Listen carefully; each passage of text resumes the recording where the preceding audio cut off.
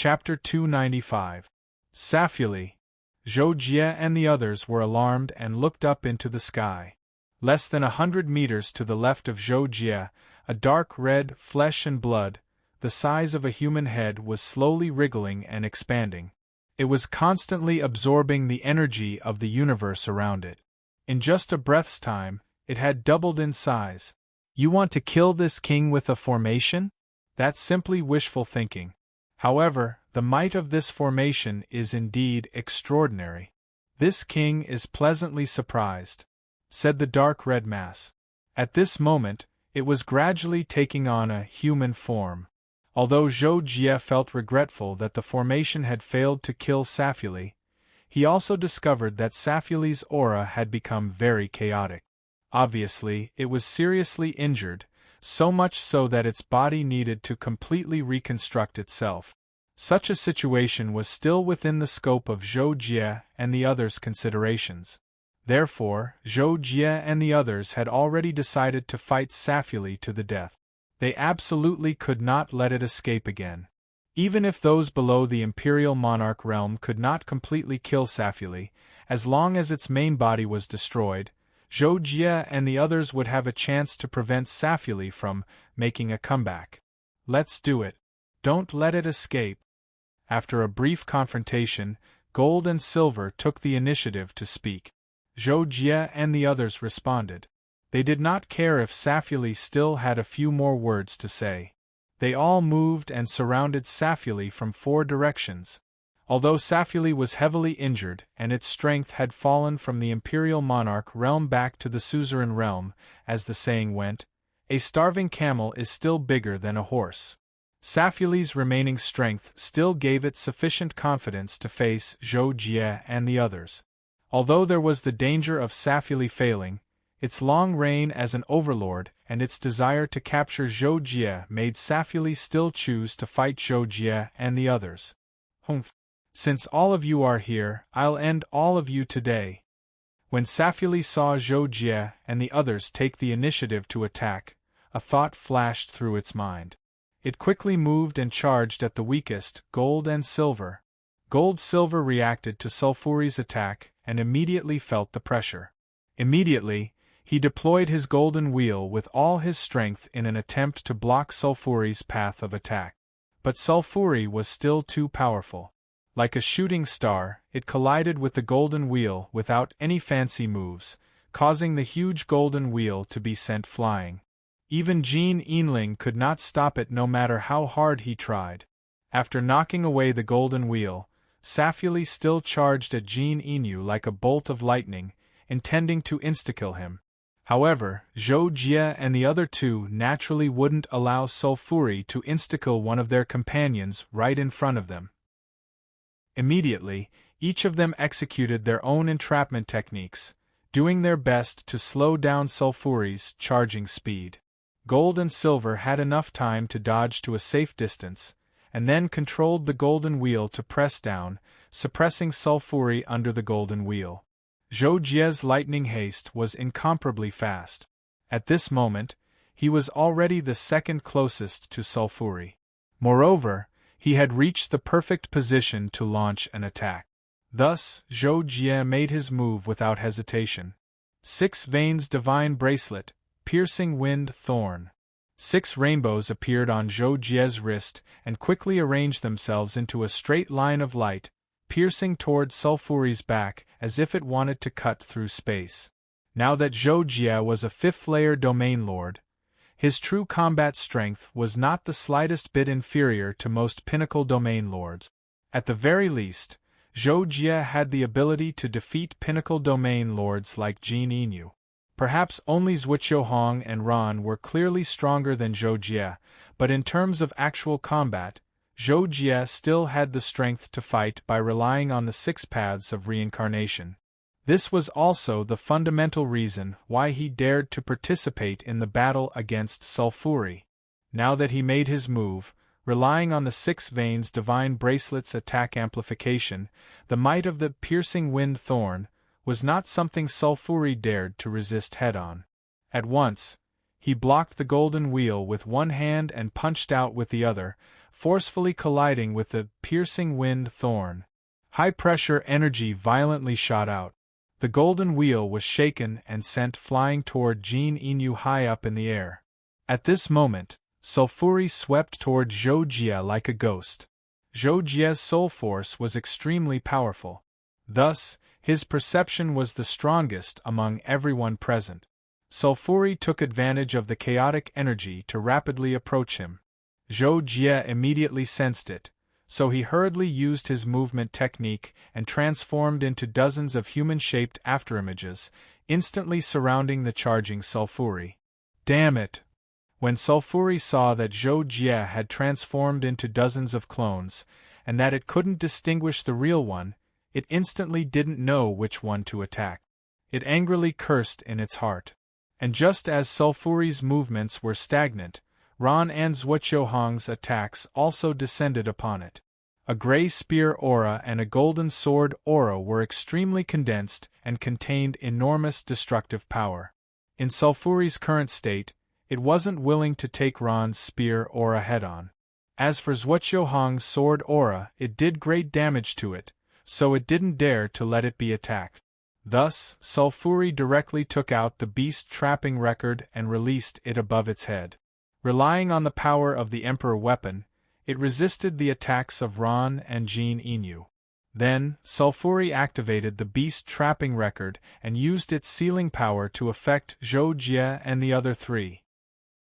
If it were under normal gravity, Zhou Jie could rely on his movement technique to evade the sealing power of the beast trapping record. But at this moment, under the supergravity of Falling Star Island, his speed was already less than a tenth of his peak. Thus, being suppressed, even Zhou Jie felt as if he had fallen into a swamp, and it was extremely difficult for him to move. If Zhou Jie was already like this, then Jin Inu were even worse off. As soon as the sealing power was released, the three's complexions changed dramatically, and they even felt as if it was difficult to move. The combat power they could display was even reduced by a level. *T I didn't expect. At this time, Zhou Jie couldn't help but be shocked. Although they had previously considered that Sulfuri had an Emperor weapon, they didn't think that it would be difficult for Sulfuri to resist. But now, the supergravity of Falling Star Island combined with the sealing power of the beast trapping record gave them a huge surprise. Ha ha ha! Die for this king, all of you! When Sulfuri saw that Zhou Jie and the other three's movements were slow, and even Zhou Jie's illusory body had collapsed by itself, it couldn't help but laugh wildly. It stretched out its hands to grab Zhou Jie and Zhuoqiuhong, intending to eliminate the two who posed the greatest threat to it first. Of course, Zhou Jie and Jin Inu wouldn't let Sulfuri succeed so easily. At once, they erupted with power. Zhou Jie directly displayed the profundity of the 6 Veins Divine Bracelet that he had comprehended a few years ago. 6 Veins Divine Sword. The 6 divine swords directly combined to form a sword formation. The tips of the 6 swords pointed forward, and they were divided into 2 layers as they attacked Sulfuri's huge hand. At the instant the swords collided with the hand, sword rays erupted, and sword shadows crisscrossed, directly turning Sulfuri's hand into pieces. On the other side, Zhuoqiuhong's sword transformed into a myriad of sword rays, and in the end, they converged into a sword shadow that contained the power of space and directly chopped off Sulfuri's hand. This? Sulfuri couldn't help but be shocked by this. Never had it imagined that Zhou Jie and Zhuoqiuhong's attacks would actually be so terrifying. Even when it was at the peak of the Lord grade, it couldn't avoid being injured by such an attack. Not to mention that its current body's remaining strength was actually slightly weaker than when it was at the peak of the Lord grade. In fact, Zhuoqiuhong was able to erupt with such a powerful attack because he had comprehended it recently. As for Zhou Jie, he was completely relying on the might of the 6 Veins Divine Bracelet that was comparable to an Emperor weapon to be able to execute such a terrifying attack that was even more powerful than Zhuoqiuhong's. The failure this time made Sulfuri extremely furious, so it decided to deal with one of them first. Roar! Sulfuri's hands were chopped off, and it suddenly roared furiously. Then its entire body instantly expanded, and its hands grew back. At the same time, a demonic force erupted from its body, and it shocked Zhou Jie's group of four. Zhou Jie's group of four knew that Sulfuri was going all out this time. But this also meant that it was at the end of its rope. So long as they could endure through Sulfuri's explosive period, they ought to be able to exhaust it to the point where it could be killed. So at this moment, while Zhou Jie's group of four felt even more pressure, they also raised their spirits because the next moment was the critical moment that would determine the outcome of the battle, and the four of them represented the desire of the countless lives in the entire unfettered starfield. Yes, the desire of life. Zhou Jie's group of four felt a sense of mission at this moment, and it was as if the desire originated from the countless lives in the unfettered starfield. Roar! After Sulfuri transformed, it continued to roar furiously and took the lead to pounce at Zhou Jie. Because the might of the six-pulse divine sword had truly frightened it, Sulfuri no longer regarded Zhou Jie as a fifth-stage domain lord, but rather as a fatal threat that it would kill first. Kill! Zhou Jie also erupted at that moment. He knew that he couldn't retreat.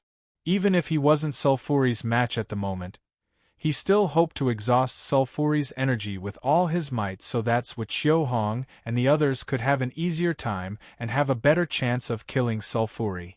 Six-pulse divine sword, the second time it was used. Zhou Jie disregarded the consumption and used the six-pulse divine sword once more. Sulfuri, on the other hand, was still frightened when faced with the might of the six-pulse divine sword once more. This time, it actually chose to use both of its hands and collide with it with an explosion of energy. It didn't dare to use its powerful body to meet force with force in the slightest. Boom! This time, Sulfuri finally crushed Zhou Jie's six-pulse divine sword with absolute strength.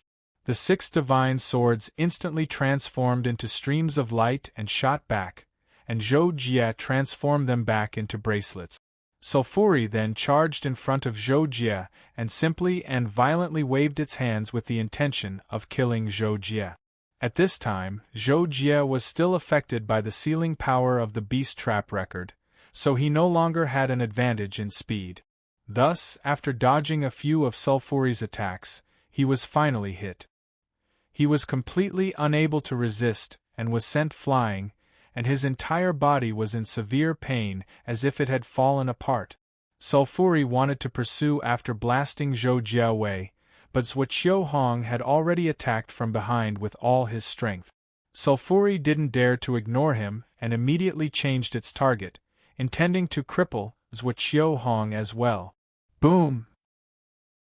This time, the collision between Zhuo Hong and Sulfuri also resulted in Sulfuri's crushing.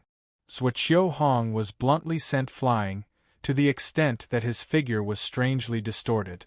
Obviously, he'd suffered heavy injuries. It was simply hard to imagine how much stronger Sulfuri had become after transforming. However, the remaining two didn't shrink back because of this, and their attacks followed closely behind and arrived above Sulfuri's head. Chapter 296. Boom! Sulfuri attacked violently without the slightest scruple, directly shattering the gold and silver's attacks. Then, it quickly attacked with both fists, punching the gold, silver, and Ron. Without any suspense, Ron and the other couldn't dodge such a powerful attack from Sulfuri, much less resist it. Accompanied by two aurora-like energy radiating to the horizon, Ron and the other were both sent flying, both heavily injured. Zhou Jie had already recovered from Sulfuri's attack just now. The star power in his body surged, quickly suppressing the strain on his body. Sixth transformation of the stars, moon transformation. Zhou Jie had no choice but to use the star's transformation in order to be able to fight Sulfuri for a longer period of time. His body quickly glowed with a faint white light, and a white thread-like edge circulated all over his body.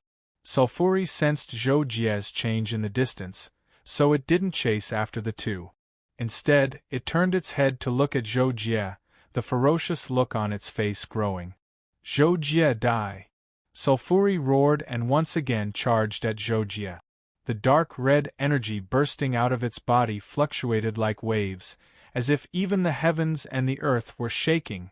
Zhou Jie knew that there was no way to retreat, but he also knew that even if he used the star's transformation and relied on the 6 veins divine bracelets, he still wouldn't be able to contend against the current Sulfuri. The difference in speed and strength was too great. As the saying goes, 1 man can defeat 10 men. Zhou Jie's combat skills as a supreme warrior were completely unable to be used. Unable to retreat, unable to fight head-on, this was like a dead end. Zhou Jie couldn't think of anything in that instant, so he could only choose to move to the side to defend. According to his combat experience, this was the best way to dodge and defend. However, in the face of Sulfuri's absolute speed, sideways dodging was almost useless. Sulfuri merely waved its claws and swept to catch up with Zhou Jie without losing much of its strength. Zhou Jie used the 6 swords of the 6 veins deity bracelet to execute the defensive sword technique, but it was instantly broken through by Sulfuri. His entire body once again shot out like a meteor. Sulfuri wanted to pursue and attack, but at this moment, Zhuqiuhong launched another attack at it. Sulfuri didn't dare to ignore this sword rainbow that contained the power of the laws of space. And so, roar! Sulfuri turned around and roared at the sword aura that Zhuqiuhong shot at him. A vortex with the power of anti-devouring was instantly formed and shattered the sword aura. The power of space contained in it was obliterated as well. It could be said that this was the first time Sulfuri had used such a move. Zhuqiuhong was caught off guard and was affected by the power of anti-devouring. He instantly seemed as if he'd been struck by lightning, and he actually spat out blood and was sent flying. This move of anti-devouring was actually a move that Sulfuri had developed naturally after breaking through to the Imperial Monarch realm. It could be considered an exclusive skill at the Imperial Monarch realm, so its might was naturally extraordinary. Even if Sulfuri's overall strength had fallen to the suzerain realm, it could still erupt with some of its Imperial Monarch realm glory after transforming. Sulfuri was pleasantly surprised by the strength of its innate skill when it saw Zhuqiuhong spitting out blood and being sent flying. It immediately had a thought and turned the anti-devouring power into devouring power. Zhuqiuhong, who was sent flying, was instantly sucked into Sulfuri's mouth uncontrollably. It looked like he would be devoured in less than a breath's time. In fact, Zhuqiuhong had resisted with all his might as soon as he was sucked in, but the result was that he was unable to stop himself from being sucked into Sulfuri. Upon seeing this scene, Zhou Jie and Ran were greatly alarmed. They hurriedly attacked Sulfuri to stop it from sucking in. Sulfuri couldn't help but feel angry about this. If it chose to continue devouring Zhuqiuhong, then it would have to completely withstand the attacks of Zhou Jie and the others. At this moment, it wasn't in a good state. Because its explosive transformation consumed too much energy, it couldn't maintain it for more than a few seconds. Once it had to withstand the attacks of Zhou Jie and the others, it wasn't sure if it could defeat Zhou Jie and the others. However, it was naturally unwilling to give up on devouring Zhuqiuhong, a fat piece of meat that was right in its mouth. In the end, Sulfuri changed its mind and chose to give up on devouring Zhuqiuhong. However, the method it chose to give up on wasn't to just shut its mouth. Roar! With a furious roar, Sulfuri actually turned the devouring power into anti-devouring power again. So in an instant, Zhuqiuhong was once again hit by a powerful impact. His entire body seemed to have fallen apart as he flew far away and crashed to the ground. At the same time, Sulfuri turned around and tried its best to block the 3 rainbow-colored lights that were attacking it. Boom, boom, boom!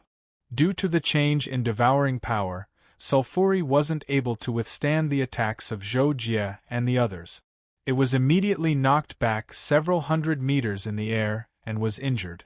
The moment it was knocked back, Sulfuri felt that its body was on the verge of collapse due to the overload of the transformation.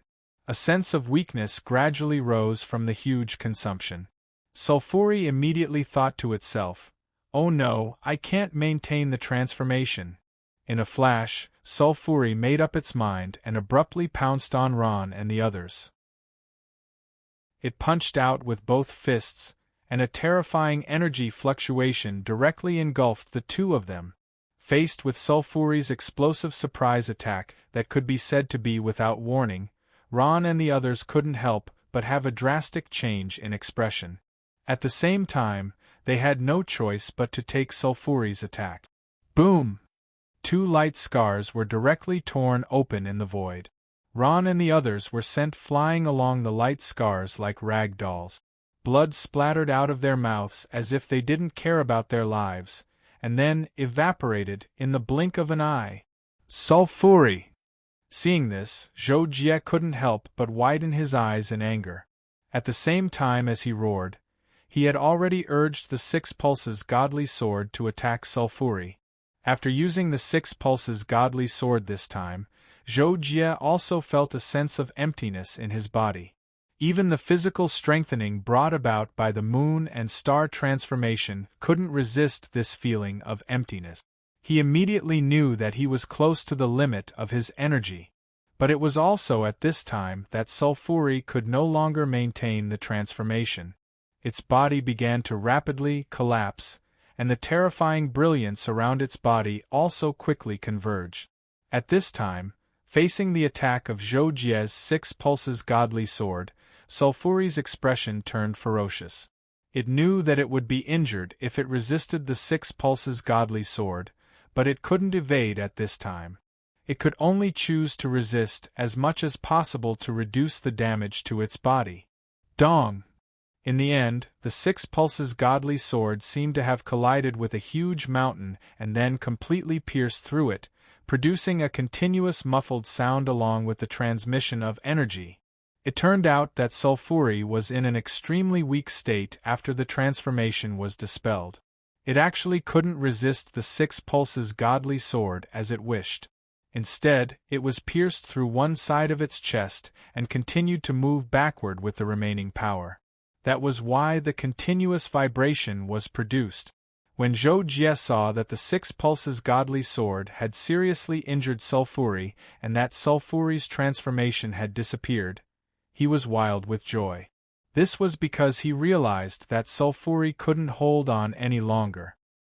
He just had to fight one more time, and maybe, but this excited thought only flashed through Zhou Jie's mind for a moment. He soon discovered that the 4 people on his side were all seriously injured.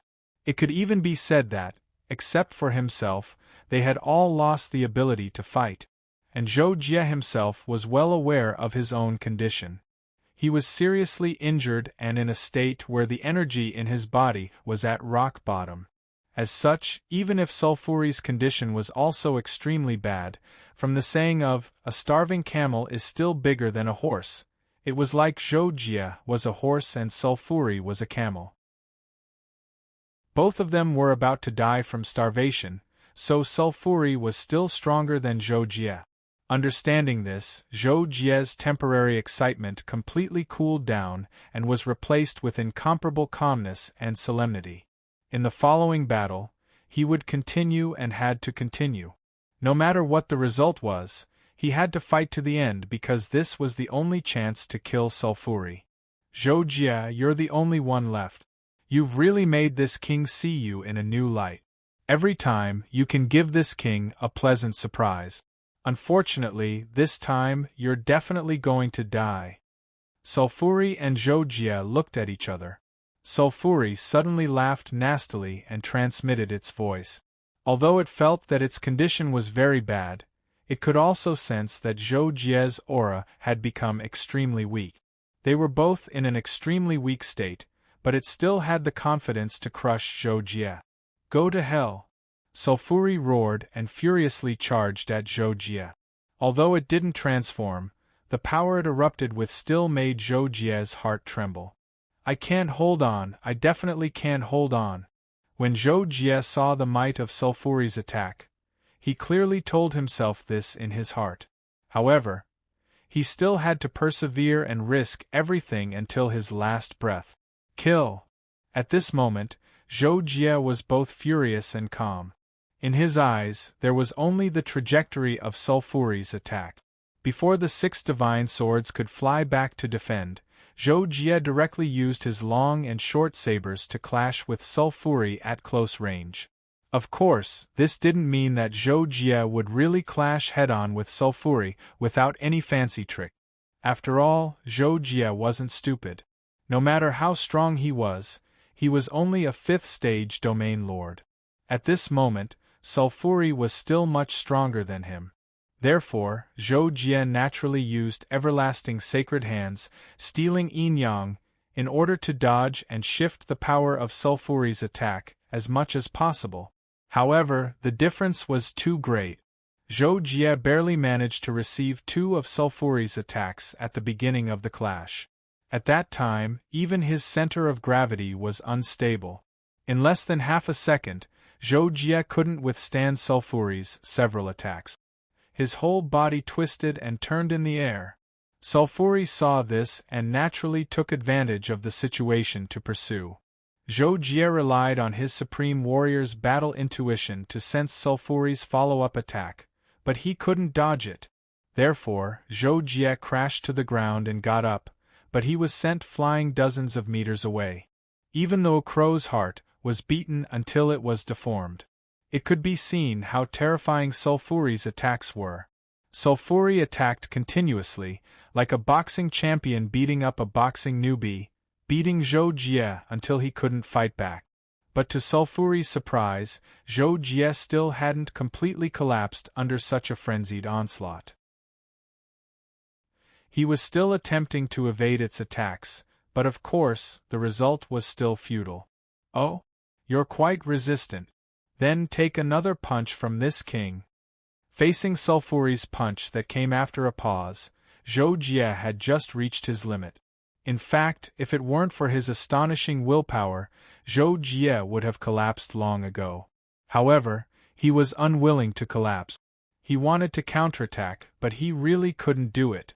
He couldn't do it even if he tried his best because his body couldn't keep up with his control. He could only rely on his willpower to support himself from collapsing completely. At the moment Sulfuri delivered the final punch, Zhou Jie felt like his body didn't exist, but his consciousness was extremely clear. He was like a beast that had escaped its cage, roaring and roaring. Time seemed to slow down at that moment, so slow that Zhou Jie recalled many things. Am I going to die? Zhou Jie asked himself in his heart, but this question wasn't calm. Instead, it was like a roaring question. No! Countless scenes flashed through Zhou Jie's mind. He suddenly shouted angrily in his heart, No! Then, Zhou Jie's consciousness clearly felt Sulfuri's punch magnifying in front of him, but there wasn't the slightest fear in Zhou Jie's eyes. There was only a pitch-black abyss. Divine spell profundity, samsara. Chapter 297. Reincarnation of Life and Death. This was one of the 3 ultimate uses of the divine spell, also known as its profound.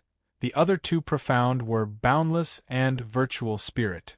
The divine spell was a strange technique that cultivated the core of the soul, which was the willpower, consciousness. In fact, it was equivalent to a secret technique of the soul.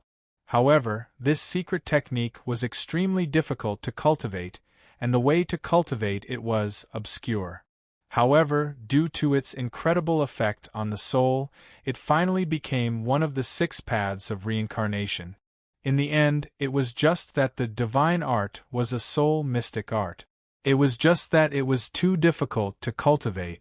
Generally, cultivators would not deliberately cultivate the so-called power of will, because just the cultivation of the soul was enough to give cultivators a headache. The cultivation process of the divine spell was very simple. It could not only strengthen the willpower, but also use it together with the soul to display a stronger secret technique of the soul. As a separate 6 paths of reincarnation technique, the most special thing about the divine spell was that it could be learned to use one's willpower during cultivation. However, the threshold of using willpower to attack was unimaginably high. This had nothing to do with cultivation. It was only related to the strength of the soul and the strength of the willpower itself. The 3 profound meanings of the divine art were actually the attacking methods of the divine art. It was a law that purely used the power of one's will to attack. This sounded very inconceivable, and in fact, it was indeed so. Even the cultivators of the Emperor Realm and the Universe Emperor Realm thought so. To understand this point, the relationship between the body, soul, and willpower, power, had to be explained again. The soul was the core of the body. For ordinary people, the soul was the spiritual power of the brain. It was a kind of matter and energy that operated in the brain. For powerful cultivators, the soul could manifest itself, so they could take things from a distance. However, without relying on the body, the soul's power would be greatly weakened by the external matter. The willpower was the core of the soul. Therefore, the effect of the willpower on the soul was like a person facing an extremely dangerous situation. The soul's power would be stimulated, urging the body's power to adjust and erupt, so as to avoid or resist the danger as much as possible. To understand this point, ordinary people couldn't use their soul's power very well. Cultivators could strengthen and use their soul's power after cultivating to a certain level, but for the deeper level of willpower, they could only be helpless like ordinary people using their soul's power. It was difficult to deliberately cultivate. The biggest problem was that there was no cultivation method, and the divine spell just happened to be such a cultivation method. It could be said to be a heaven-defying technique. Finally, when Zhou Jie was facing Sulfuri's fatal punch, his consciousness suddenly erupted, allowing him to use the profound meaning of the divine spell, samsara of life and death. This was only a free translation of the meaning of the divine spell's creator's words. The effects of this technique could only be understood and not explained with word. However, Zhou Jie had relied on the various comprehensions he had gained during his time in the mortal world to erupt with his will. When he finally displayed this profound meaning, he had a profound understanding of this profound meaning. What shocked him the most was that this attack of will seemed to represent the highest law of the universe. All the concepts of matter, energy, space-time, and so on in the universe didn't seem to exist. That moment seemed eternal and endless. For Zhou Jie, it was an unforgettable moment that he couldn't imagine. And after that moment, Zhou Jie only felt as if his soul's power had been sucked out, and then his entire body instantly sank into darkness. Time returned to the moment when Zhou Jie used samsara of immortality. Sulfuri's expression was ferocious as it punched at Zhou Jie. The fist seemed to carry endless power and was extremely dazzling. But in the next moment, Sulfuri's eyes suddenly lost their luster. The energy gathered on its body actually silently turned into nothingness, and its speed also became zero. It stopped at that point for a millionth of a second, and then its body started to fall. Under the influence of supergravity, it fell from a height of only a few meters, but it was like Mount Tai was collapsing, and its valiant body also ruptured along with it. Not far away, Zhuoqiuhong and the other 2 struggled to gather towards Sulfuri's side. When they saw this scene in midair, they couldn't help but be stupefied. What's going on? Staying in midair for a long time, Zhuoqiuhong and the other 2 looked at each other, shocked and confused. Sulfuri is dead? Zhuoqiuhong thought with shock in his heart, but he truly felt it was hard to believe. Because he was completely unable to think of a reason for Sulfuri's death. It was truly too sudden, and Zhou Jie seemed to have done nothing before he fainted? Actually, everyone's shock only lasted for a short 2 or 3 seconds. After their shock, Zhuoqiuhong and the other 2 used their perception to confirm that Sulfuri's body was no longer breathing, and they immediately flew over to Zhou Jie's side. Zhou Jie? Zhou Jie? Zhuo Hong helped up Zhou Jie, who'd fallen on the ground. He noticed that Zhou Jie was still breathing, but he didn't know why he'd fainted just like that. He could only try to call out to him, but the result was that Zhou Jie didn't respond at all. When faced with such a situation, Zhuo Hong and the other two were in a daze with pleasant surprise, and they brought Zhou Jie away from Falling Star Island.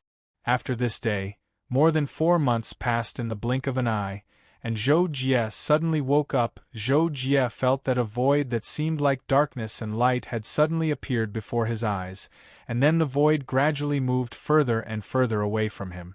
The entire process lasted for a second, yet it also seemed like an extremely long time, and then he suddenly heard a song. "Come back quickly, I can't bear it alone, come back quickly." After that, Zhou Jie opened his eyes.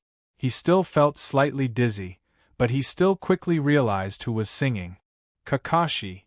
Zhou Jie spoke out, wanting to interrupt the singing because he felt that Kakashi's voice was truly too frightening when singing this song. Kakashi, who was singing loudly, suddenly heard Zhou Jie call out to him. He immediately stopped singing and shouted with a surprised expression on his face, "Ah, Jocko, you're awake, this is great." In this regard, Zhou Jie was about to say something, but Jocko suddenly rushed to the side of the bed he was lying on and said, "Come and kiss me, Jocko." Then, under Zhou Jie's astonished expression, his face was fiercely kissed by Kakashi. Zhou Jie was a little dumbfounded at that time. It seemed to be the first time someone had kissed him in his life, and it turned out to be a King man. He was really speechless. "Jocko, it's great that you're fine. Do you want to eat something or drink something?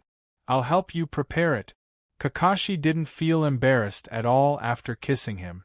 Instead, he asked Zhou Jie with an attentive face. Zhou Jie only reacted at this time and hastily said, "No need, I'm not hungry." "Wait, where are we? Where's Safuli?"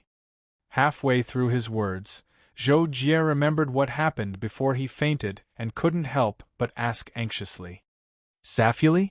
Wasn't it killed by you, Jocko? We're in the Star Sword continent right now." Kakashi asked in puzzlement and answered Zhou Jie's first question. Hearing Kakashi say so, Zhou Jie stared blankly for a moment, then he chuckled. Immediately after, he let out a sigh of relief, as if a heavy burden had been lifted off his shoulders. He seemed to be talking to himself. Success? That's good, that's good. Then, Zhou Jie thought of something and hastily asked Kakashi, "What about my master and the others? Are they all okay?" In response, Kakashi waved his hand and said, "Aya, it was the 3 of them who brought you back. They're all alive and kicking now." "Zhou Jie. That's good. Right, Jocko, your master asked me to watch over you here. Tell him as soon as you wake up." "Should I go tell him now?" Kakashi said at this time. In response, Zhou Jie stopped him and said, "There's no hurry. I'll go see my master and the others in a while. First, tell me what happened recently. I'm talking about Safuli." Hearing this, Kakashi thought for a moment and said, "I'm not very clear about this either. I only know that not long after you guys came back, a lot of information about Safuli's destruction was released on the Universal Network. After that, your master and the others contacted various parties and cleaned up the forces Safuli had established. About a month ago, your master brought you to the Star Sword continent. There were also many people who came to see you. Not long ago, your senior brother also came to see you." When Zhou Jie heard that what Kakashi said was completely in line with what he had in mind, he couldn't help but nod in response, and a smile involuntarily appeared on his face. Not long after, Zhou Jie went to visit Zhuo Hong. When Zhuo Hong saw Zhou Jie, he was pleasantly surprised and hurriedly invited him for a discussion. Then, Zhuo Hong inevitably asked a series of questions, mainly about how Safuli died and why Zhou Jie had been unconscious for so long.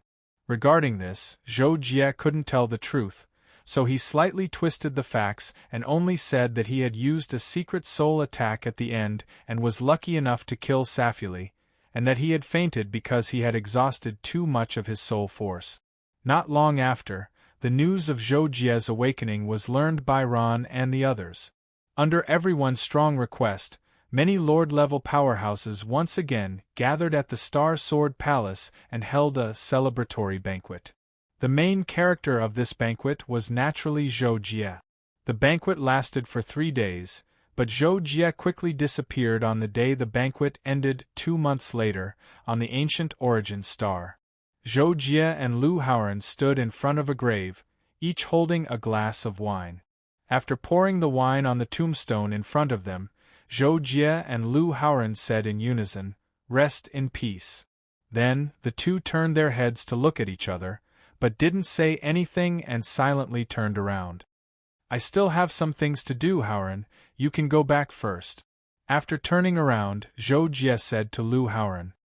He had already planned to meet someone after paying respects to Qin Feng with Lu Haoran. "I haven't updated for 2 or 3 days, so I haven't been in the mood. This modern sci-fi theme really isn't suitable for me to write. I originally wanted to write something like Devouring the Starry Sky, but in the end, sigh.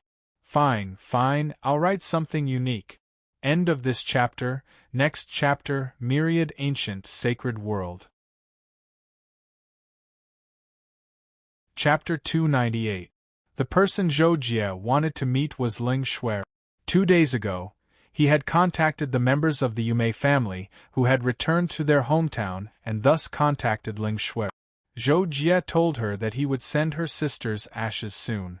This was Zhou Jie's way of explaining to the 2 sisters, even though it was insignificant to him.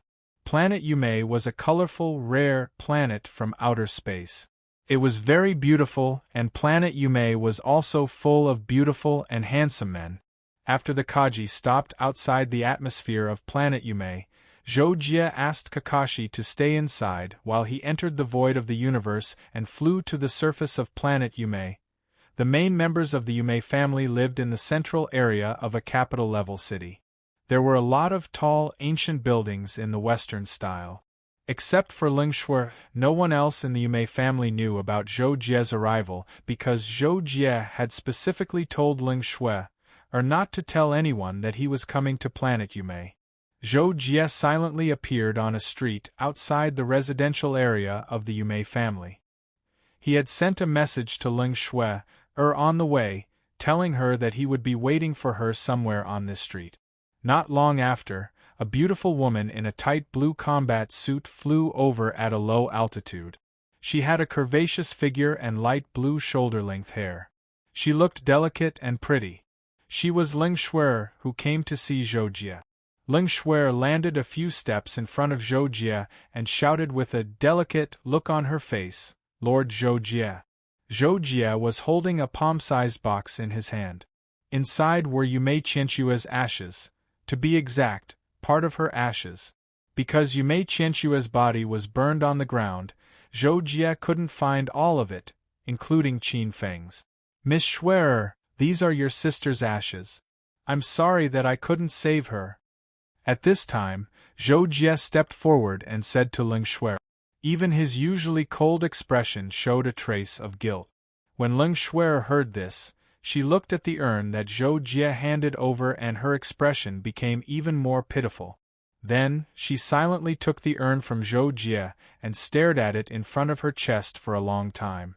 Zhou Jie couldn't help but feel even more guilty when he saw this, and he couldn't help but blame himself right away. "I'm sorry, Miss Ling. It's all because of me that your older sister died innocently. If you have anything you need my help with, then I'll definitely do my best to help you." Zhou Jie was not good at comforting others, so he could only say that. Ling Shui came back to her senses and hugged the urn to her chest. Then, her expression suddenly became much better, and she even squeezed out a smile. Then she said, "Sir Zhou Jie, it's not your fault. My sister. Forget it, the dead can't be brought back to life. Let it go. Sir Zhou Jie, please don't feel guilty about this anymore." Hearing the sudden change in Ling Shui's expression and saying this, Zhou Jie couldn't help but be stunned, but he immediately reacted and nodded slightly. And, thank you for your understanding. Then, Zhou Jie felt that it was about time, so he planned to leave. But who would have thought that Ling Shui spoke again? Sir Zhou Jie, is this your first time on our planet? I'll take you to the best hotel nearby for a meal. It's not good to let you send my sister off. In this regard, Zhou Jie hesitated slightly. Then, out of sympathy for Ling Shui, he nodded and agreed. Okay. Then, Zhou Jie followed Ling Shui to a nearby building. At this time, Zhou Jie discovered that the business building in front of him turned out to be a star hotel named Charm the World. With Ling Shui and Zhou Jie's status, naturally, they could directly book the hotel's most high-end business dining room. There were only 2 people in the large private room, Zhou Jie and Ling Shui. The table in the center was very large, and it seemed spacious and deserted.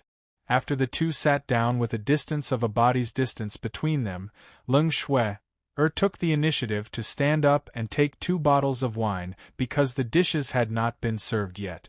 She said to Zhou Jie, Sir Zhou Jie, these 2 kinds of wine are the specialties of our planet, you may.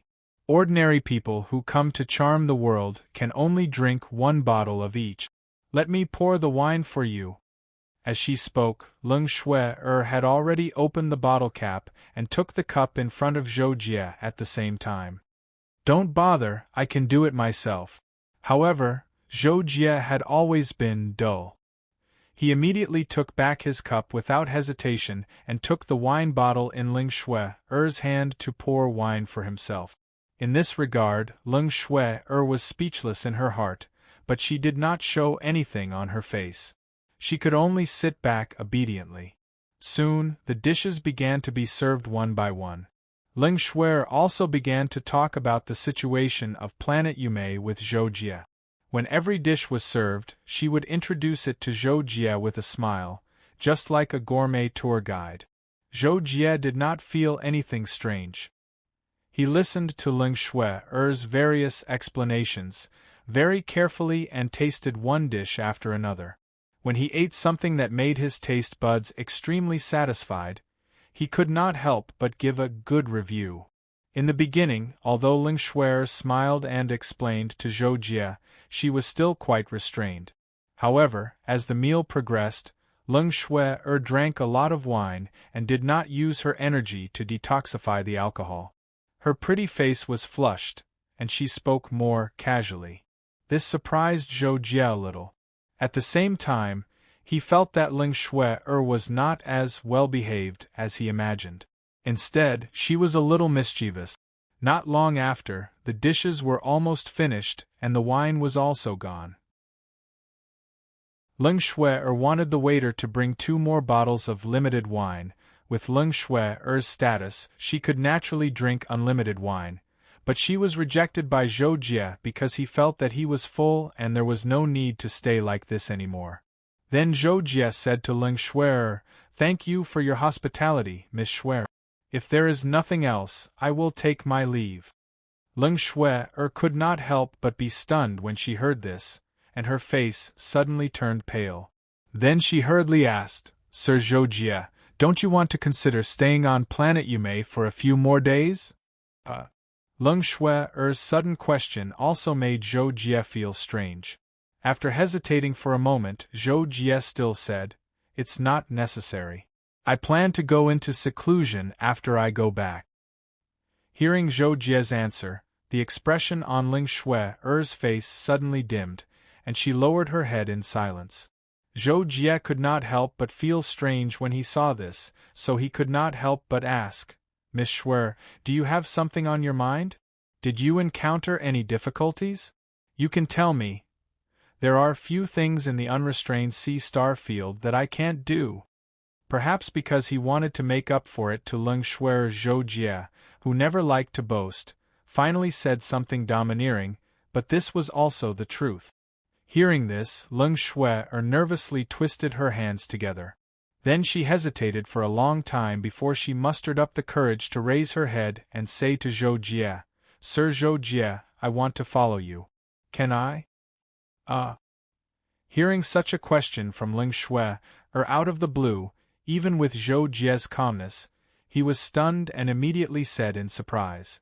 Seeing Zhou Jie like this, Ling Shui immediately added with a firm look in her eyes, I've had enough of my current life. After my sister left, I felt very confused about my current life, so I suddenly had an idea to follow you, Sir Zhou Jie. In the future, wherever you go, I will go. That way, I can see more things, and my life will be more colorful. I see. After hearing Ling Shui's explanation, Zhou Jie immediately felt that what she said was very true. It could completely be a reason for her to follow him, but he still felt that something was wrong, so Zhou Jie was stunned for a few seconds. Thinking that Ling Shui was a woman, he could not help but have a headache. He immediately said with difficulty, Seeing this, Ling Shui quickly showed a gloomy expression and said with some bitterness, Actually, my sister had the same idea when she was alive, which was to go to the vast and boundless universe to take a look. Unfortunately, now, when Zhou Jie heard this, he was speechless. Out of helplessness and sympathy, he could not help but reluctantly agree. All right then, but after I return, I will be in seclusion for a long time. If you want to go to various places in the unrestrained sea star region, I can arrange for someone to accompany you. Unexpectedly, Ling Shui heard this and directly said, No need, I can wait for you to finish your seclusion. I just want to follow you everywhere. That way I will feel more secure. Secure.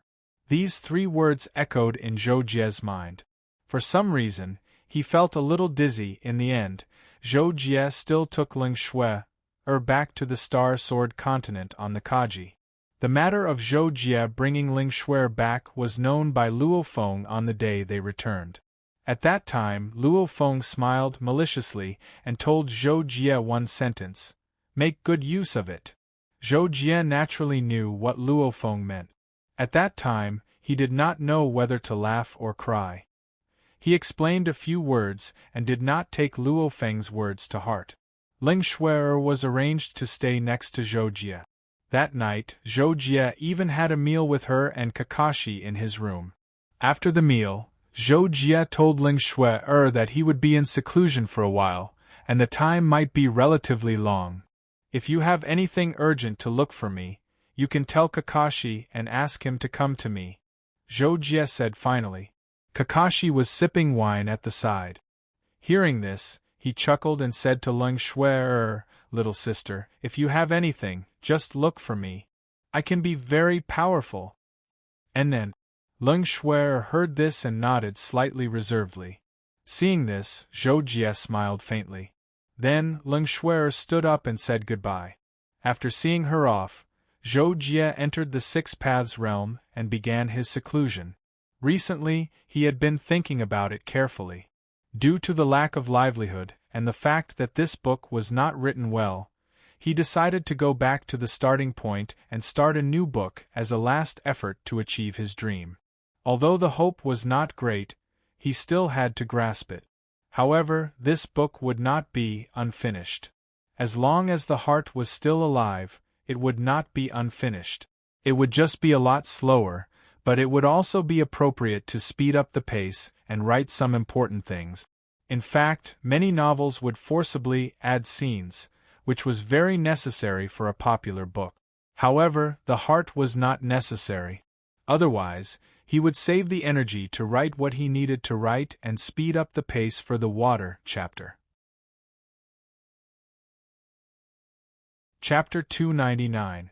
This time, Zhou Jie entered the realm of the Six Paths and went into seclusion to cultivate.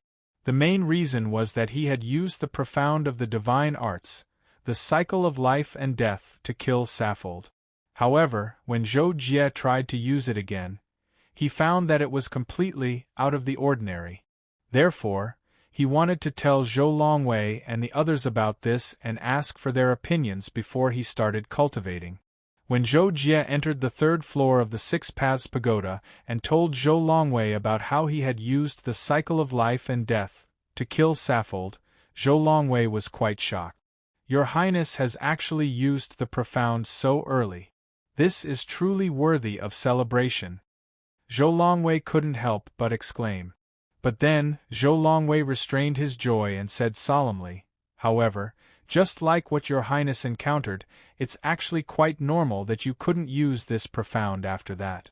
It's like an ordinary person who, in the face of a life-and-death situation, can unleash a burst of willpower, thereby allowing the body to unleash a power far beyond its usual limit. However, after the danger has passed, this person will feel exhausted and unable to unleash that kind of power again after recovering. In fact, the foundation of cultivation is to understand the origin of all things and all laws, and to continuously increase one's own strength, then control and change everything that one has comprehended. In the future, when your Highness cultivates the laws, this feeling will gradually deepen. Let me give you another example. If a gust of wind passes through the air, your Highness can use energy to change its direction, or you can use it as a chi attack. Or your Highness can use your soul's strength to sense the particles of the wind and control and change them even more. This is the so-called elemental law. But the true law, or the law that one begins to comprehend after the Emperor realm, is a deeper level of control. Not only does it focus on the particles of the wind, but it also includes the force field formed by the particles and other things on a deeper level. Zhou Longwei paused and glanced at the somewhat confused Zhou Jie. He had no choice but to continue. Of course, your Highness hasn't reached this level yet, but I'm sure you've already begun to comprehend the law that I'm talking about. But your Highness needs to know that the Emperor Realm's law, which is based on the elemental law, can only allow a practitioner to reach the Emperor Realm at most. If you want to reach the Transcendent Realm, you must study the law of space and time deeply. Above this, many experts also say that destruction and creation are the foundation of the law. After all, the universe itself is also a cycle of birth and death. When Zhou Jie heard this, he was actually a little speechless. He had only come to ask about the mysteries of the divine arts. Who would have thought that Zhou Longwei would say so much the moment he opened his mouth? He was really at a loss for what to do. Of course, he couldn't say this out loud. Zhou Jie could only pretend to understand. He nodded and replied, "Yes, I understand. Thank you for your guidance, Senior." Seeing this, Zhou Longwei actually understood Zhou Jie's thought. He immediately laughed and said, "However, your Highness's willpower must have improved greatly now. With a little time, you can master the desire-extinguishing soul method that Jihuan taught your Highness. In this way, your Highness will also gain a lot." Hearing Zhou Longwei's words, Zhou Jie suddenly realized this point, so he nodded and said, "Senior is right. Since it's too difficult to use willpower, then I'll improve the soul method first." In this regard, Zhou Longwei nodded with satisfaction and said affirmatively, "Yes, a strong physical body can feed back the soul, and a strong soul can feed back the willpower. The practice of the 6 paths is originally a combination of the physical body, soul, and willpower. Only when the physical body, soul, and willpower are all combined can there be hope to reach the Transcendent Realm." "Well, then I'll go to Senior Jihuan's place to practice the soul method first," Zhou Jie said. Hearing this, Zhou Longwei nodded and then sent Zhou Jie to the soul method pagoda level. It had to be said that since Zhou Jie used the profound meaning of the divine arts, his willpower had improved by leaps and bounds, and the speed of his soul cultivation had also risen with the tide. In less than half a year, he had made small breakthroughs, and finally, in less than 2 years, he had successfully learned the soul method desire extinguishing. The soul method desire extinguishing was like a suicidal technique. Once the soul method was used, it taught people to extinguish the 7 emotions and 6 desires, and to lose the joys and sorrows of separation and reunion. Then, with just a thought, it could make people's souls collapse and die. Of course, all of this required the support of a very strong soul.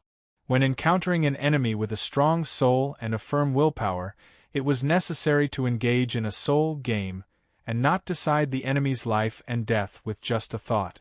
However, for the current Zhou Jie, there were very few people below the Imperial Emperor realm who could resist this move of his. Moreover, even if they could resist, their souls would definitely be greatly affected, and their combat strength would definitely be greatly reduced. After successfully cultivating the soul method desire extinguishing, Zhou Jie went to exchange pointers with Zhou Tianwu. After familiarizing himself with his strength again, he went to the 5th level of the supernatural tower's suzerain realm. Previously, when Zhou Jie broke through to the 5th layer domain lord realm, he tried to challenge the 5th level as usual. The result was, of course, a crushing defeat. In less than 15 seconds, Zhou Jie was KO by his opponent. This time, Zhou Jie's strength had increased tremendously since the last time, but this time, Zhou Jie's strength had increased tremendously. This was mainly due to the great increase in his soul and willpower, as well as the 6th transformation of the astral transformation. This time, if it weren't for the fact that the soul method was ineffective against the opponent created by the supernatural tower, Zhou Jie would probably be able to end the battle with just a glance. However, this also had its benefits. That was, it could better hone Zhou Jie's physical combat strength. This time, when he fought with the illusion on the 5th level, Zhou Jie felt that it was a lot easier at the beginning. This was because the illusion could also use the astral transformation, but only at the 5th transformation. Furthermore, the limitless sacred hands was also at the stealing yin-yang realm, so their movement techniques were on par. The reason why Zhou Jie lost so quickly last time was because he was weaker than the illusion in all 3 aspects mentioned above. In terms of cultivation, he was at the early stage of the 5th layer domain lord realm, while the illusion was at the peak of the 5th layer domain lord realm. In addition, the illusion used the formation to catch Zhou Jie off guard. Thus, it gave Zhou Jie the illusion that the gap between them was too obvious. In fact, when Zhou Jie had just broken through to the 5th layer domain lord realm, he was already close to passing the level. However, if one wanted to pass every level of the supernatural tower, it could be said that one was not obviously stronger than the opponent. This was because it was mentioned before that Zhou Jie's battle would always be exhausting, while the illusion would always be at its peak. If the gap between them was not too big and they ended up in a battle of attrition, the one who would lose would most likely be Zhou Jie. This time, Zhou Jie's challenge could not be said to be difficult, but it was not easy either.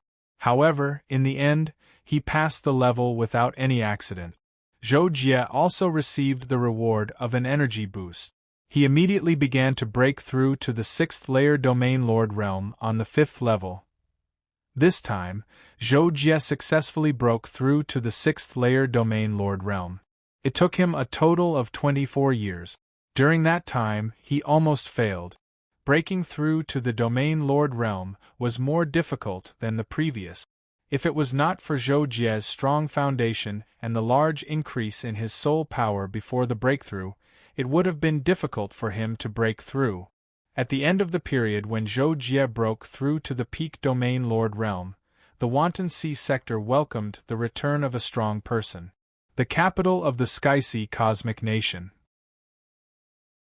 After the destruction of Safari, the Skysea Cosmic Nation began to rebuild. Due to the death of Yin Tianshui, the Skysea Cosmic Nation only had a few domain lords of the 3rd layer and 1st layer domain lords left to control the situation. One of them, a 3rd layer domain lord named Kagis, was elected as the acting country lord. He was mainly responsible for returning the Skysea Cosmic Nation to the right track. One must know that Qiu Si's Tianxia mercenary group quickly fell apart after Qiu Si's death. Although Qiu Hong and the others did not have the ambition to swallow the Tianxia mercenary group, the people below them could not help but get involved. This caused the Tianxia mercenary group's sphere of influence to shrink by a lot.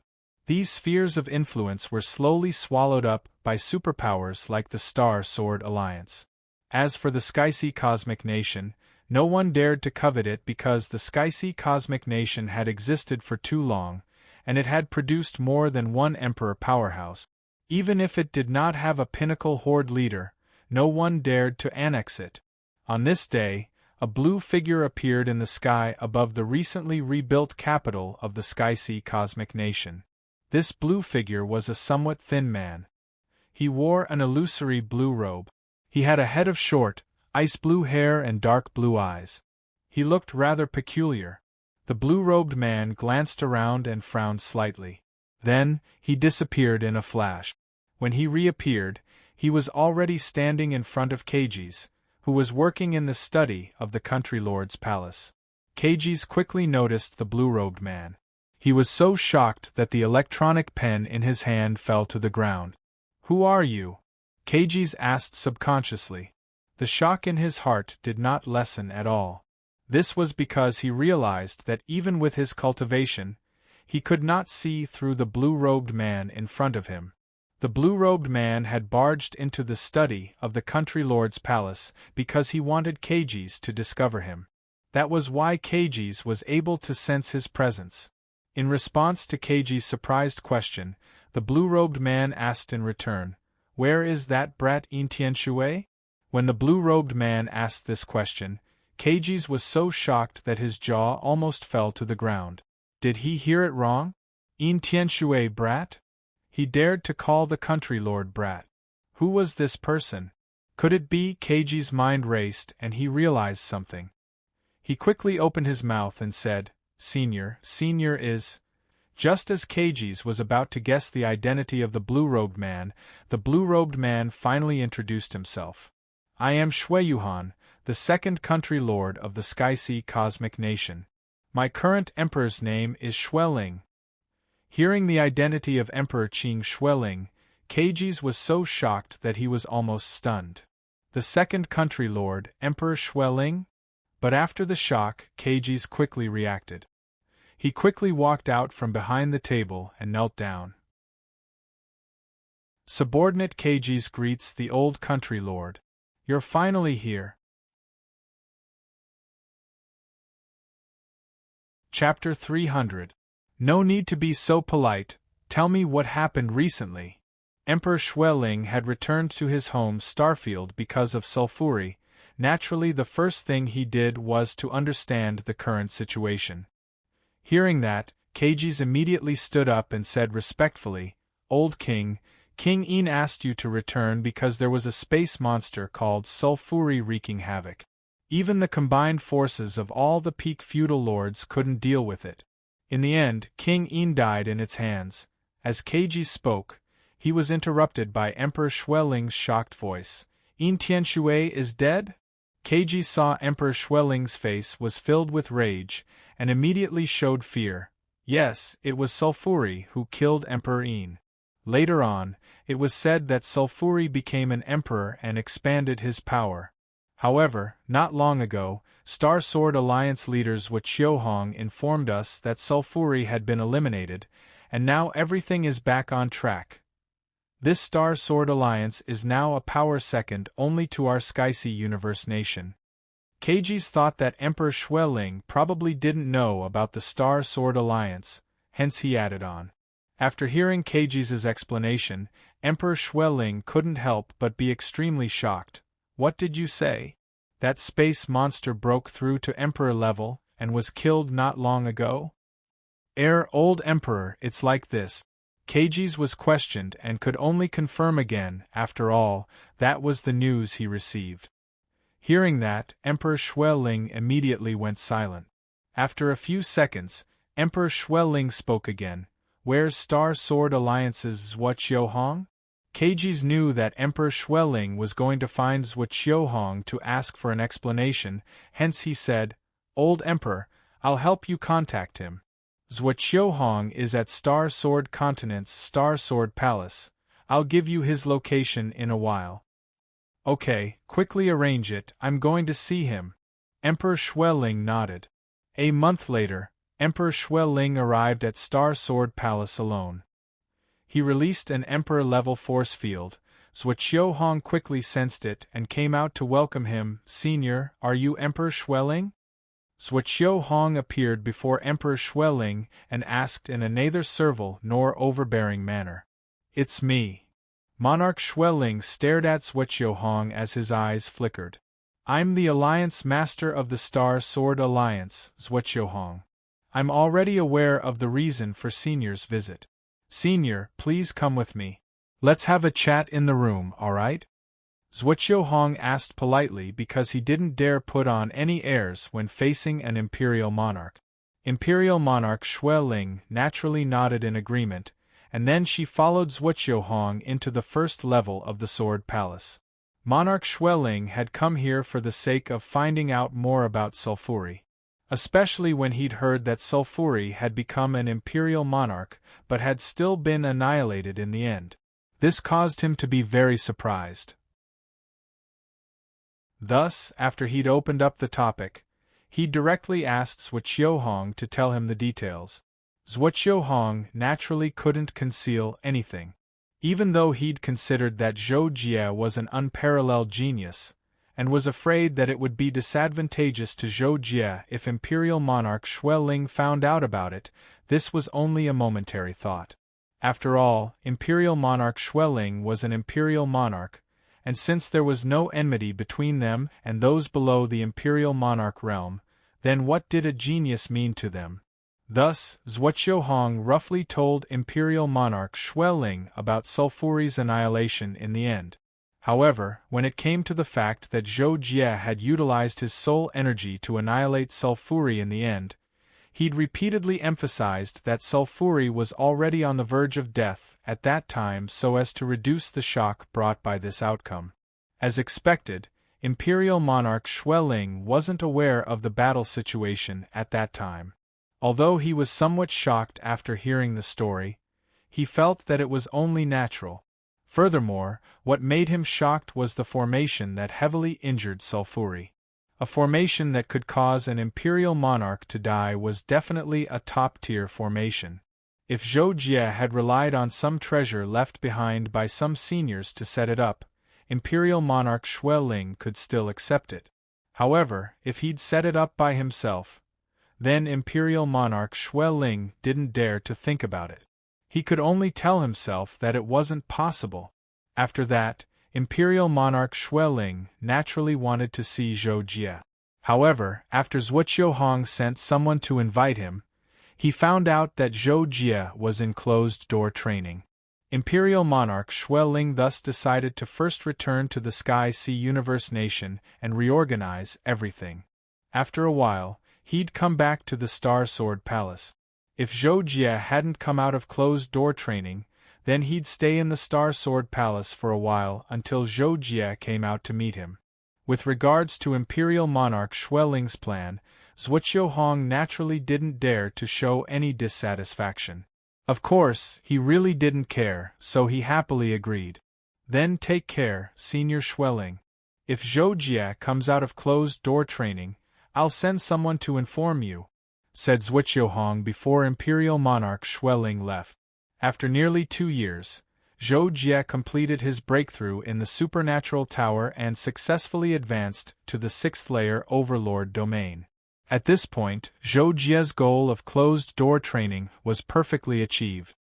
He didn't even go to the 6th layer Overlord domain of the Supernatural Tower. Instead, he happily left the realm of 6 paths. After returning to his room in the Eastern Palace, Zhou Jie immediately sensed his strength after his breakthrough. Then, he saw Kakashi, who was in a rare state of hibernation, on the sofa. Zhou Jie naturally wouldn't disturb Kakashi's hibernation. He immediately sat down on the sofa and opened a bottle of wine for himself. At the same time, he thought about what he could do next. Then, Zhou Jie thought of Ling Shui and remembered that he had traveled in the galaxy for 500 years with Kakashi. For a moment, he wanted to relive it. Then, Zhou Jie considered that his strength would soon reach the peak of the suzerain level and encounter the bottleneck of breaking through to the Imperial Lord level. Therefore, he couldn't rush his cultivation for the time being. He had to build a solid foundation in order to accumulate enough strength. Just like how Zhou Jie had only broken through after accumulating for more than 500 years when he was a Star Lord, he had reached the 6th layer Overlord domain in less than 200 years at the suzerain level. The benefits of accumulating strength were obvious. Well, it won't be long before I leave the unfettered Seas star zone and go to other places in the vast universe. I can relax and cultivate along the way and have fun with Kakashi. There's also Miss Schwer. She should like it too, Zhou Jie thought to himself. He felt that he was done with the main body matter, so he got up and left the room, intending to tell Ling Xue about his idea. However, when Zhou Jie opened the door, he saw a small robot standing in the direction of the door. Seeing Zhou Jie come out, the robot immediately said, "Hello, Lord Zhou Jie. The leader wants you to go to the Jianshou Palace to find him after you come out of seclusion." Zhou Jie couldn't help but be stunned because he couldn't think of anything that would make Zhuqiu Hong look for him in such a hurry. At this moment, the robot took its leave. Zhou Jie hesitated on the spot for a moment, but he still chose to see his master, Zhuqiu Hong, first. After a while, Zhou Jie arrived at the 2nd floor of the Jianshou Palace and saw Zhuqiu Hong. To Zhou Jie's surprise, Jin Yinshan and Ran were also in Zhuqiu Hong's room. When the two of them saw Zhou Jie, they smiled and greeted him. "Master, Senior Jin Yinshan, President Ran, why are you here too?" After greeting them, Zhou Jie asked and sat beside Zhuqiu Hong at his signal. Zhuqiu Hong was about to answer Zhou Jie's question when suddenly, everyone was startled and looked at the entrance of the room. Monarch Xueling, who was dressed in an icy blue robe, was already standing there. Her gaze swept across everyone and finally landed on Zhou Jie. Zhuqiu Hong glanced at Zhou Jie and was just about to introduce Monarch Xueling when he suddenly noticed that Zhou Jie's cultivation was already at the 6th level of the region Overlord realm, and he was immediately shocked. However, the first thing to do was to introduce Monarch Xueling. Thus, Zhuqiu Hong smiled and introduced Monarch Xueling to Zhou Jie. "Zhou Jie, this is Monarch Xueling. He's a senior that King Yin invited back that day." After that, Zhuqiu Hong said to Monarch Xueling, "Senior Xueling, come take a seat. This is my disciple, Zhou Jie." Monarch Xueling took a step forward when he heard this, and no one saw how he sat down before he'd already sat down on the seat that faced Zhou Jie and just happened to be between Ran and Jin Yinshan. As soon as Monarch Xueling sat down, Zhuqiu Hong and the others felt a shapeless pressure descend upon them. It was no wonder because merely the title of an imperial monarch was terrifying enough. After that, besides Zhuqiu Hong, the other three of them greeted Monarch Xueling. Monarch Xueling didn't take it seriously at all, and he just looked at Zhou Jie with a rather sharp gaze before he suddenly asked, "You're Zhou Jie. I heard you've cultivated for less than 1,000 years. Is that true?"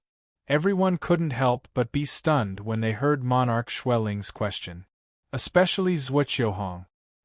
He hadn't mentioned Zhou Jie's cultivation period to Monarch Xueling. Presumably, Monarch Xueling had sent someone to investigate Zhou Jie's past not too long ago. So, it seemed like Monarch Xueling was rather interested in Zhou Jie. On the other hand, Zhou Jie couldn't deny it when facing Monarch Xueling's question, so he tried his best to speak modestly. "I was just lucky and had a fortuitous encounter." Unexpectedly, when he heard Zhou Jie's answer, Monarch Xueling suddenly smiled and said, "Lucky and had a fortuitous encounter? Haha. Young brother Zhou Jie, you're being too modest. I'm very clearly aware of the unbounded starfield. Amongst the 82 starfields in Qianyu Star Ocean, it can be considered to be a very barren starfield. It's even difficult for an imperial monarch to be born in the unbounded starfield, so what fortuitous encounter could it possibly have? Young brother, Since you were able to become a 6th-level region overlord within 1,000 years, you're probably a top figure amongst geniuses in the entire Qian-Yu Star Ocean. Zhuo Hong and the others in Zhou Jie revealed different expressions of pleasant surprise when they heard Monarch Xueling's indirect praise.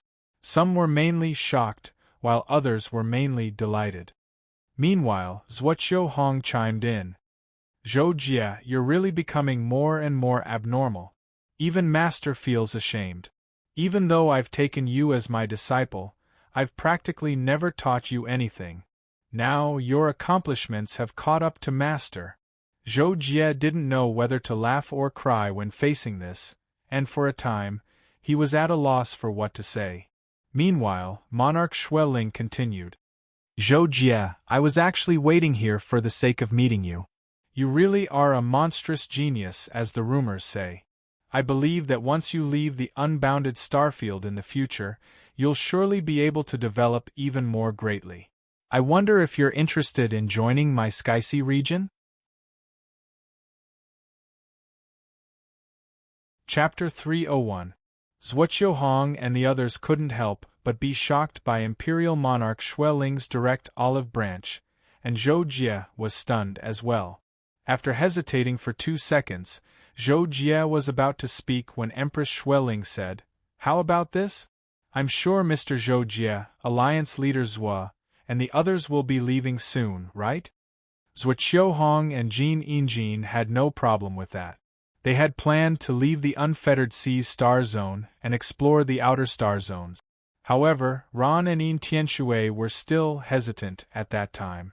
Ran and Yin Tianshui had been at the Horde leader level for more than 100,000 years, but Ran was antisocial and liked to stay at home.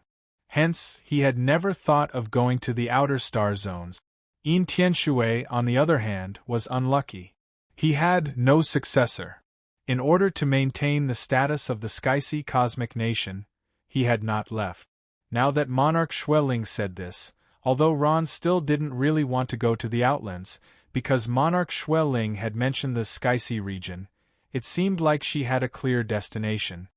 He didn't know why, but he suddenly had an idea, so he didn't say that he didn't want to go to the Outlands.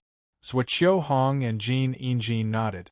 Zhuo Hong said, "To be honest, I was thinking of asking you about the outer star zones." Empress Xueling nodded slightly when she heard Zhuo Hong's words. "Then," she said, "then I'll tell you about the outer star zones. Then, Mr. Zhou Jie, Alliance Leader Zhua, and the other 2 can consider joining our Skysea domain." After saying this, Monarch Xueling suddenly smiled and said, "Haha, why didn't I think of returning to my hometown Starfield to recruit people? This seems like a good idea." Zhuo Hong and the others were speechless. Empress Xueling continued, "First of all, you may not know this, but the Unfettered Seas Star Zone can be considered an energy-barren star zone. Hence, your cultivation is more difficult than most people in the outer star zones. This directly causes it to be extremely difficult for peak Horde leaders to break through in the Unfettered Seas Star Zone." Zhuo Hong and the others were surprised. Zhuo Hong could not help but ask, "How can that be? The star zones are so huge. Even if the cosmic energy is unbalanced, it shouldn't be a difference of an entire star zone, right?" Empress Xueling actually began to answer Zhuo Hong's question. "I knew that you would be surprised. In fact, when I left the Unfettered Seas Star Zone, I felt the change in cosmic energy when I left it. I was surprised, but I thought it was just a local phenomenon, so I did not pay much attention to it. After a long time, when I arrived at the outer star zones, and discovered that the cosmic energy concentration was higher in the outer star zones due to the Unfettered Seas Star Zone. That was when I realized, I realized the reason why the energy concentration S energy was relatively lacking.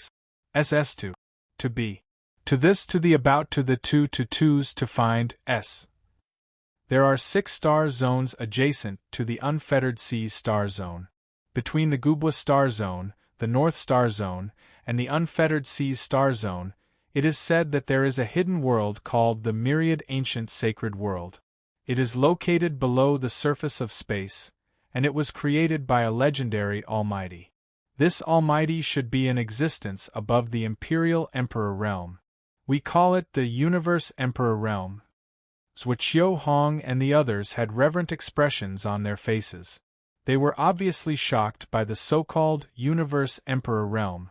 They only knew that above the suzerain realm was the Imperial Emperor realm. As for the realms after that, they did not know. They had never imagined that there would be a powerhouse like the Universe Emperor realm who could open up a spatial world. On the other hand, Zhou Jie was naturally much calmer. After all, not to mention the Universe Emperor realm, he knew about the Transcendent realm. He had even seen the dead Transcendental Tower powerhouses, Yifan and Zhou Tianwu. It was precisely because he had come into contact with Transcendent Realm and Universe Emperor Realm powerhouses, Zhou Longwei and the others were all in the Universe Emperor Realm, that Zhou Jie did not feel that the Universe Emperor Realm was terrifying. Instead, he felt more threatened by Imperial Emperor Realm powerhouses.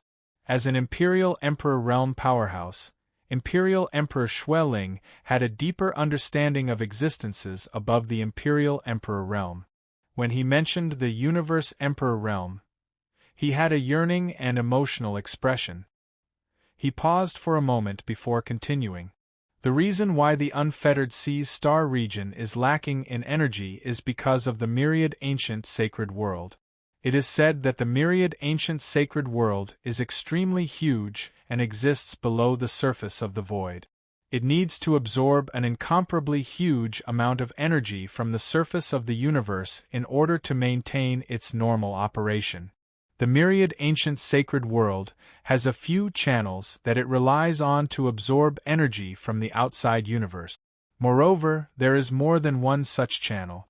However, the main channel is located at the border of the unfettered Seas star region. Therefore, a lot of the energy in the unfettered Seas star region has been absorbed by the myriad ancient sacred world. After that, the energy in the unfettered Seas star region has been absorbed by the myriad ancient sacred world for a long period of time. This period of time has caused the energy in the unfettered Seas star region to fall even lower. Following that, Imperial Emperor Xueling patiently pointed to the general direction of the myriad ancient sacred world's main channel.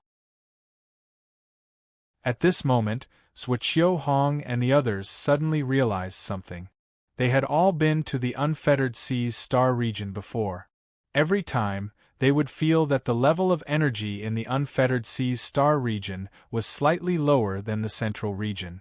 Therefore, they had secretly thought that the central region of the unfettered Seas star region was a good region, where the energy was relatively concentrated. Now, it seemed like the best region was actually the other side of the border of the unfettered Seas star region. P.S. Imperial Emperor Golden Flame broke through to the Imperial Emperor realm at that border. He also felt the difference in the level of energy in the universe. Therefore, he went into seclusion there for a few thousand years. He was lucky enough to break through, but unfortunately, he died not long after he came out. Other than the unfettered Seas star region, the Gubwa star region and the Noise star region have also been affected to varying degrees. However, the degree of influence is not even half of the unfettered Seas star region. I have been to these two star regions and they both have imperial emperors. Imperial Emperor Xueling casually added in the end. At this moment, Jean Inha suddenly asked, "Senior Xueling, this junior would like to know if there are many imperial emperors in the other star regions?" Hearing Jean Inha's question, Imperial Emperor Xueling could not help but sneer and immediately said, "How is that possible? There are not many imperial emperors in any star region. Other than the special situation in the unfettered Seas star region, an ordinary star region only has 2 to 3 imperial emperors. Yes, I mean those who have been hidden for hundreds of thousands of years or even millions of years. Naturally, there is no need to consider them. Even if there are superpowers that cross star regions, there will at most be about 10 imperial emperors. Now, our Sky-Sea region is considered the second superpower in the Nether Cloud Star region. It was founded by the first ruler of our Sky-Sea cosmic nation. Including me, we have 3 Imperial Emperors. As for the first superpower, it is local and is not much stronger than us. It also has 3 Imperial Emperors, but it is deeply rooted and its influence is greater than our Sky-Sea region. After saying that, Imperial Emperor Shui Ling glanced at Zhou Jie and the other 3 and asked again, "How about it? Now, consider whether you want to join our Sky-Sea region. If you are willing to join, as we are all from the same hometown, I can recommend you to directly take on important positions. Especially Zhou Jie, if you are willing to join, I will definitely recommend you to my big brother to be the Deputy Region Master." Zhou Jie was at a loss when Imperial Emperor Shui Ling offered such generous treatment. He was stunned for a moment and then replied, "Thank you for your kindness, Senior Shui Ling. However, this junior has just broken through to the Lord's 6th domain. There are still some things to deal with in my hometown, so I am not ready to leave for the time being." Indeed, even though Zhou Jie had planned to leave the Wanton Ocean Star region not long ago, he hadn't thought it through completely. At this moment, he was afraid that Imperial Emperor Shui Ling would take him away after a few days if he agreed. Then, he would be a little reluctant, so he only replied in this way after thinking for a moment.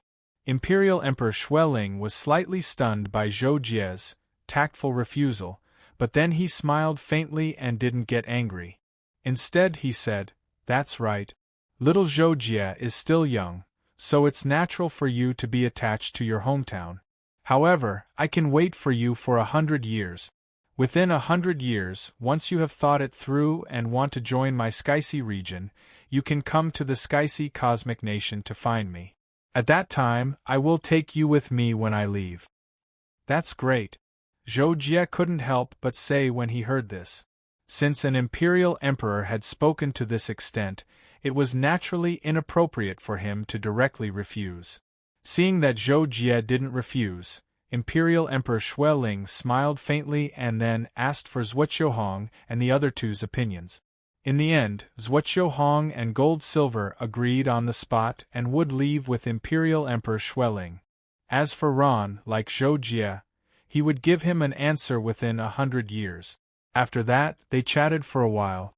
After Imperial Emperor Shui Ling left, Zhou Jie and the others didn't have much to talk about. Only Zhuoqiuhong expressed his wish that Zhou Jie would leave the unrestrained ocean star region with them when the time came. However, Zhou Jie recalled that he had previously planned to travel to the outer regions by himself, so he didn't directly agree that he would leave with Imperial Emperor Shui Ling when the time came. He only said that he would consider it again. Not long after, Zhou Jie returned to the Eastern Palace and first looked for Leng Shui. After not seeing each other for a few decades, Leng Shui was especially enthusiastic when she saw Zhou Jie, causing Zhou Jie to feel a little uncomfortable. However, not long after he sat down, he told Leng Shui about his plans to leave the unrestrained ocean star region soon. In the end, Leng Shui was extremely supportive of Zhou Jie's plans. She seemed as if she wished for nothing more than to leave the unrestrained ocean star region right away, and Zhou Jie didn't know whether to laugh or cry in his heart. When he saw Leng Shui's attitude, Zhou Jie decided not to leave the unrestrained ocean star region with Imperial Emperor Shui Ling. Instead, he would travel alone and wander the world before heading to the Sky-Sea region. According to the thoughts in the depths of Zhou Jie's heart, as a human, the most important thing was to be free and unfettered. So, not long after that, Zhou Jie conveyed his plans to Imperial Emperor Shui Ling. Imperial Emperor Shui Ling replied and agreed to let Zhou Jie set off for the Sky-Sea region by himself. Moreover, he even sent a command token to Zhou Jie, and he said that it was a token from the Sky-Sea region. Chapter 302. After receiving Empress Shui Ling's response, Zhou Jie also informed Zhuoqiuhong of his plan to travel alone. Although Zhuo was a little surprised, he more or less understood Zhou Jie's character, so he didn't say much. After that, Zhou Jie went to the Temple of the Stars to see Lu Haoran. He planned to drink with him one last time before he left. Speaking of which, there were no more than 5 people that Zhou Jie cared about and regarded as his relative. Lu Haoran was one of them. After Qin Feng passed away, Lu Haoran became Zhou Jie's only brother. Even though Zhou Jie was already a peak feudal lord, Lu Haoran didn't feel any surprise or restraint when he saw Zhou Jie. Zhou Jie also didn't mention his current strength and status. He chatted and laughed with Lu Haoran like a long time ago. After that, they ate and drank together. After playing on the planet directly under the Temple of the Stars for a few days, Zhou Jie told Lu Haoran that he would be leaving the Wanhai Star region in a few years. He didn't know when they would meet again in the future. When Lu Haoran heard this, he just smiled faintly and said, "It's fine. There will be a time when we meet again." Then, he looked at the sky and didn't say anything. Not long after, Zhou Jie bade farewell to Lu Haoran and returned to the Star Sword continent.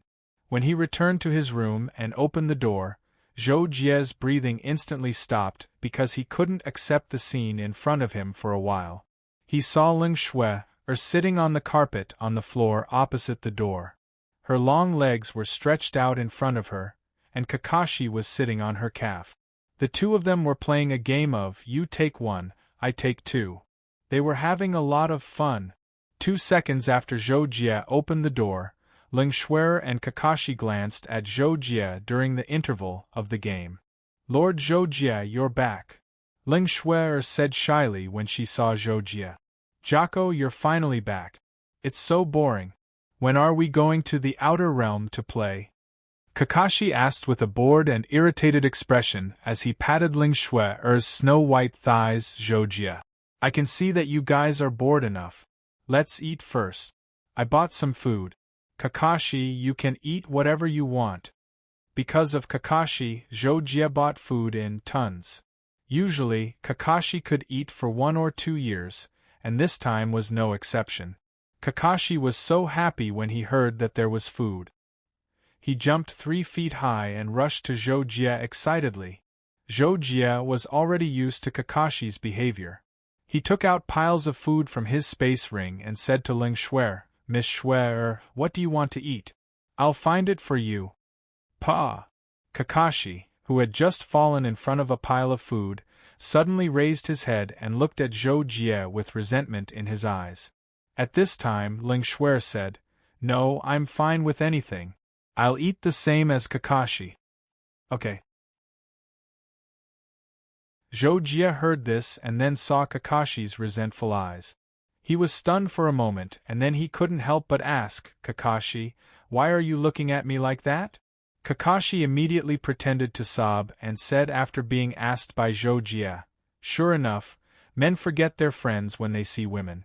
Miss Shui's position in Jaco's heart has surpassed mine so quickly." Boohoo! Kakashi's performance made Zhou Jie feel dizzy.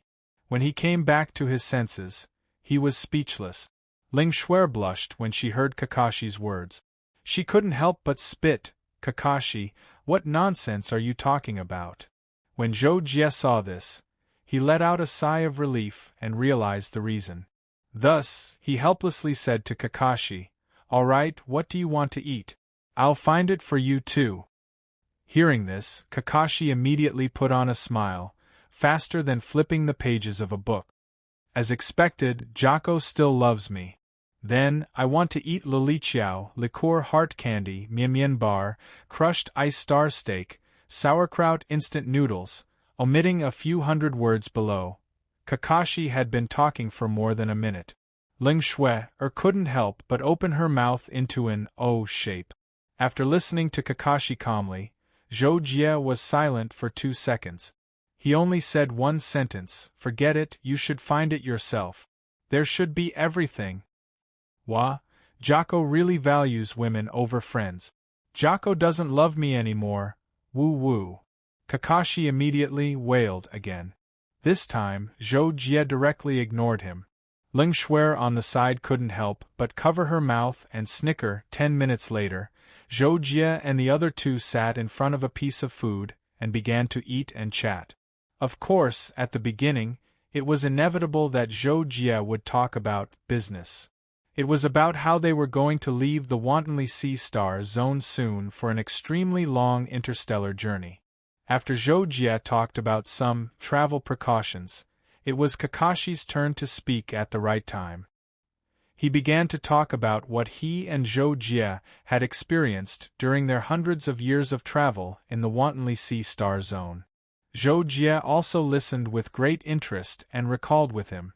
Ling Shuer also seemed very interested and listened very carefully.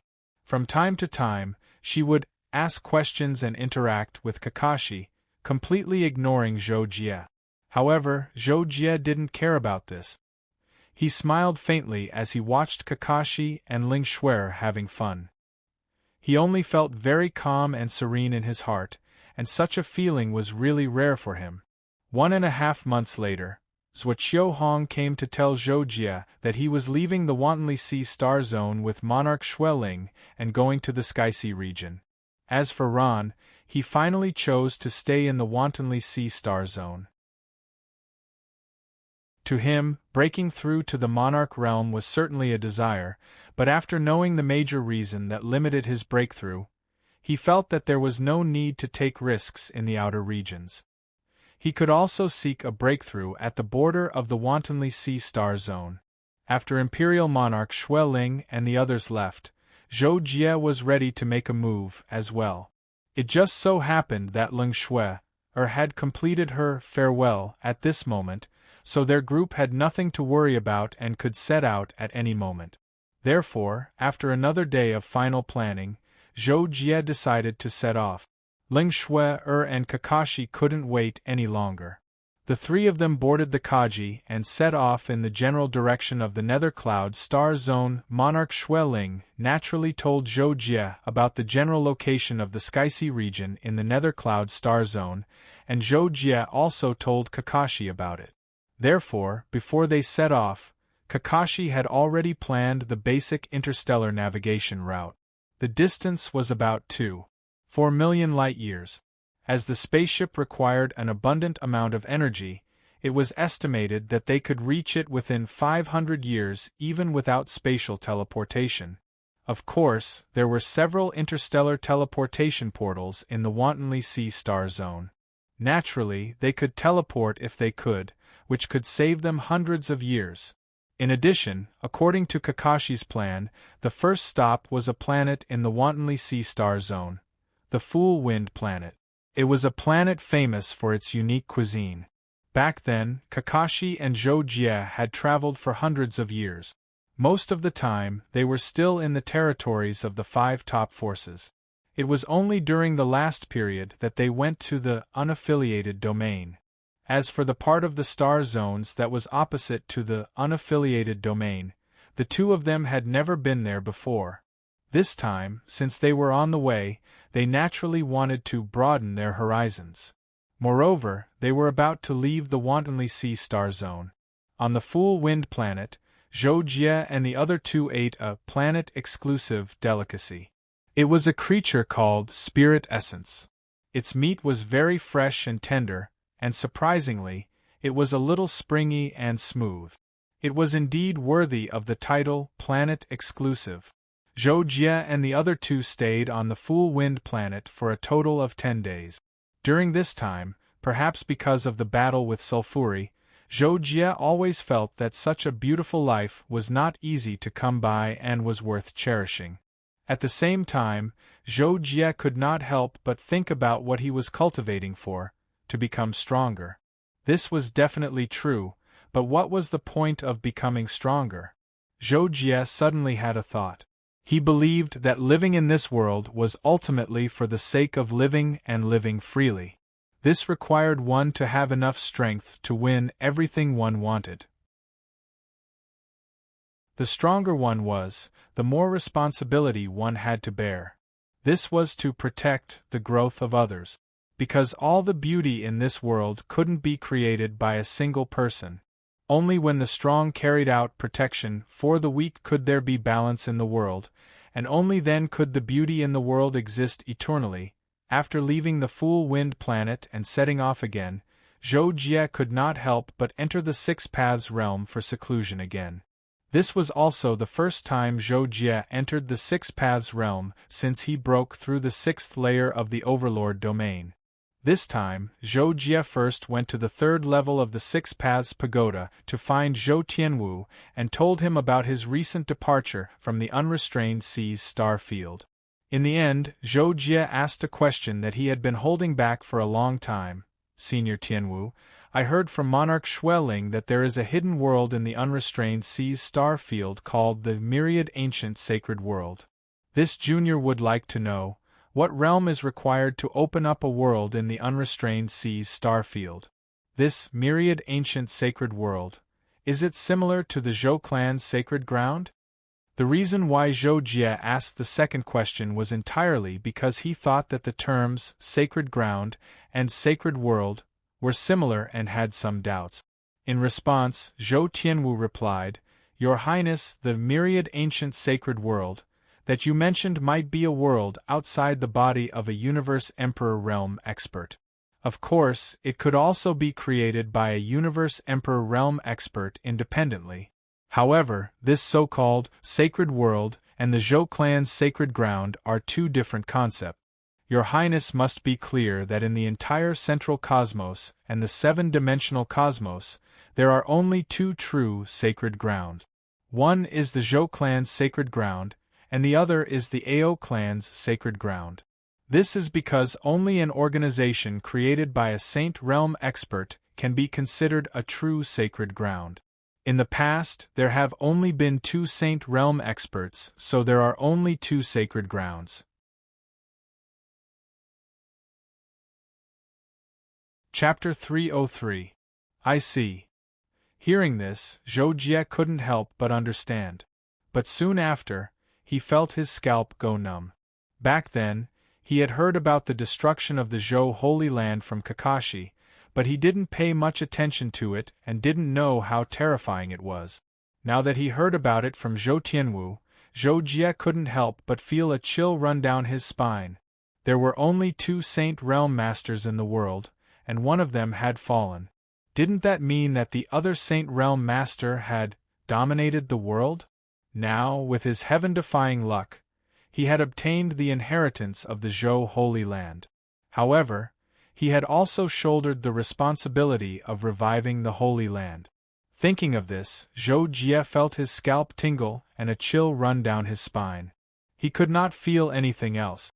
Zhou Tianwu seemed to be able to see through Zhou Jie's thoughts. At this time, he suddenly said, Your Highness, you don't have to feel pressured. Although we all hope that the Zhou Holy Land can rebuild its glory, we also know that it's almost impossible. Not only because the Zhou Holy Land doesn't have a transcendent realm master, but also because of the fall of the old patriarch. A Holy Land without a Saint Realm Master is nothing more than a weak force in the eyes of the Ao Holy Land.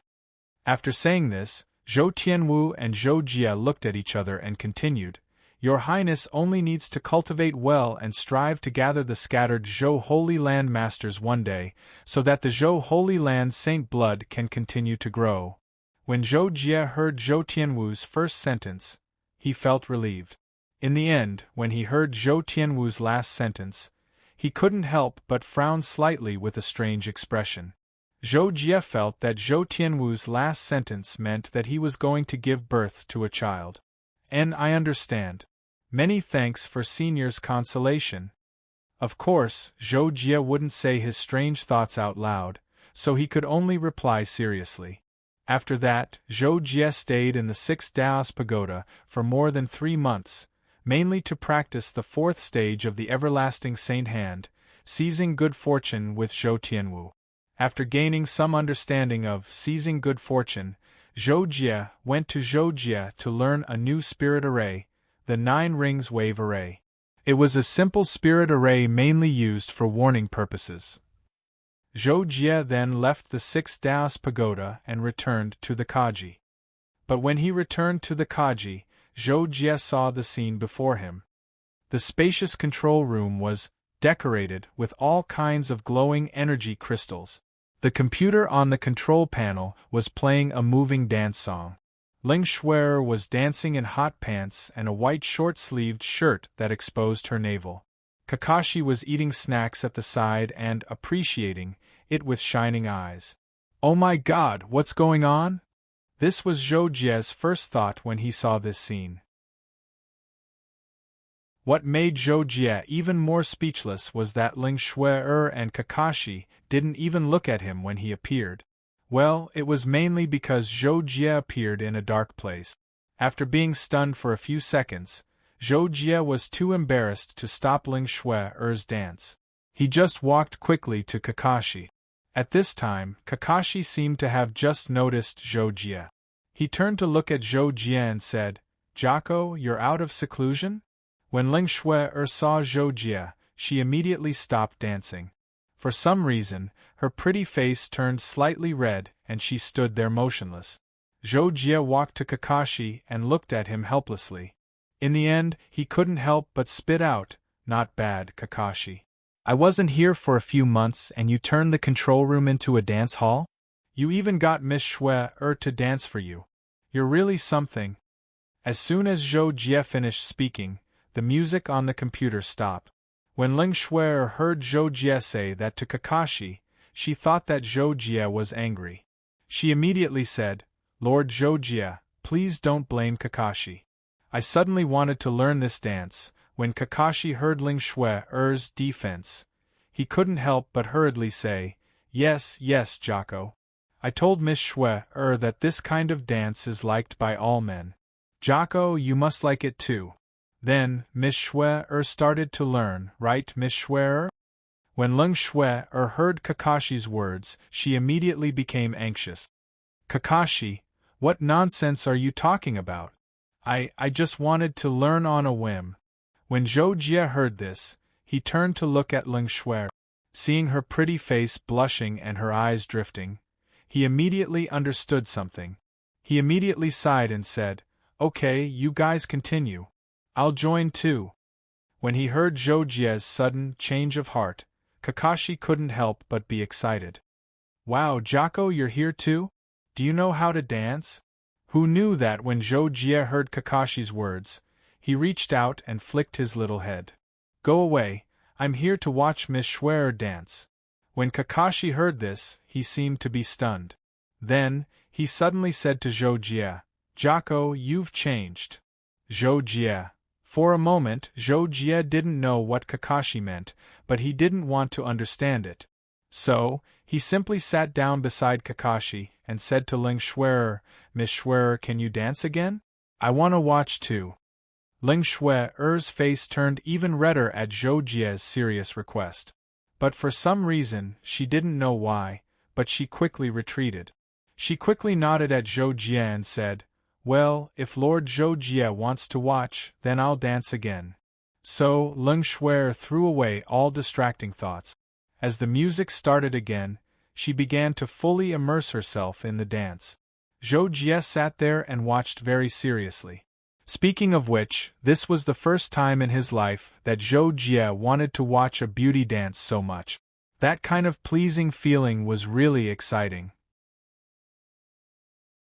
Fortunately, Zhou Jie's soul realm was high enough, so he could easily control himself in the face of such temptation. In the blink of an eye, nearly 100 years had passed. Kaji had completely left the Wanton Sea star field and entered the starless zone, between the star fields. This so-called starless zone, of course, didn't really mean that there were no planets. It just meant that compared to the star fields, there were much fewer planets in both the number of habitable planets and the number of barren planets. Basically, there were only a few planets within 100 light-years in diameter. And this kind of situation was almost impossible in the star fields. And precisely because there were no habitable planets in the starless zone, there was no tourism value. Therefore, since a few decades ago, Zhou Jie began a long period of closed-door cultivation and only came out recently. After coming out of closed-door cultivation, Zhou Jie was in a good mood because of the improvement in his strength.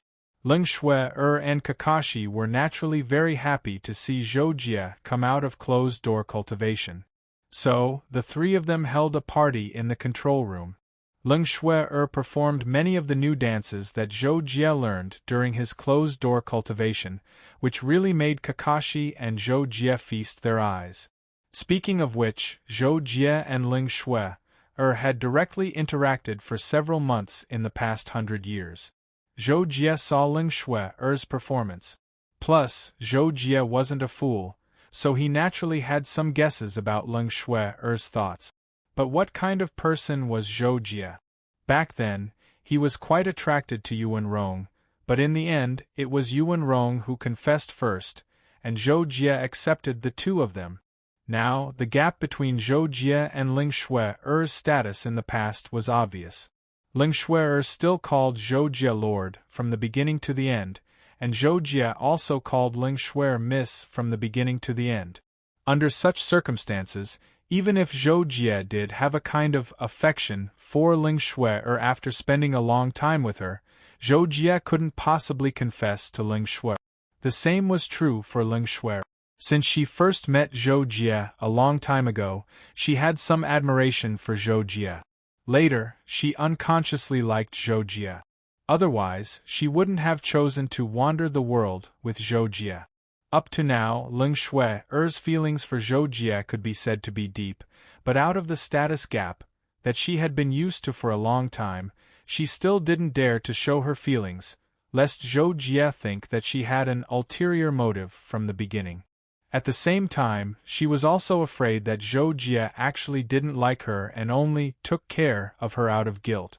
In this way, the relationship between Zhou Jie and Ling Shui became more and more like good friends, and there was no tendency for them to develop into a romantic relationship at all. Kakashi saw this and was anxious in his heart. However, he couldn't figure out Zhou Jie's thoughts, so he didn't have a chance to talk to Zhou Jie about this matter. When Zhou Jie came out of seclusion this time, the matter was left unsettled. After the party, Zhou Jie asked Kakashi how long it would take for them to reach the Nether Cloud Star Zone. After receiving the answer, he decided to give Ling Shui some pointers in her cultivation. Ling Shui naturally couldn't ask for more. Although Zhou Jie had never seen Ling Shui cultivate before, in fact, when Zhou Jie wasn't around, Ling Shui spent a lot of time cultivating every day. Now, she was already a Samsung Star Master. At Ling Shui's age, although her cultivation as a Samsung Star Master was not very outstanding, it was definitely not bad. After all, being able to become a Samsung Star Master already showed that she was very talented in cultivation. Zhou Jie spent a few days teaching Ling Shui some tricks in cultivation, as well as the beginner's method of soul cultivation. After that, he made a cultivation plan for Ling Shui, which was very useful to Ling Shui. In the blink of an eye, more than 3 years passed. It was only about a month away from the time Kakashi told Zhou Jie that they would arrive at the Nether Cloud Star Zone. Everything was very peaceful at first, but suddenly, Kakashi ran to Zhou Jie and told him that he had accidentally captured a signal. According to the energy of the signal, he inferred that the signal was sent from nearby. Receiving a signal from space was not a big deal in itself, but the problem was that Kakashi was still in the starless zone. According to Kakashi, receiving a signal meant that there was a life planet within a few dozen light-years. Such a discovery was a little exciting. They hadn't seen a life planet for 100 years. How could they not be excited? Chapter 304. So Zhou Jie said to Kakashi without hesitation, "Lock onto the signal source. Let's go take a look. If it's a planet with life, let's go and relax for a while." Jocko knows me the best," Kakashi said happily, then turned and ran back to the control room. Ling Shui, who was meditating, naturally heard the conversation between Zhou Jie and Kakashi. She could not help but say, "Can we finally go and relax?"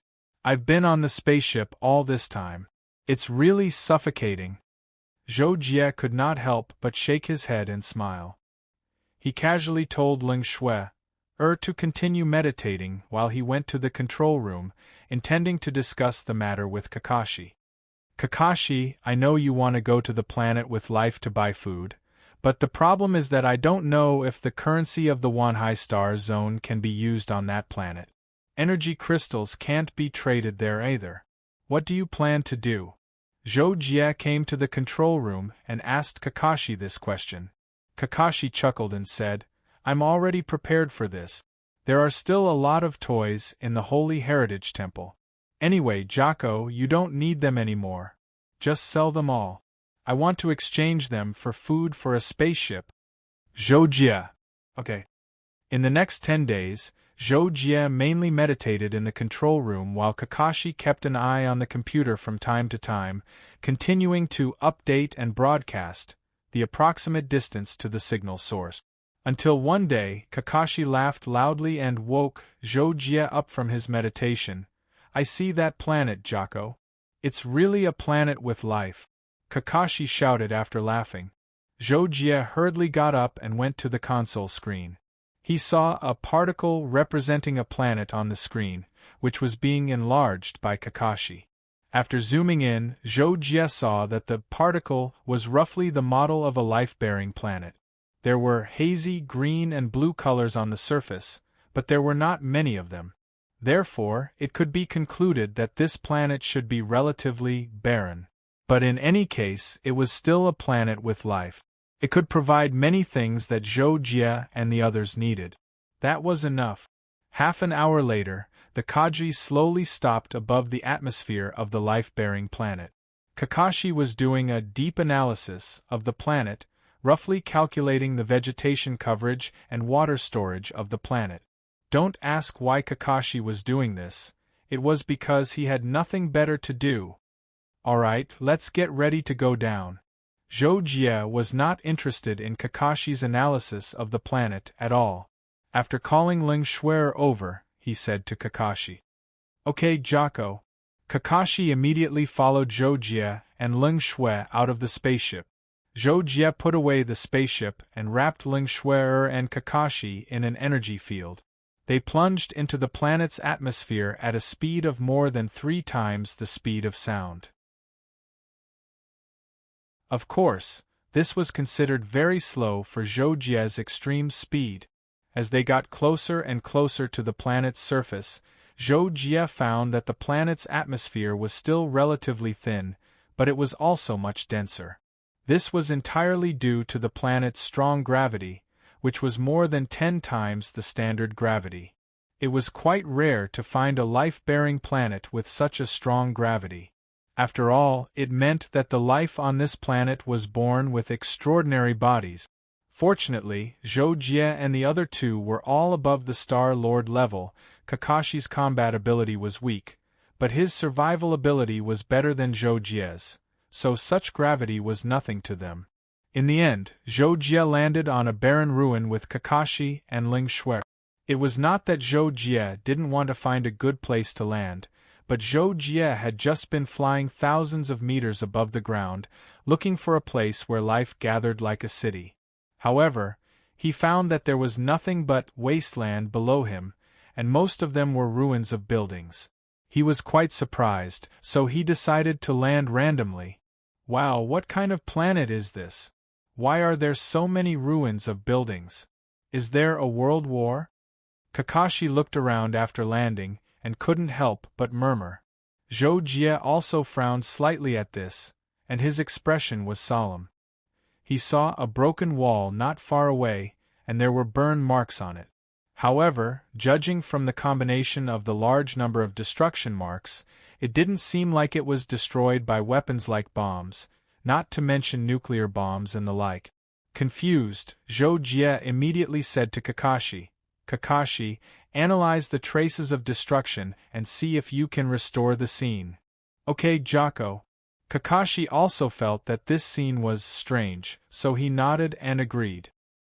His eyes quickly emitted blue light and scanned the surrounding ruins. Ling Shui saw this from the side and was not surprised by Kakashi. After all, she had been with Kakashi for a long time and knew that Kakashi was an intelligent life form. Naturally, she was surprised at first, but she was used to it by now. After Kakashi scanned and analyzed for a while, he suddenly let out a puzzled sound. Zhou hurriedly asked, "What's wrong?" Kakashi said, "Jocko, I've analyzed the scene and found that the destruction within a kilometer seems to be the result of the destruction of various weapons, including thermonuclear weapons, energy weapons, and some direct physical attacks. Also, I've roughly scanned the ruins further away, and can basically confirm that the destruction came from the ground far away or from the sky. I think it might be caused by a battleship." Battleship? Zhou heard this and couldn't help but be surprised. A battleship could naturally cause such large-scale destruction. It only needed the firepower of a B-class battleship to destroy an area of millions of hectares in a few minutes. P.S.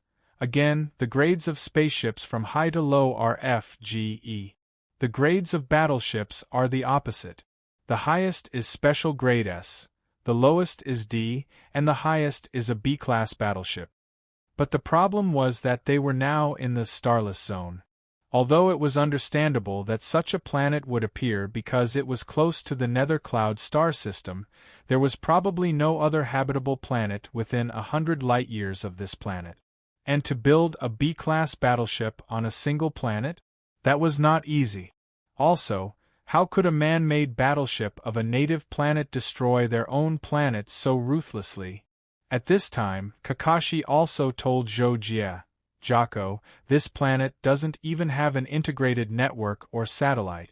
That's even stranger." Zhou couldn't help but frown when he heard this. After thinking for a few seconds, he still felt that it was inconceivable. He stopped thinking about the ruins in front of him and turned to Kakashi and Feng Luo. "Forget it. Let's not care about this for now. Let's go look for a city. We'll know once we find someone and ask."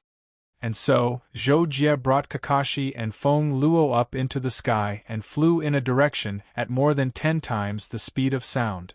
After flying like this for a few breaths, Zhou finally found a fortress-like city based on his senses. The reason why it was called fortress-like was because the city had walls like an ancient city, but they were made of pure metal and had a huge energy shield. It looked as imposing as the Patrol Envoy Alliance base on Planet Glory War. However, Zhou didn't even need to think about it. The city fortress in front of him definitely couldn't compare to Planet Glory War's base, but it was still pretty good. Zhou and the other two landed outside the city wall. Someone on the city wall, which was dozens of meters high, immediately noticed them. However, Zhou had already sensed the people on the city wall a few seconds ago with his senses. At this moment, he could even see their bodies and appearances. According to their similarity, they were definitely humans, just that their bodies were thicker, but they weren't that tall. On average, they were no more than 1.8 meters, and their eyes were basically blue. Just as the people on the city wall were alerted by the appearance of Zhou and the other two, Kakashi said to Zhou, "Jocko, this city has its own low-end network.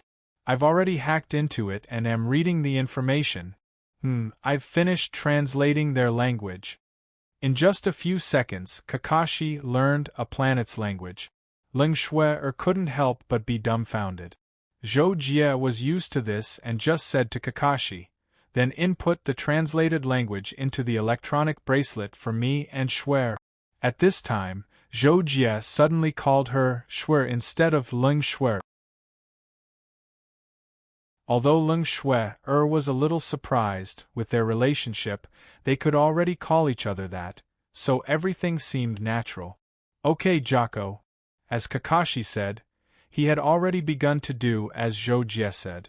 At the same time, he was still reading the information.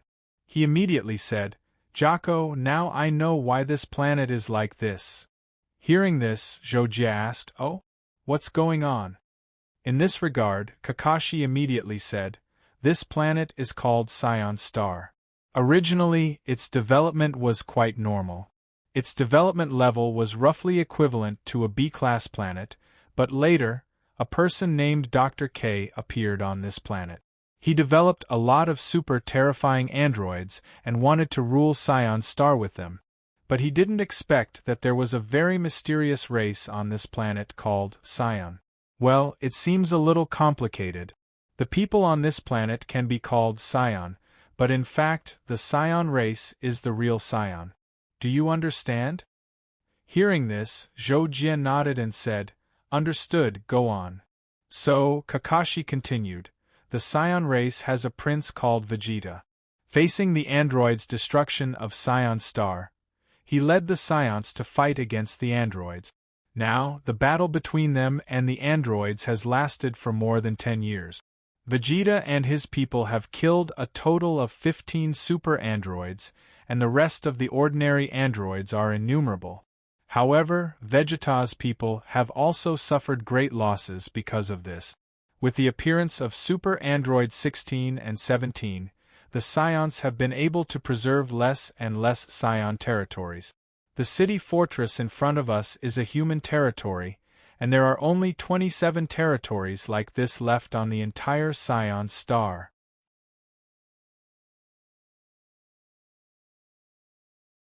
Chapter 305. Hearing this, Zhou Jie was about to say something, but at this time, the guards on the city wall saw Zhou Jie and others standing 200 meters away without moving, so they took out a loudspeaker and shouted at them. "Who are you three? Where did you come from? What are you doing there?" Zhou Jie and Ling Shui hadn't received the bracelets that Kakashi was using to record Scion's language system, so they naturally couldn't understand what they were saying. Kakashi immediately translated. "Jocko, they are asking us what we are doing here. How should we answer them?" Zhou Jie thought for a moment and said, "Tell them that we are Scions and have come to help them. I hope we won't be exposed." So Kakashi listened to Zhou Jie's words and loudly shouted in reply to the guards on the city wall, "We are Scions and have come to help you."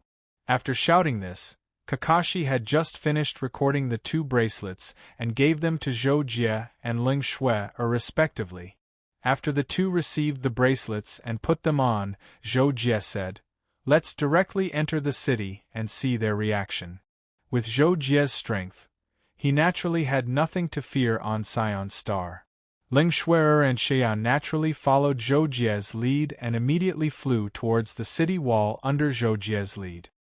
Hearing Kakashi's words, the guards on the city wall were a little dumbfounded. It was the first time they had encountered such a situation. Scions had come to their door to help. Usually, it was the upper-class people who did such things.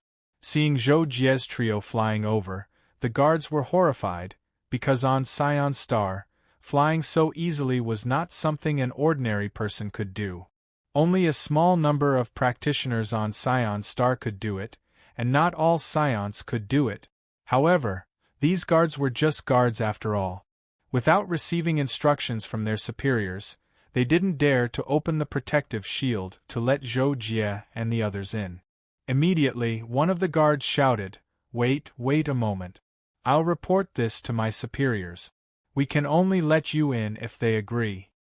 Zhou Jie flew to a place more than 10 meters away from the protective shield in front of the city wall with Kakashi. Only then did he realize the problem of the protective shield. Just now, Zhou Jie directly ignored the protective shield. Even Ling Shui couldn't stop it, so how could Zhou Jie pay attention to it? However, in order to avoid trouble, Zhou Jie listened to the guard captain and said, "All right, I'll wait for you here. Please hurry up." Zhou Jie's voice was transmitted through the translation bracelet. The guards on the wall heaved a sigh of relief after hearing it. After a while, the deputy leader of the city received the news and quickly rushed to the city wall. Along with him were 2 men with bright yellow skin and dark yellow hair. When Zhou Jie saw the 2 yellow-haired men, he guessed that they should be Scions. Scion Star, regardless of male or female, had a relatively sturdy figure. Even if they were one, 8 meters tall, they didn't look very tall. However, these two men with bright yellow skin were more than 8 meters tall. Moreover, unlike the sturdy figure of the average scion, they looked very lean, which was the main reason why they looked taller. At this time, Zhou Jie was slightly embarrassed because the scion's appearance was too distinctive. His bronze skin and black hair were completely inconsistent with it. As for Leng Shui and Kakashi, there was no need to talk about them. Zhou Jie's guess was also correct. The two yellow-haired men beside the deputy leader were scions. When they heard that people of the same race had come, they were very surprised. When they saw Zhou Jie's trio, they were surprised. What kind of scion are they? Have they mutated? So, after a brief moment of surprise, the two scions told the deputy leader that Zhou Jie's trio was 100% not their scions. Deputy leader Roger nodded his head to show that he understood. Then, he waved his hand. The guards on the city wall immediately raised their guns and pointed them at Zhou Jie's trio. Seeing this, Zhou Jie was also very helpless. Just as he was about to say something, Roger opened his mouth and asked, "You three, if you are not scions, why did you pretend to be here? Which city are you from?" Hearing this, Zhou Jie was dumbfounded. Kakashi understood the situation and immediately replied, "You are Deputy Leader Roger of City 7, right? We are from City 22 and we are really scions. However, it is honorary. Vegeta personally conferred it, but he didn't have time to tell you that we have received urgent information and came to support you." Hearing Kakashi's words, the deputy leader and the two scions on the city wall were very surprised, especially the deputy leader. He couldn't help but wonder how Kakashi knew his identity. Also, if Kakashi's trio really came from City 22, then it was indeed possible that they were sent by Vegeta, because Vegeta was in City 22 at this time. The problem was that there was a special line between the cities, so how could they not receive the news? As if he knew what the deputy leader was thinking, Kakashi timely added, "The special line between you and City 22 has malfunctioned. It may take a few days for it to be restored. We have already sent someone to deal with it. You just have to wait." Hearing this, the deputy leader suddenly realized that the connection line had malfunctioned. Although this matter had never happened before, he could still accept the other party's explanation. Moreover, although Zhou Jie's trio looked a little special, they were definitely not androids. So, as long as they were humans, they had the responsibility to shelter them. So, after a short moment of thinking, the deputy leader finally opened his mouth and said, "So, it is like this. Then, please come in. What important information did you bring? Come to the council hall and talk with the big leader." So, Zhou Jie's trio muddled through and entered City 7, and followed the deputy leader Roger and others all the way to the tallest tower in the center of the city, the council hall. The council hall was built underground. After entering the underground, Zhou Jie noticed that there were buildings under the ground of the entire city. It was just like an underground city, or a reflection of the city above. Zhou Jie's trio, along with Roger and the two scions, waited for less than 2 minutes in the council hall before another 6 people arrived. After a few simple words with Roger, they took their seat. After taking their seats, they began to size up Zhou Jie's trio, their gazes somewhat curious. Big Leader Piss was the last to arrive. He was wearing a thick black battle armor. His figure was extremely tall and sturdy, and his cultivation was also not bad. Zhou Jie could see, at a glance, that he was about the level of a 4-star lord. In addition, Roger was at the level of a Samsung Star Lord, and the two scions were also about the same. It was not strange for a planet to have so many Star Lord level experts, especially on a supergravity planet like Scion Star, where cosmic energy was abundant. Basically, any random adult would have the strength of C-class, so even Leng Shui was not surprised. After everyone arrived, Roger naturally first introduced Zhou Jie's trio, and then it was Zhou Jie's turn to speak. Zhou Jie directly threw the blame to Kakashi. After all, he was the one who deceived them, and only he could continue to cover up the lie. As for Kakashi's claim that the communication line between City 22 and City 7 was malfunctioning, it naturally didn't exist, but if Kakashi said it did, then it naturally did. After all, he could easily invade the other party's network and cause damage. In addition, Zhou Jie was very clear about this point, so he didn't question Kakashi. Leng Shui also didn't dare to ask at that time, but later on the way to the city, she asked and understood. After receiving Zhou Jie's signal, Kakashi had long been prepared for this moment, so he immediately said, "It's like this. Some of our people have detected the movements of Android 16 and 17, and there is a high probability that they will attack City 7, so Vegeta sent us, well, it's mainly Jocko." "What? Android 16 and 17 can attack at the same time?" Pierce was shocked after hearing Kakashi's words, because in the past wars, it was often the case that a single super android would lead to the destruction of a city. Of course, now that there were fewer and fewer cities, it also meant that the individual strength of the cities was getting stronger. However, the super androids, from Android 1 to Android 17, were all stronger than Android 1. Every time one of them appeared, they needed to spend a lot of effort to destroy it. Last time, Android 16 was besieged by them and luckily escaped, so when Android 17 was born, it was still alive. As for the other androids, they were all destroyed.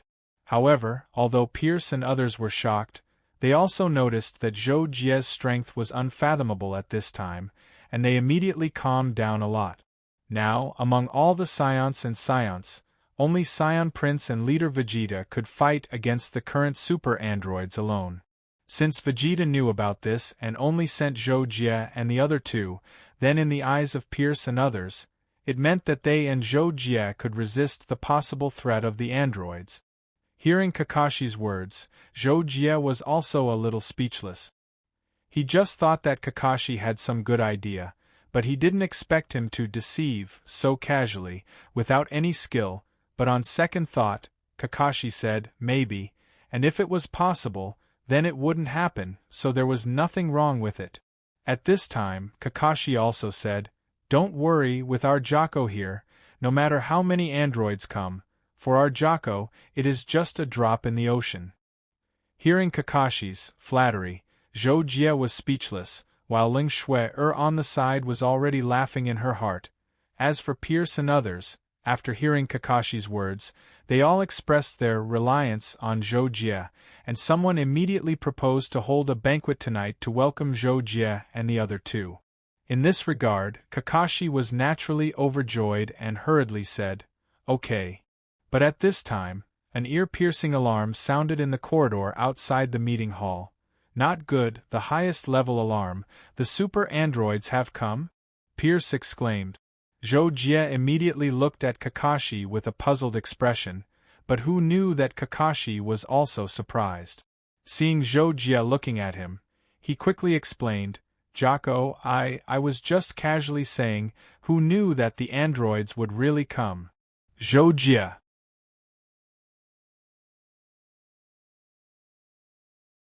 Chapter 306. Zhou Jie was speechless, but he was also happy to see this. Since he had come to Scion Star and happened to encounter Scion Star facing a disaster, he was going to help. Therefore, he needed to eliminate all the android. This time, the super androids had come to his door, which could be considered as saving him a little effort. At this time, Piss had already asked Zhou Jie how to deal with the attack of the super android. Hearing this, Zhou Jie only replied, "I will take care of it." Seeing this, Kakashi also quickly helped and said, our Jocko alone is enough. You can ask people to prepare a banquet. It can also be considered a celebration banquet." Hearing this, Piss and others were inevitably stunned, but since Kakashi said so, and Zhou Jie was even calmer, they could not say anything and could only choose to believe. With everyone following, Zhou Jie quickly arrived at the city wall and found that the protective shield outside the city wall had long been broken, and a large section of the city wall had also been broken. Some parts had even completely collapsed, and more than a dozen guards on the city wall had died.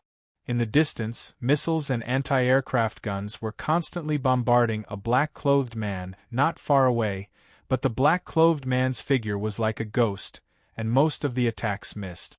When Zhou Jie appeared, he only saw a missile hit him, and the black-clothed man was only thrown back dozens of meters.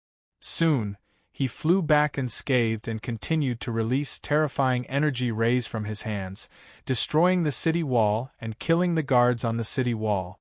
"Jocko, this is Android 16. Kakashi transmitted his voice behind Zhou Jie. Zhou Jie didn't care much after hearing this, and immediately took action. His figure flashed, and he appeared in front of Android 16. Android 16 reacted very quickly. When he saw Zhou Jie appear, his figure fiercely pulled back, and at the same time, his eyes focused on Zhou Jie and quickly completed a scan. "Beep beep, warning, the enemy's energy index seriously exceeds our side. He is an extremely dangerous target. Method of handling, retreat immediately." When number 16 received the information from the scan, he immediately turned around and flew away without another word. Zhou Jie originally wanted to see what was so special about this super android, but who would have thought that he would be scared away as soon as he appeared? He shook his head slightly. It was not until Android 16 had flown nearly a kilometer away that he moved his feet, leaving behind an electric arc in the air. The next moment, he was already in front of Android 16. Then, without waiting for number 16 to change direction, Zhou Jie punched number 16 right in the face. Bang! Number 16's head directly shattered, and many metal fragments burst out from it. However, there were also fragments of flesh and brain tissue. However, what surprised Zhou Jie even more was that number 16 did not stop moving after his head was destroyed. His body continued to move to the left, albeit at a slightly reduced speed. Zhou Jie had no choice but to chase after him, and with a palm, he also directly destroyed number 16's body into countless fragments, completely destroying him. After confirming that number 16 was dead, Zhou Jie quickly returned to the area where Kakashi and others were at the top of the city wall.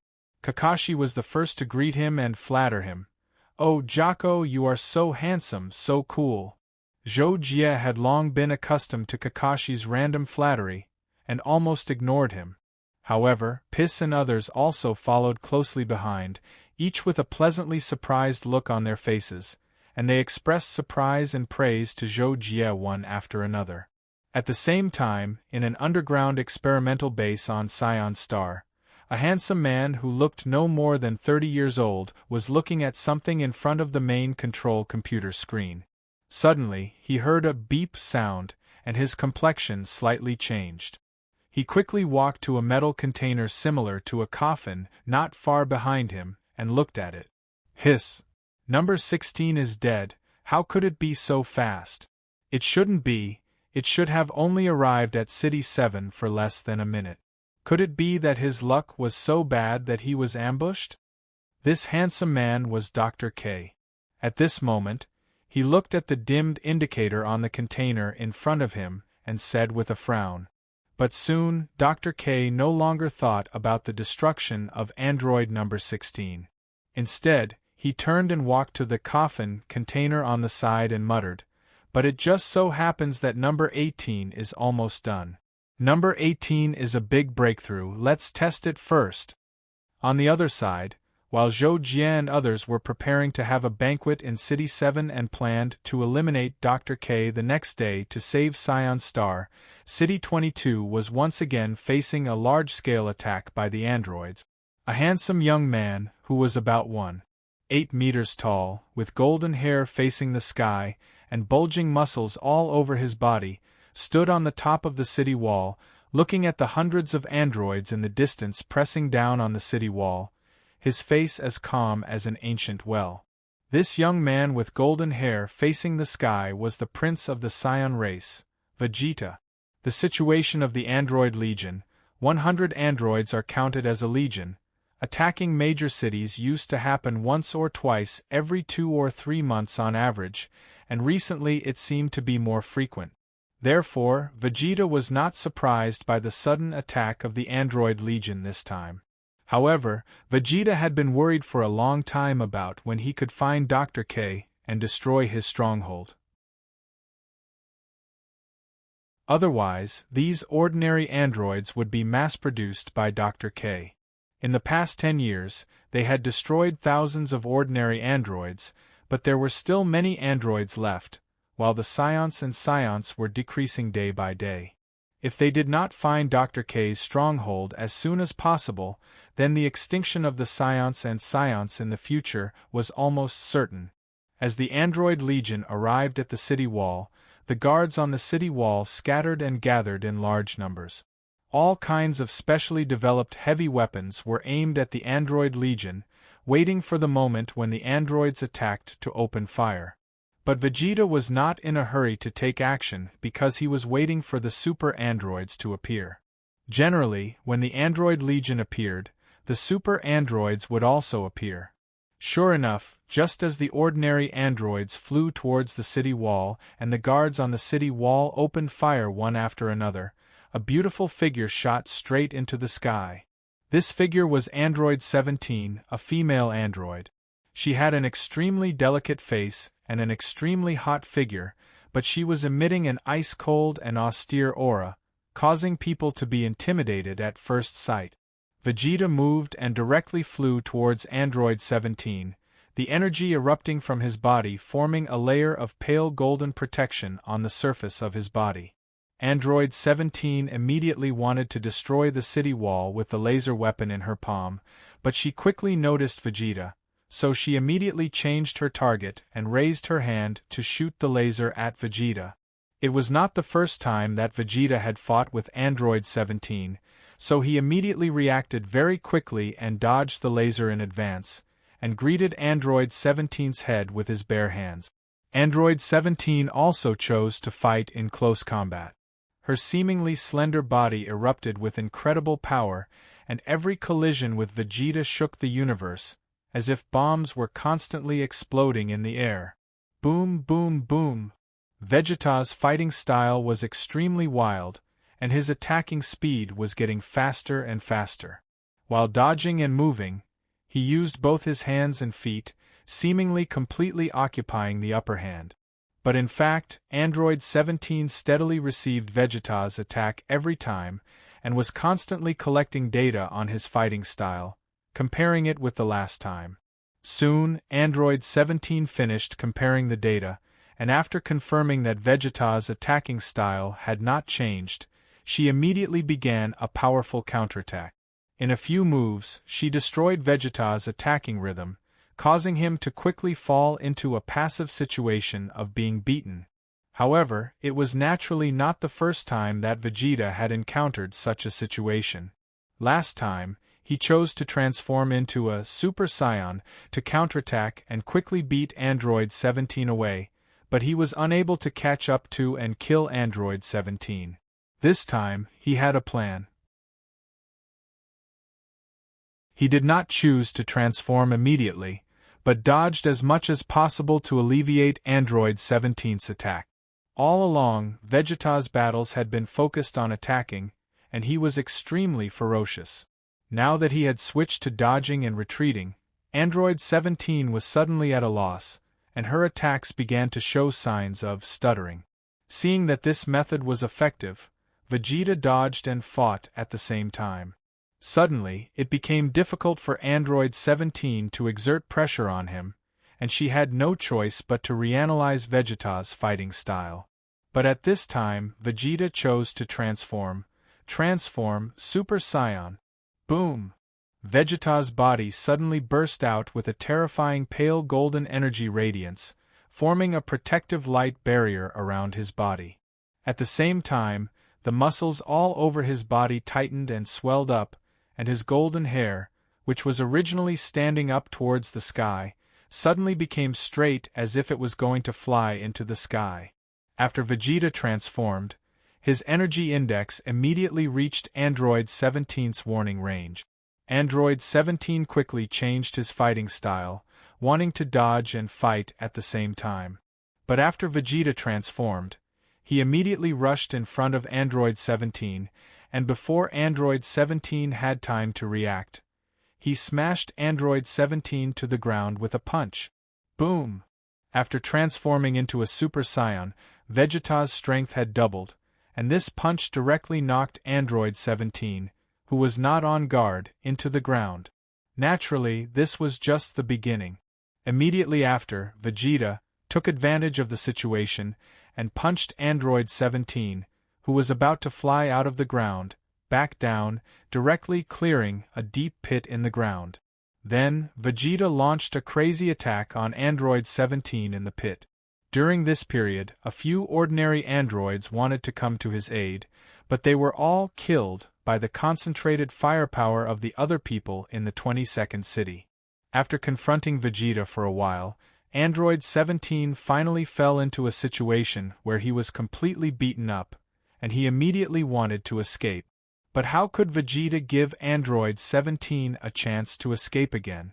The space under the ground was only so big, and Android 17 did not have any extra space to dodge, let alone escape.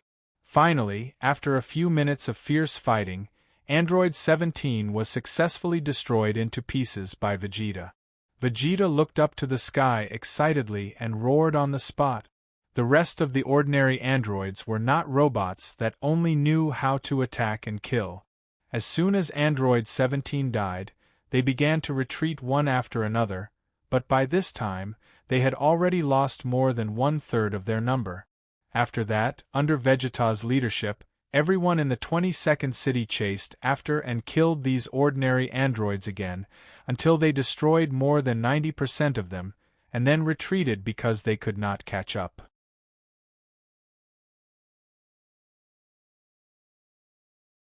Chapter 307. Dr. K was instilling the final instructions into Android 18 when he suddenly heard another beep behind him, and his body suddenly froze. How is this possible? Android 17 is also dead? Dr. K couldn't believe it. He turned around and went to the cabinet belonging to Android 17 to take a look. After confirming that it was true, he couldn't help but feel a little angry. How could this be? Android 16 and 17 died one after another? Dr. K obviously couldn't accept this situation and couldn't help but think over and over again. But in the end, Dr. K couldn't think of a reasonable reason. He only felt that something was fishy, so he decided to send Android 18 as soon as possible to figure out the situation. The news that Vegeta killed Android 17 was naturally quickly transmitted to the other cities by City 22, but because of Kakashi, the communication between City 22 and City 7 was blocked. After discovering this, Vegeta immediately went to City 22 in person. In the past, there was only one reason for the communication failure, and that was that the corresponding city was captured by the androids and the communication-related equipment was destroyed. But when Vegeta arrived in the sky above City 7 that night, he found that in the largest square of City 7, there were actually singing and dancing, and many tables of food and wine, as if a celebratory banquet was being held. This stunned Vegeta, and he thought, "What's going on?" So Vegeta landed on the side of the city's protective shield and asked the guards to let him in.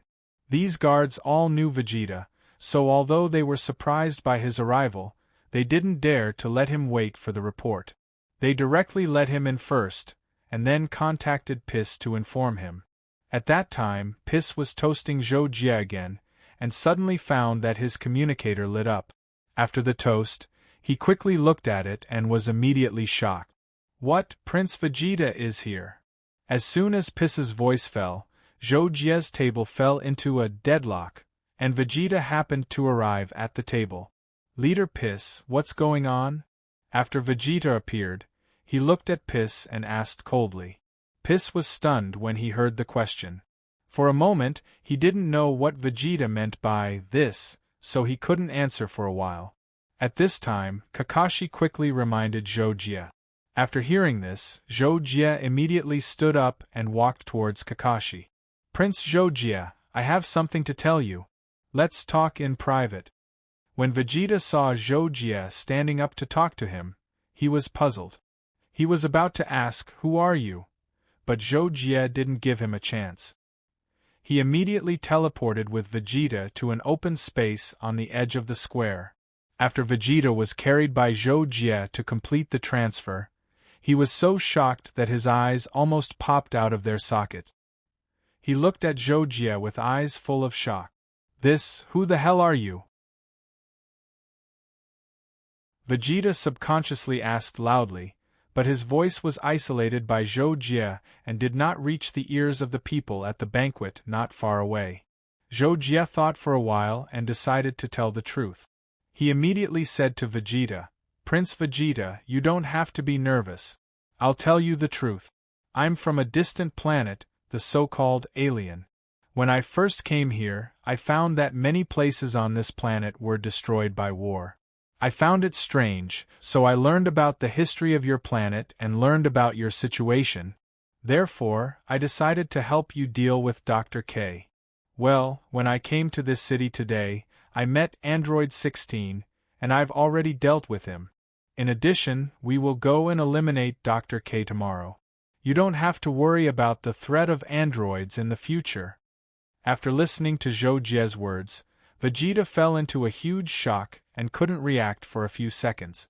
But when Vegeta finally reacted, Zhou continued, "By the way, you need to pretend that we know each other. I'm your good friend in order to avoid unnecessary trouble and continue to enjoy the banquet." Zhou explained some things to Vegeta.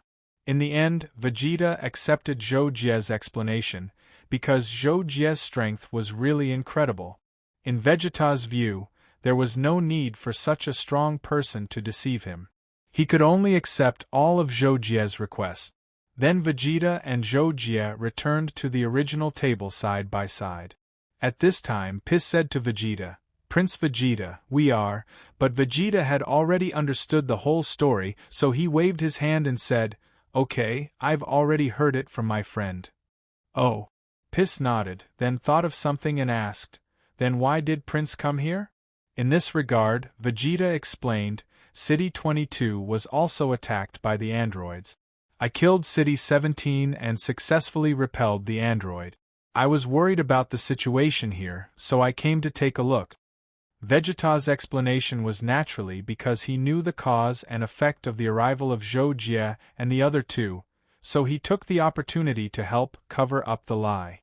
Then naturally, Vegeta was warmly invited by Piss and the others to take a seat and enjoy the celebration banquet together.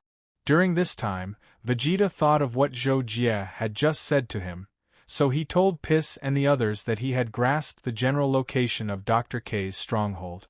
Tomorrow, he and Zhou would go to Dr. K's stronghold and wipe them out in one fell swoop.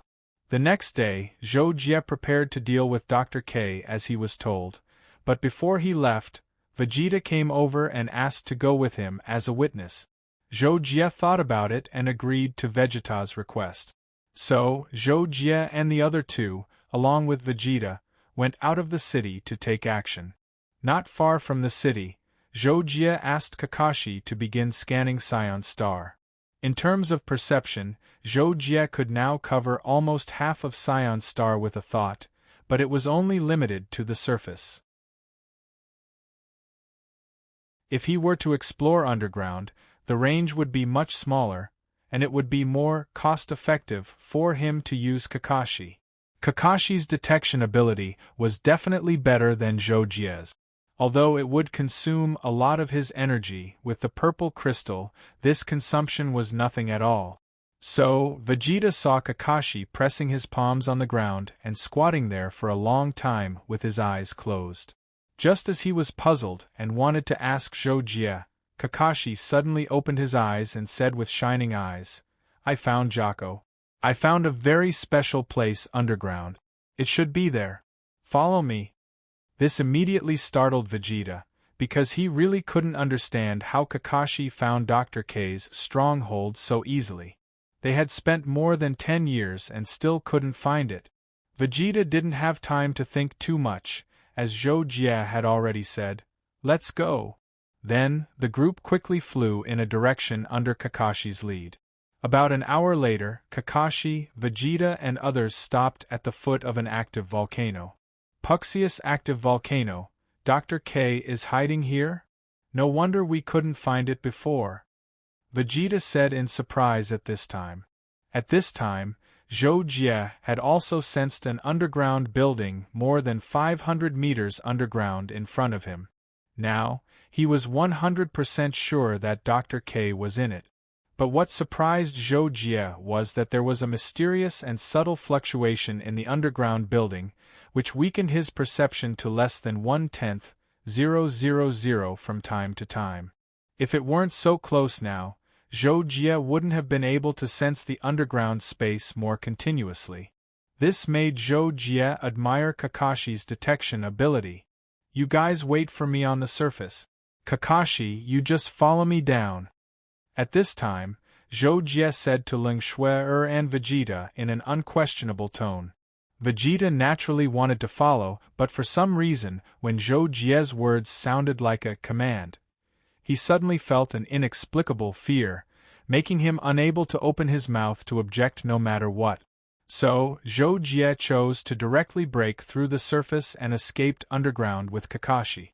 Soon, they arrived at the underground laboratory where Dr. K was.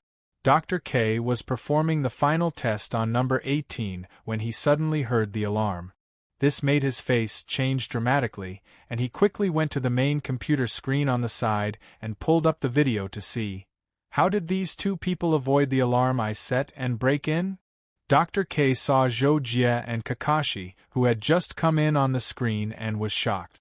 But in the next second, Zhou Jie and Ling Shui disappeared without a trace on the screen. While Dr. K was surprised, he heard a series of loud noises outside. It was the sound of the protective door being broken continuously. Oh no! Dr. K was so scared that his face turned pale. He quickly ran to number 18, removed the restraining equipment on her, and woke her up. When no. 18 opened her eyes, Dr. K immediately ordered her, "Kill the two people outside." As soon as his voice fell, the door of the core laboratory where Dr. K was located shattered, and Zhou Jie and Kakashi stepped into the room. Number 18's eyes suddenly lit up and locked onto Zhou Jie and Ling Shui. Dr. K took the opportunity to hurriedly escape to the back door. Then number 18 launched an attack on Zhou Jie like a bolt of lightning. Boom! With a low, loud noise, number 18, who had just come out of the furnace for a few seconds, lost the possibility of being remolded, and turned into a pile of rotten iron and minced meat scattered all over the ground. Dr. K had just opened the back door at this time. Before he could enter, he was swept by the aftermath of the collision between Zhou Jie and number 18. The entire mechanical skeleton in his body was shattered, and he screamed and fell in front of the back door. But at this time, Zhou Jie's gaze changed slightly. He skipped over Dr. K and looked directly behind the half-open back door. What's behind the door? Zhou Jie was surprised because when Dr. K opened the back door, he found that his perception was suddenly forced back, as if he was facing a great enemy. Immediately after, Zhou Jie killed Dr. K with a casual attack, and then said to Kakashi, "Kakashi, come with me to take a look behind the door. There's something strange." "Jocko, I also noticed it. There seems to be treasure behind the door." Kakashi nodded excitedly. This slightly surprised Zhou Jie. Then, the two of them came to a secret room behind the door. They saw that it was very empty, and there was only a strange machine connected to a pitch-black ball.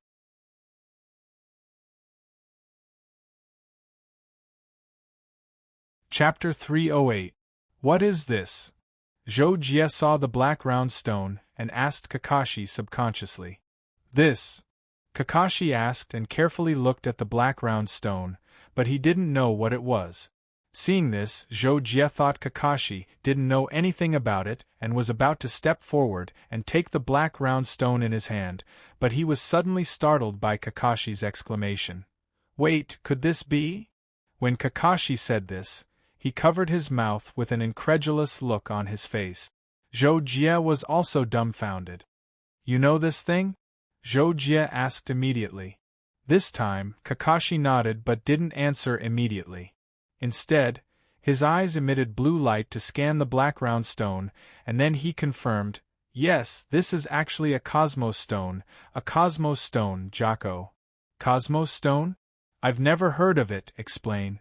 Seeing Kakashi's surprised look, Zhou Jie realized that the black round stone in front of him was an incredible treasure, but he didn't know its value, so he naturally had to ask. So Kakashi explained, "Jocko, this cosmos stone, to put it simply, is a divine stone in the universe, born naturally from the laws of the universe and extremely rare. Its main value is that it can help practitioners better sense the laws. In addition, the cosmos stone itself contains incredible energy and can constantly replenish itself. It can be said to be an inexhaustible source of energy. By the way, the cosmos stone has another function that most people don't know, and that is, it can change according to the fluctuations of a certain space around it, emitting different energy fluctuations, so it can be used to search for treasures. At the same time, the fluctuations it emits can interfere with perception, and it can also be used to cover one's aura," Kakashi added. After listening to Kakashi's introduction, Zhou Jie couldn't help but nod, admitting that the cosmos stone was indeed a good treasure. After all, just from the perspective of a continuous supply of energy, its value was close to infinite. Then, Zhou Jie asked Kakashi, "Can we just take it away?" "Yes, as long as it's not in a state of extreme lack of energy. The Cosmos Godstone is very stable. If it's in an extreme lack of energy, it will spontaneously attract energy to form a vortex, replenishing its energy limit as quickly as possible," Kakashi replied. "Okay," Zhou Jie answered, then stepped forward and took the Cosmos Godstone. "So heavy!" Zhou Jie was shocked by the weight of the Cosmos God's stone and couldn't help but exclaim. It turned out that the Cosmos Divine Stone was only the size of a fist, but it weighed more than 10 tons. Even though Zhou Jie could easily pick up a 10,000-ton object, there were too many errors in his judgment of how much strength he should use. This caused Zhou Jie to change his strength several times from the moment he exerted his strength to the moment he picked up the Cosmos Divine Stone.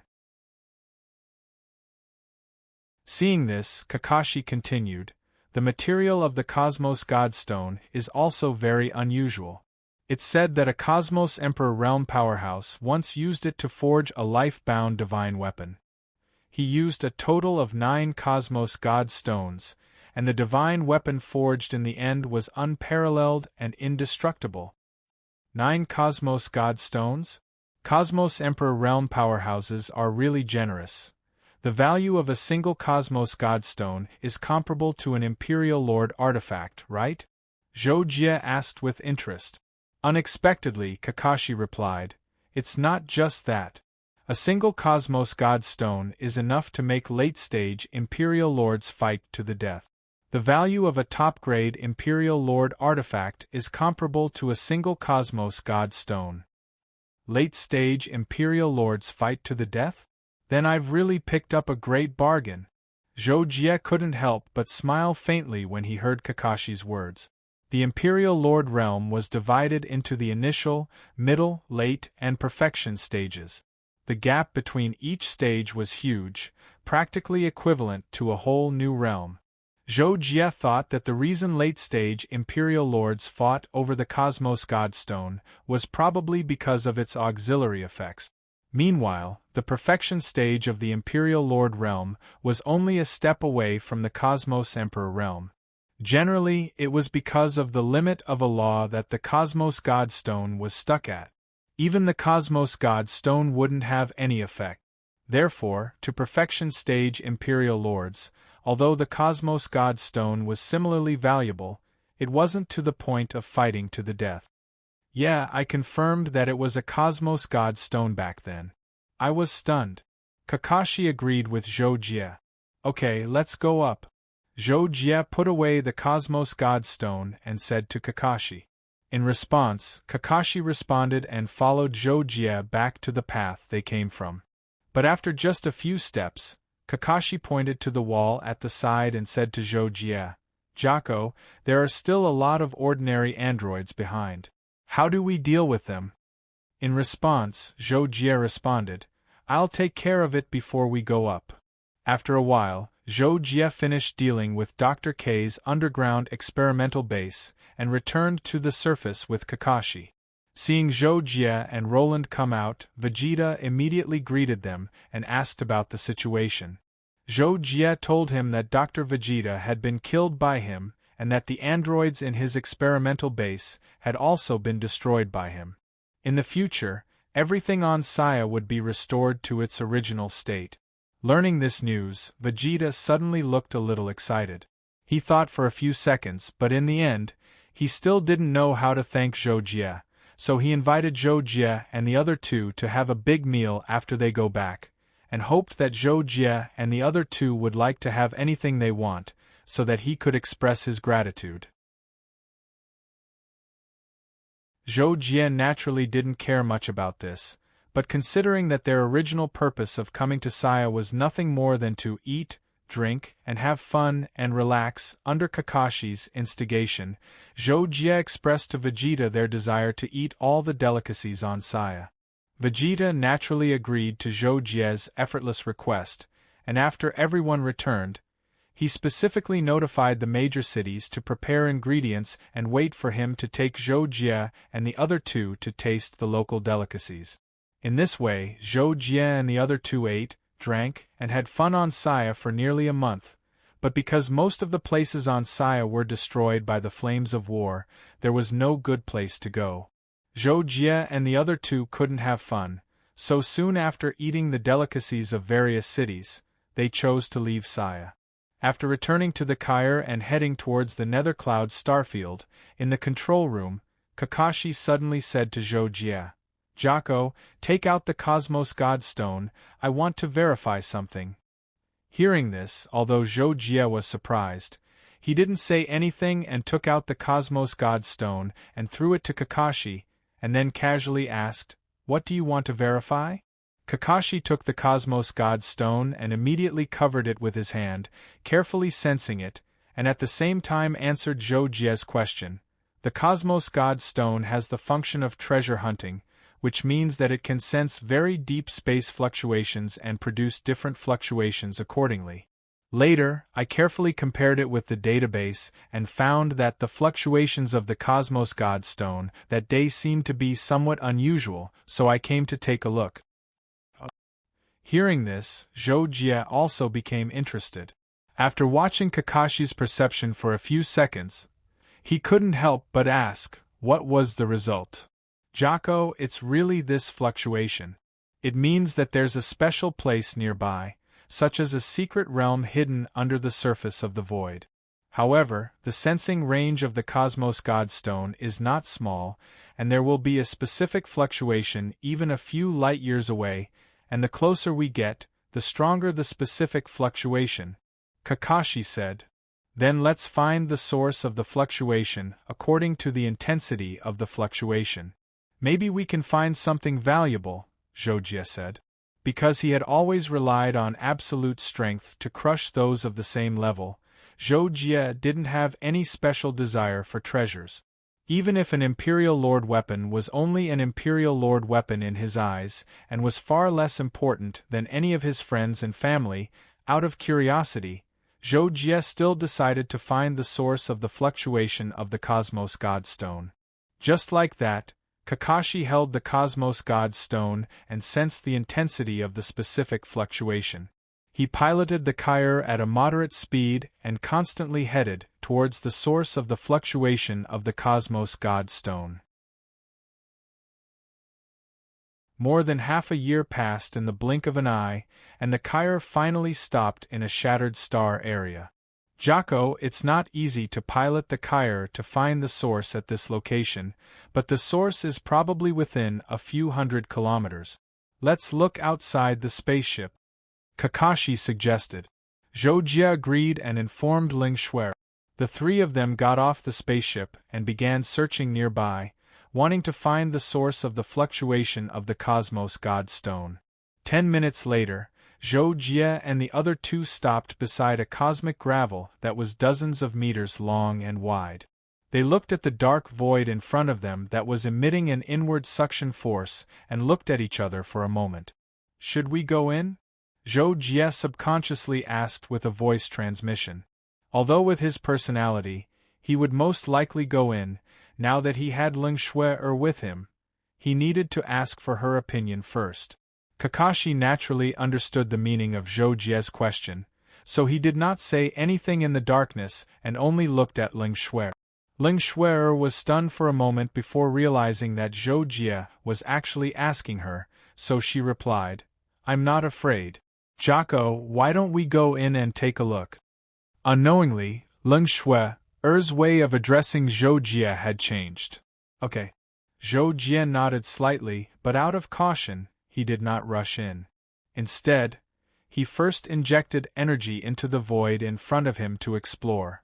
Zhou Jie originally thought that this energy would be quickly twisted by the power of space, but to his surprise, this energy actually continued to extend into the void and continuously transmitted waves of information, indicating that the void vortex in front of him was actually quite calm. Let's go in and take a look. Faced with such a situation, Zhou Jie finally stopped worrying and took the lead to enter the vortex. Behind the vortex was a bright white passage that made Zhou Jie's scalp tingle, establishing a void passage under the surface of the void. How incredible was this method? Ling Shui and Kakashi were also shocked by the existence of the passage. If not for the vacuum environment, Zhou Jie would definitely have heard their involuntary exclamations.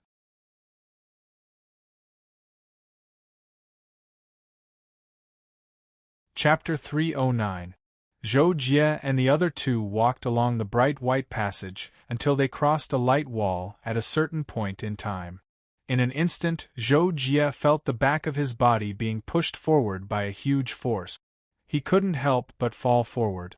If he didn't react fast enough, he might have fallen flat on his face. When Zhou Jie's vision and senses recovered, he immediately heard Kakashi's scream. "Ah!" Zhou Jie looked towards the source of the sound and saw Kakashi lying there with his face pressed down and his legs slightly off the ground. However, when he saw Kakashi like this, Zhou Jie's first thought wasn't to care about Kakashi. He wouldn't fall anyway. Instead, he looked towards Ling Shui, who wasn't far away. Ling Shui was also lying on the ground. Fortunately, her hands were stretched out in front of her and her face didn't touch the ground. At this moment, she just got up and her gaze naturally met with Zhou Jie's. Zhou Jie hurriedly went to Ling Shui's side and helped her up. He asked, "Shui, are you all right?" "I'm fine." Ling Shui was helped up by Zhou Jie. She took the opportunity to get closer to Zhou Jie. At this moment, Kakashi flipped over and sat on the hard black ground. When he saw Zhou Jie and Ling Shui being so intimate with each other, he immediately cried in his heart. Zhou Jie quickly noticed Kakashi's incomparably bitter eyes. He immediately pulled away from Ling Shui and pretended to be calm as he walked towards Kakashi. At the same time, he looked around and asked, "The world hidden under the surface of the void. Could this be the myriad ancient sacred world?" When Kakashi saw this, although he was still a little emotional, he knew Ling Shui's feelings for Zhou Jie. Therefore, he quickly put away the unnecessary thoughts. After looking around, he agreed with Zhou Jie's guess and said, It's very possible, Jocko." However, at this moment, Zhou Jie's mind was no longer on his guess. He was staring at the white tunnel exit behind them with his brows furrowed. Seeing this, Kakashi couldn't help but look at the white tunnel they came from. It was a huge whirlpool-like exit with a diameter of hundreds of meters and more than 100 meters above the black land under their feet. At this moment, it was slowly spewing out pure world energy. As for the place where Zhou Jie and the others were at, there was an endless stretch of hard black ground beneath their feet, like hardened black soil. There were black mountain ranges rising and falling in the distance, but there was nothing else. The sky was pale blue like a chaotic flocculate. Only the white tunnel exit and its edge were bright white. "I have an ominous premonition," Zhou Jie suddenly said, causing Kakashi and Ling Shui to be taken aback. Before Kakashi and Ling Shui could ask why, Zhou Jie had already flashed to a position less than 10 meters in front of the tunnel exit. Then Zhou Jie stretched out his hand and tried to send a stream of energy into the tunnel, but he found that the energy couldn't move an inch when it was 8 or 9 meters away from the tunnel. He had no choice but to increase the energy intensity, but after pushing it less than a meter, it couldn't move an inch.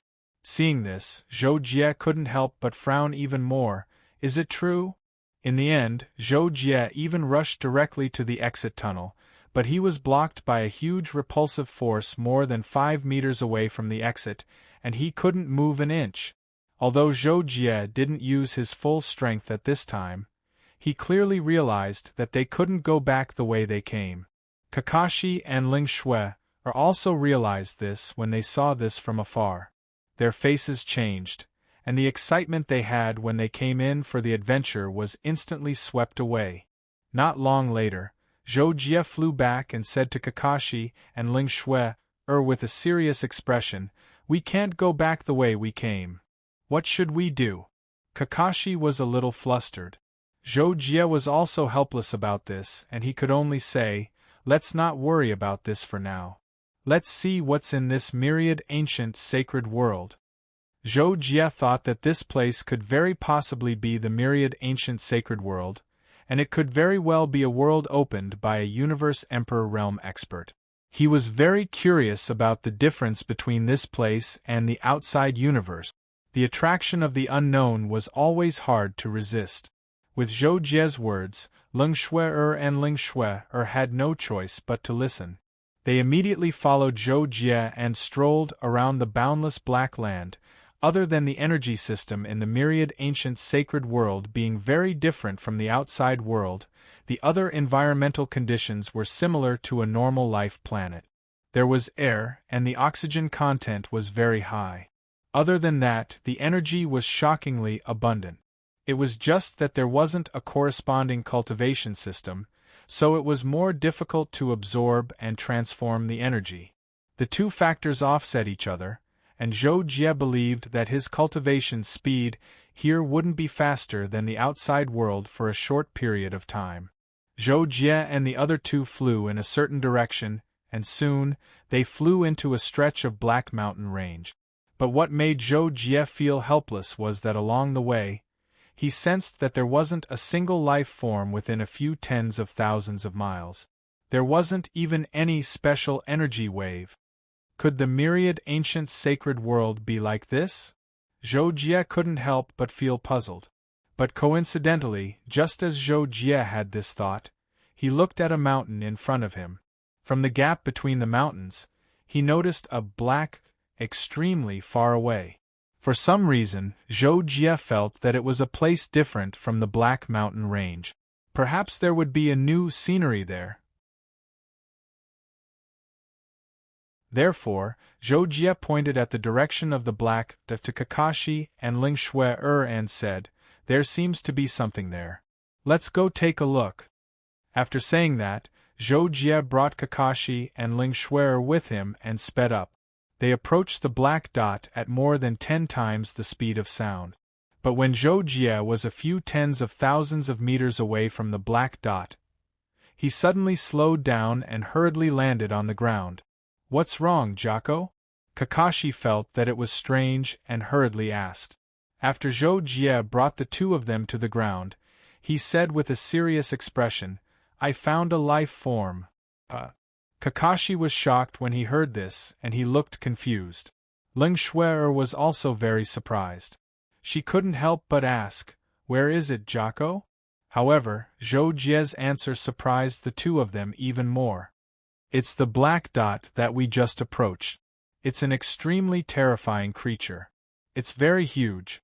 We were at least 100 miles away from it just now, but I've already sensed the pressure that it didn't deliberately emit." When Kakashi heard Zhou Jie's words, he was horrified. "My goodness, that's so scary. Jocko, you can sense the aura that it emits from so far away and it's so huge? Then, could it have sensed us?" In response, Zhou Jie raised his head and looked at the black dot on the horizon. Then, he said, "I don't think so. It might be sleeping. Otherwise, it wouldn't be motionless until now. Such a huge creature should have an extremely long lifespan. It's normal for it to sleep for hundreds or thousands of years. Let's not wake it up." "But I want to go over and see what it looks like," Kakashi said at this time. When Ling Shuer heard that, she thought that Zhou Jie would stare at Kakashi or something. The result was out of her expectations. Zhou Jie looked at Kakashi and actually said, I think so too. The creatures in this myriad ancient sacred world are so terrifying. It's good to go and take a look. As long as we hide our aura, we shouldn't be discovered by it." Since Zhou Jie said so, Ling Shuer had nothing to say. She could only agree silently. More than half an hour later, Zhou Jie brought Kakashi and Ling Shuer close enough to see what the black dot in the distance looked like. It was a terrifying existence that was hundreds or thousands of times bigger than a mountain. It looked like a western dragon. Its body was covered in pitch-black scales and its head was like a snake. It was lying flat on the ground. Its neck wasn't very long compared to its body, but it was still tens of thousands of meters long. At this time, this huge black beast was indeed sleeping. Its two front legs were pressed against its chest, and its back legs were bent on the ground. However, the back half of its body was raised up. It was hundreds of thousands of meters tall. It was no wonder that Zhou Jie could see it from afar. As the huge black beast breathed, a terrifying wave spread across the surface of the ground and back again. The gravitational force and aura it produced were sensed by Zhou Jie from hundreds of kilometers away. Zhou Jie and the other two stood at a distance where they could roughly see the appearance of the huge black beast and observed for a while. After satisfying their curiosity, Zhou Jie continued to lead Kakashi and Ling Shuer in a direction. Just like that, Zhou Jie and the other two flew in a direction on the Black Land for more than half a day. The surrounding scenery almost didn't change significantly, and they didn't see any signs of other creatures. However, just when Zhou Jie and the other two were a little numb, Zhou Jie suddenly noticed some changes in the light in the horizon ahead. There seems to be a change over there. Zhou Jie immediately told Kakashi and Ling Shuer about this discovery. Kakashi and Ling Shuer hurriedly looked forward carefully and soon recognized it. Kakashi was even more excited. "It's true. Jocko, there's clearly a boundary in the light wave over there. It seems that we're coming to the end. I'll speed up." Zhou Jie was also a little excited when he heard this. He quickly said, and then rushed forward with Kakashi and Ling Shuer at an even faster speed.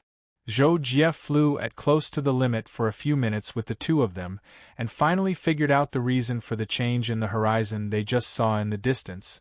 Zhou Jie and the other two flew more than 1,000 meters away from the black ground. At this moment, they could already see the end of the black ground in the distance. Beyond the edge of the black ground was a vast expanse of white space. Within it, there was an extremely rich energy radiance that flowed wantonly. It was like lightning that had accumulated in the dark clouds and intertwined with each other. In the end, Zhou Jie and the other two stopped at the edge of the Black Land, less than 3 meters away from the white void in front of them. "Jocko, this is the end. What should we do?" Kakashi looked at the vast expanse of white void in front of them and couldn't help but ask Zhou Jie.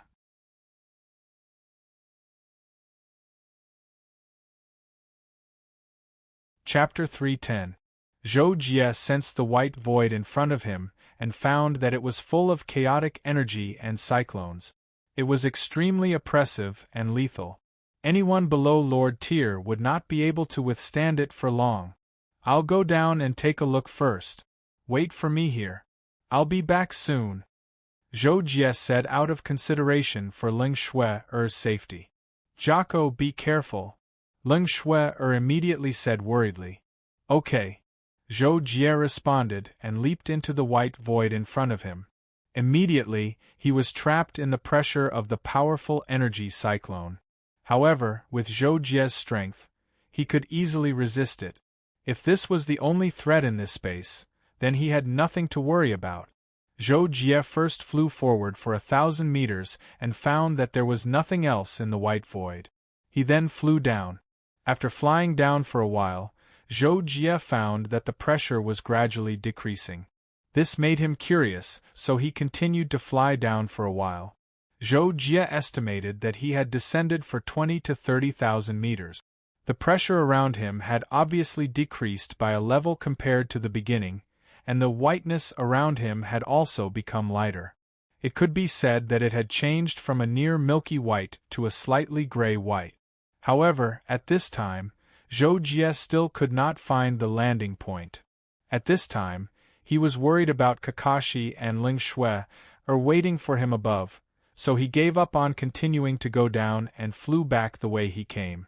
After a while, Zhou Jie flew back to the edge of the Black Land and reunited with Kakashi and Ling Shui. How is it, Jocko? Is there anything down there? Kakashi asked as soon as Zhou Jie landed. Facing Kakashi's question, Zhou Jie shook his head and replied, I didn't find anything. It's just that the further down we go, the less pressure this white void has. I'll bring you down to take a look. Kakashi and Ling Shui had absolute trust in Zhou Jie. They did not have any more questions and nodded in agreement. Zhou Jie then took out a gray chain. This was a law treasure left to Zhou Jie by the Dark Shadow Emperor. It was called the Frost Chain. It had the enchantment effect of freezing. Previously, Zhou Jie did not use it because he could not use it. Zhou Jie used the Frost Chain to chain himself and Kakashi together. They were less than 3 meters apart, and then Zhou Jie flew into the white void with the two. After descending for more than 2 hours in the white void, Zhou Jie sensed that the turbulent energy and cyclone outside were getting smaller and smaller. It had reached the point where even Ling Shui could easily resist it. Moreover, the visibility around them was much higher, and many thick gray clouds appeared. With more and more curiosity, Zhou Jie and the other two continued to descend, and their speed was getting faster and faster. After less than 10 minutes, Zhou Jie and the other two found that there were gray clouds everywhere below them. It was as if they had just entered the atmosphere from outer space and had now reached the altitude of the stratosphere. At this time, the chaotic energy around them had also become much more normal. There were no more cyclones, and the pressure outside had reached a point that even ordinary people could recognize. It was just that the temperature was about 0. Zhou Jie had naturally removed the energy protection. After all, for them, a few degrees below 0 was not a threat at all. On the contrary, it was refreshing. After that, Zhou Jie and the other two continued to descend for thousands of meters, and they actually began to see the planet's landscape, which was the scenery of mountains and rivers. This time, everyone was a little excited. At least they could see some normal scenery. After Zhou Jie and the other two descended for another few thousand meters, they were less than 3,000 meters away from the surface. With their abilities, they could roughly see many sceneries on the ground, so they found that below them in the sky was a huge mountain range that stretched for at least hundreds of miles. There was no end in sight. Just as Zhou Jie was thinking about whether to fly out of this mountain range and see where to land, the smoke in the jungle at the foot of the mountain caught his attention. Huh? There's a fire there. It seems like there are traces of life. Let's go take a look. As Zhou Jie spoke, he did not wait for Kakashi and the other two to agree, and directly flew in that direction. The distance between the burning jungle and Zhou Jie's location was about 3,000 meters. When Zhou Jie rushed to a distance of a few hundred meters, the smoke that he saw at that time had already pervaded the area of several hundred meters. Many trees in the center of the fire were crackling, charred black. Don't chase, putting out the fire is more important. Just chase away the scarlet fire beast.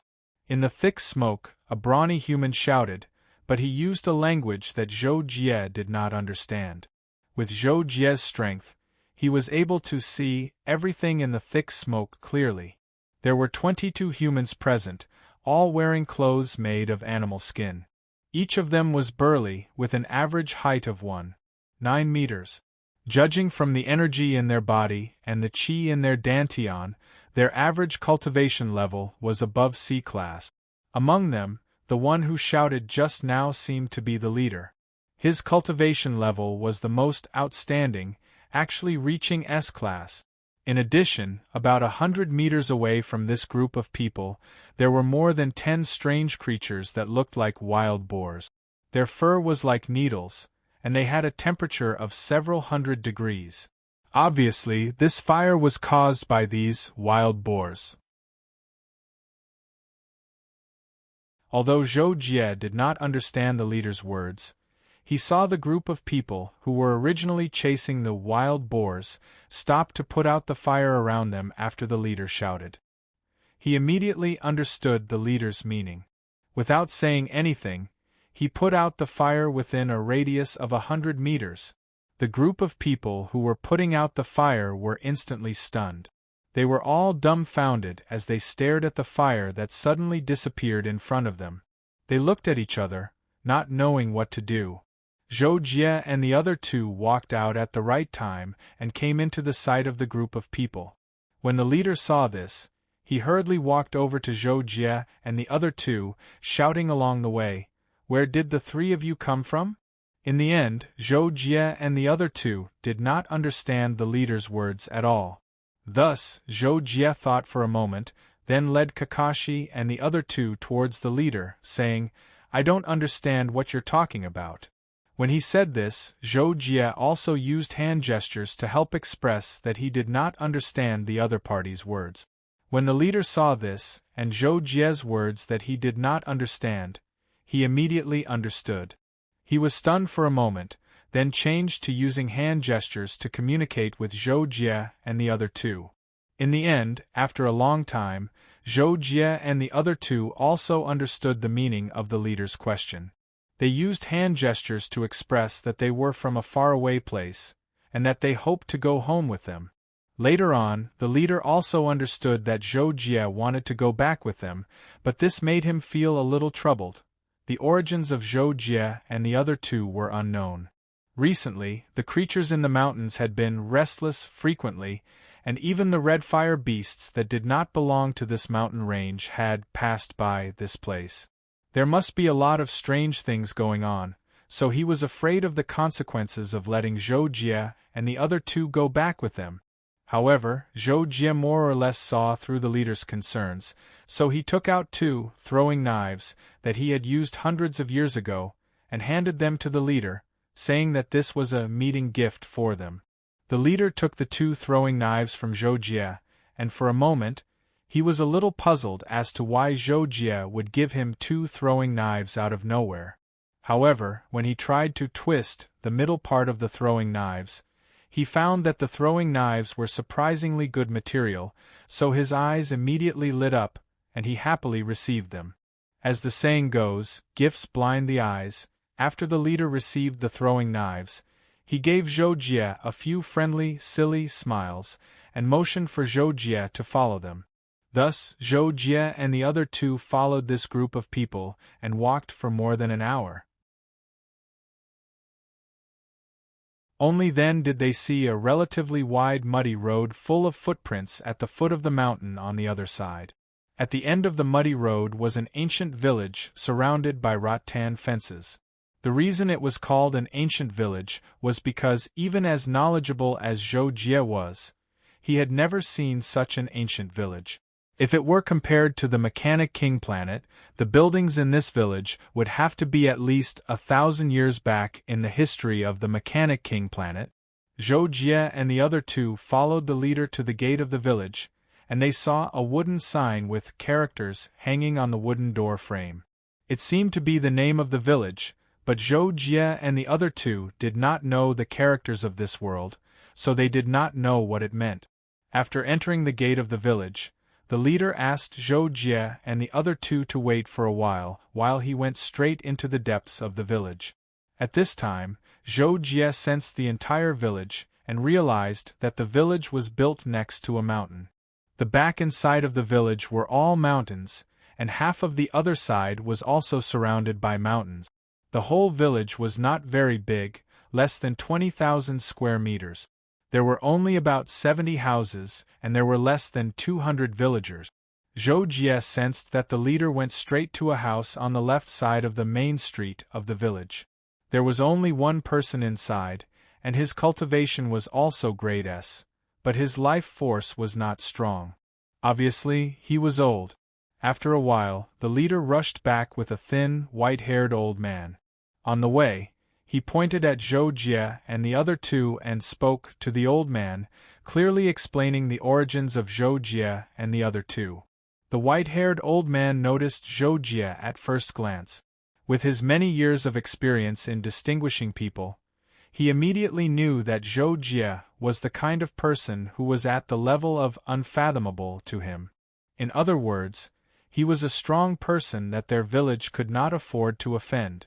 Therefore, the white-haired old man nodded repeatedly as he listened to the leader's words. In the end, he should have heard enough, so he said a few words to the leader and indicated that he did not need to speak anymore. Then, he went straight to Zhou Jie with a kind smile on his face. The white-haired old man came in front of Zhou Jie and said something. Zhou Jie felt that it was probably a welcome or something. Then, the white-haired old man reached out to shake hands with Zhou Jie. Zhou Jie was stunned at that time, but he did not think much and reached out to shake hands with him.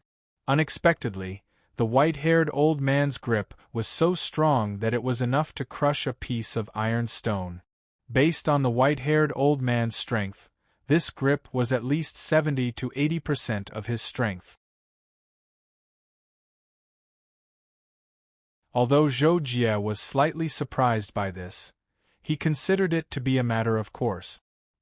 He smiled faintly and silently accepted the white-haired old man's grip, not resisting at all.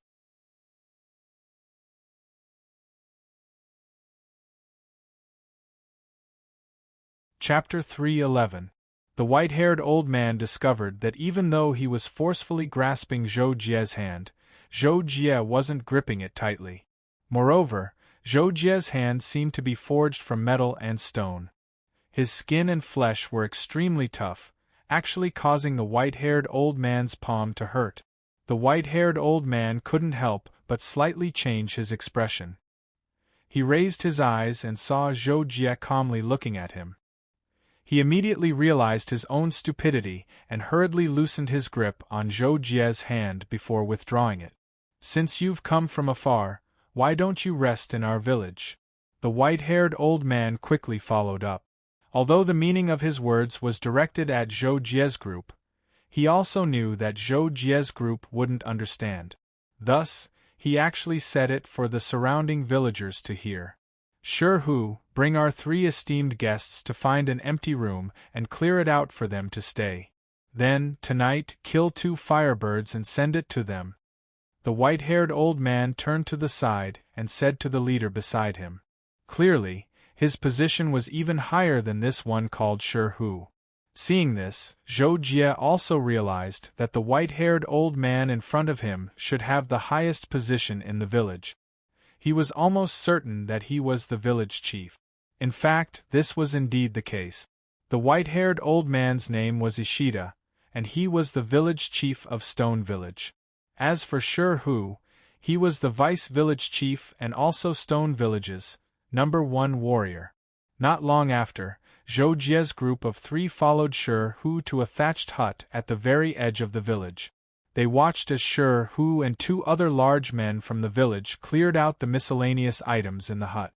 Then, they quickly moved in a short wooden bed and two thin animal skin quilts that appeared to be very old. After Sure Hu's group of three finished cleaning up the hut, they indicated for Zhou Jie's group to move in. At the same time, they couldn't help but bow a few times to them. Their meaning was obviously, "I'm sorry, there are no other empty rooms in the village. I'll have to trouble you to stay here." Regarding this, Zhou Jie's group of three didn't really mind. After all, they didn't need to sleep or anything. Having a shelter like this was enough for them. After Sure Hu's group of three left, Zhou Jie closed the door and turned to Kakashi and said, "We have to first learn this world's language, but this world doesn't seem to have the internet. Kakashi, what do you think?" Kakashi heard this and said, "I've just scanned a large area. This world really doesn't have the internet. In that case, learning their language will take some time. But don't worry, Jocko, I'll definitely learn it in less than 5 days. I'll definitely learn it. Then, I'll teach you guys it." Zhou Jie couldn't help but nod. He was quite clear about Kakashi's learning ability. For him and Ling Shuer, learning a language would take at least a month or two, under the circumstances where there was no specialized instruction. However, Kakashi's brain power was stronger than a supercomputer in many aspects. Learning a language was a piece of cake for him. That's the only way. Then, there's no time to lose. You should go and interact with the villagers and learn their language as soon as possible. Zhou Jie said. "Okay." Kakashi answered and excitedly opened the door and rushed out. After Kakashi left, only Zhou Jie and Ling Shuer were left in the hut. The atmosphere suddenly became a little awkward. "Let's drink something," Zhou Jie suggested after some thought. Then, he took out a few bottles of drinks and alcohol from his space ring. In the evening, Kakashi skipped back into the hut. When he saw Zhou Jie and Ling Shuer sitting on both sides of the bed and looking at him in a cultivation posture, he smiled at them and said, "This baby is back." Seeing this, Zhou Jie knew that Kakashi's mission was completed well. He immediately jumped off the bed and asked, "How's your learning?" "Everything is going well. Their language isn't difficult. I've just learned it from 2 teenagers. I've probably learned more than 1,000 words. I think I'll be able to communicate with them starting tomorrow," Kakashi replied. Zhou Jie was very satisfied with this. As the saying goes, everything is difficult at the beginning. With Kakashi's learning ability, it was already incredible that he could learn more than 1,000 words in a few hours. At least, if it were him, he definitely wouldn't be able to do it. After that, Zhou Jie let Kakashi teach the two of them the words he learned. However, not long after Zhou Jie and Ling Shuer learned, they noticed someone approaching the door with a pot of food. Zhou Jie quickly went to open the door and saw Sure Hu standing at the door. He was holding the pot with one hand and was about to knock on the door with his other hand. "Ah, what a coincidence! Here, this is your dinner. I hope you like it." Although Sure Hu knew that Zhou Jie couldn't understand him, he still smiled warmly and handed a pot of steaming firebird soup to Zhou Jie. At this moment, Kakashi walked over and said, "Thank you," to Sure Hu. He used their language, which immediately gave Sure Hu a shock. "You know how to speak our language?" Sure Hu looked at Kakashi and asked in surprise. Kakashi also understood Sure Hu's question. He smiled and replied, "I just learned it from 2 kids from your village." Hearing Kakashi's answer, Sure Hu couldn't help but be even more surprised. After being stunned for 2 seconds, he gave Kakashi an awesome hand sign and nodded repeatedly. "Awesome, awesome." After sending Sure Hu off, Zhou Jie and the other 2 gathered together and ate the so-called firebird soup. This firebird soup was stewed with a bird creature and animal milk. It could be said to be ingenious, and the taste was surprisingly good. The taste of the meat didn't destroy the rich milk taste. The milk was sweet and the meat was tender. Could be said to be the best. Wow, this thing is so delicious, Jocko? After Kakashi finished his portion, he suddenly looked at Zhou Jie eagerly. Zhou Jie was enjoying the delicious food when he was suddenly interrupted by Kakashi. Naturally, he understood that Kakashi wanted his portion too, but he was a little reluctant at the moment, because it was really delicious. Seeing this, Leng Shuer, who ate the slowest, immediately put her portion in front of Kakashi. Here, Kakashi, eat mine. I'm full. Oh, Sister Shuer is the best. Seeing this, Kakashi's eyes lit up with excitement. He wanted to snatch the bowl in Leng Shuer's hand. But at this time, Zhou Jie stopped Kakashi's action with lightning speed and handed his bowl to Kakashi. Eat mine. Don't keep taking little Shues. Kakashi was stopped by Zhou Jie. His big black eyes looked at the two bowls in front of him. Then, he said to Zhou Jie with some grievance, Jocko, yours doesn't have as much as Sister Shuer's. When Zhou Jie heard this, he was speechless. But he took a breath and looked at Kakashi and asked, Do you want to eat? When Zhou Jie asked this, he was very calm and didn't seem to have any intention of threatening. But Kakashi saw this and quickly took the bowl from Zhou Jie. He quickly said, Eat, I think Jaco's bowl is just right. You can't eat too much. Lose weight, lose weight. Zhou Jie, Leng Shuer. In the blink of an eye, Zhou Jie and the other two stayed in Stone Village for 5 days. At this time, Kakashi had already learned the local language and was busy with many people in the village, especially the children in the village. Zhou Jie and Leng Shuer also had a basic grasp of Stone Village's language. There were no obstacles in their daily communication with the villagers. On this day, Zhou Jie was giving some simple pointers to a few children practicing martial arts at the village entrance. Looking at their high-spirited appearance, a smile unconsciously appeared on his face. But at this time, Zhou Jie sensed that Shi Hu and the others appeared at the end of the small road facing the village entrance. The village's daily routine was to form a team and go out hunting to supply the villagers with meat. Immediately, Zhou Jie couldn't help but feel a little strange. He had been in the village for 5 days, and this was the second time he saw Shi Hu and the others come back from hunting. But according to Kakashi's understanding, they often had to run more than 10 li to hunt. Every time they left after breakfast, they would only come back at 2 or 3 in the afternoon. But this time, it hadn't even been 3 hours since they left. It was just about lunchtime, so why did they come back? But closely following that, Zhou Jie carefully sensed and understood the reason. Shi Hu's group of 12 people this time actually had 4 people who were not lightly injured. There was also one who was seriously injured and had lost a lot of blood. They obviously came back for the injured. As for prey, they didn't even catch a single one. Not long after, Shi Hu and the others carried a few injured people into the village entrance. As Shi Hu entered the village, he burst out cursing. Motherf ***, why would a gold-splitting tiger appear in our area? It hasn't been seen in history for tens of years, and we actually ran into it. Unlucky. Not far away, Zhou Jie watched Shi Hu and the others enter the village's treatment room. His eyebrows unconsciously frowned slightly. He remembered that in the past 2 nights, he sensed a few unusual creatures passing through the vicinity of Stone Village. But he wasn't sure if the gold-splitting tiger that Shi Hu mentioned counted as one of those unusual creatures.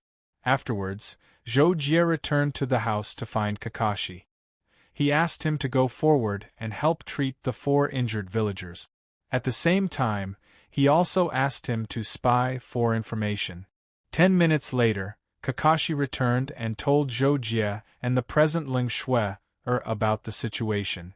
Shi Hu said that around the day they met us, many ferocious beasts that shouldn't have appeared in the vicinity of their village began to appear. This kind of situation is very rare. He guessed that the king of beasts-level ferocious beasts might have been born in the nearby mountain range. These ferocious beasts were either driven away or gathered, causing them to leave their original habitat and pass by the vicinity of their village. Regarding this, Zhou Jie expressed his helplessness. Because if these ferocious beasts were just passing by, it wouldn't be good for him to kill them all. Therefore, he could only give up for now. But what Zhou Jie didn't expect was that on this night, something that surprised him happened.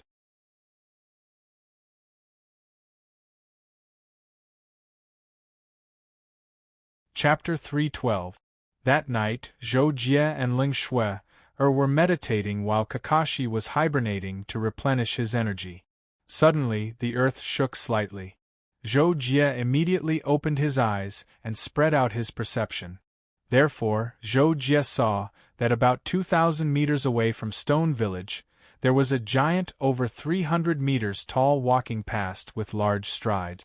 As the distance between it and Stone Village rapidly shortened, the ground shook a lot more violently. Ling Shui and Kakashi were also alerted. "What's going on, Jocko?" Ling Shui felt that the ground was shaking a little and immediately asked Zhou Jie. Kakashi's eyes also lit up at this time and looked at Zhou Jie. Kakashi's body senses were also activated when he replenished his energy, so he could sense the changes in the vibration. "Don't panic, there's a giant passing by Stone Village. Its target is not Stone Village." Zhou Jie immediately told Kakashi and Ling Shui what he knew. "Giant? What does it look like? Why is it making such a big commotion?" Kakashi asked curiously. To this, Zhou Jie replied, "It's a few hundred meters tall, its whole body seems to be covered in gray rocks, its head is almost spherical. And that's it." Hearing Zhou Jie's description, Kakashi couldn't help but think for a second and then said, "Oh, it's quite big, but it disturbed this baby's sleep. I really want to teach it a lesson." Zhou Jie. Ling Shui also sensed that stone giant at this time, but her perception was far inferior to Zhou Jie's. She could only sense the giant's overall outline, as for its specific appearance, she couldn't distinguish it. Within a few seconds, the stone giant gradually walked away, and the shaking of the ground also gradually disappeared. But just as Zhou Jie and the other two were about to leave this matter unsettled, Zhou Jie suddenly sensed something and immediately frowned. "Another one." When Kakashi heard Zhou Jie's sudden words, he subconsciously thought that another rock giant had appeared. However, Zhou Jie continued, "But this time, it's a giant bird with a body length of more than 200 meters and a wingspan of more than 300 meters. Its whole body is fiery red, and there are flames burning on its head." Hearing Zhou Jie's description, Kakashi was speechless. Why were there all kinds of monsters in the middle of the night? Kakashi was speechless. The giant bird that Zhou Jie had just described had already reached a height of 1,000 meters above Stone Village. One of its wings practically covered half of Stone Village below. However, in the next second, it swept past Stone Village and flew towards the stone giant that had just passed by. At this time, the rock giant was already 4 to 5 li away from Stone Village, but the fiery red huge bird caught up to him in the sky in less than a breath's time, and alarmed the rock giant. "Cry!" The rock giant raised his head to look at the sky. When he saw the fiery red huge bird, he let out a threatening roar. His voice was extremely low and strange. "Gee!" Facing the rock giant's threatening roar, the fiery red huge bird responded with a roar, not to be outdone. "Cry, cry!" The rock giant seemed to have been angered by the fiery red huge bird because of this. He violently roared twice and brandished his fists as if he wanted to have a big fight with the fiery red huge bird. However, the fiery red huge bird circled in the sky above him. As if it was ridiculing him, it continuously screeched, completely ignoring the rock giant's clamor. The rock giant was so angry that he smashed his fist towards the side of the mountain wall. Immediately, it caused the mountain to tremble. Countless boulders slid down, smashing the earth and causing it to shake. Even Stone Village was faintly affected. When Zhou Jie sensed all of this, he couldn't help but wrinkle his brows. He thought to himself, it's so late at night. Can't you let other people have a good rest? Therefore, in the next second, Zhou Jie released his incomparably powerful aura, completely one-sidedly rushing towards the rock giant and the fiery red huge bird. The rock giant was in a frenzy and wanted to destroy the place to vent his anger. However, when he suddenly sensed Zhou Jie's oppressive aura, he was so scared that he didn't dare to move an inch. The fiery red huge bird was originally circling in the sky, provoking. The moment it sensed Zhou Jie's aura, it suddenly let out a mournful cry and fled into the distance, completely ignoring everything else. Seeing the fiery red huge bird flee, the rock giant knew why it was fleeing. He immediately scampered off in the direction the fiery red huge bird fled in, quickly disappearing without a trace. I think I heard something, Jocko? Kakashi doubtfully asked a second before Zhou Jie released his aura. After Zhou Jie released his aura to scare away the two giant beasts, he said very calmly, "Okay, it's fine." Although Zhou Jie deliberately released his aura to not affect Kakashi and Roland, the two of them weren't ordinary people. At such a close distance, they could still sense the energy fluctuations on Zhou Jie's body. Therefore, when Zhou Jie restrained his aura and said, "It's fine," Kakashi and Roland suddenly understood that Zhou Jie had settled the matter. "Jocko, did you teach them a lesson?" Kakashi couldn't help but ask at this time. "No, I just released my aura to scare them away. If I was a bit late, I really would have been scared that they would have fought." Zhou Jie casually replied and then added, "Okay, sleep." Originally, Zhou Jie was just casually saying, so he didn't say cultivate and instead said sleep. But after Kakashi heard Zhou Jie's words, he actually looked at Zhou Jie with surprise, and then looked at Ling Shui at the side and said, "Sleep? Jocko, do you need me to leave for a bit?" After this night, for 3 consecutive days, Zhou Jie intentionally or unintentionally discovered that within a few hundred li of Stone Village, there would occasionally be incomparably powerful vicious beasts passing by. Groups of vicious beasts from other sides would even pass by the mountain range surrounding Stone Village, one after another. Stone Village's people sensed this kind of situation, and determined that something big must have happened in the nearby mountain range. Because of this, Stone Village Chief Ishida decided to seal off the village's periphery, and announced that Stone Village would enter a state of full alert. He also stopped the hunting team formed by Shi Hu and the others from going out to hunt. Fortunately, Stone Village had its own food storage, and it was specially prepared to deal with this kind of situation. So even if they didn't go out to hunt, Stone Village's people could still survive for more than half a month. After Zhou Jie and the other two found out about Stone Village's measures, Kakashi was very angry.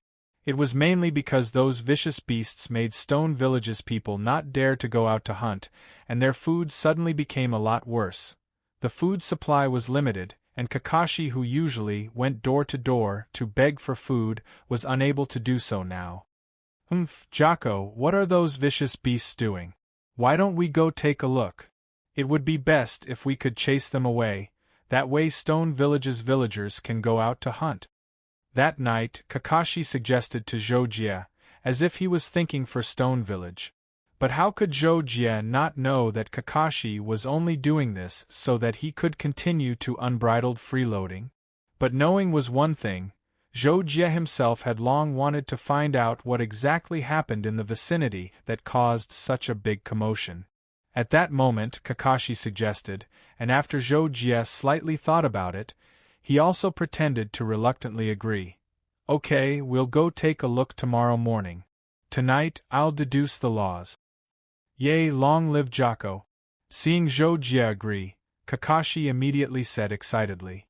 2 days ago, Stone Village was located at the edge of the 100,000 Mountains, Mountain Country. Mountain Country was a huge dynasty built on one side of the 100,000 Mountains' outer mountain range as a barrier.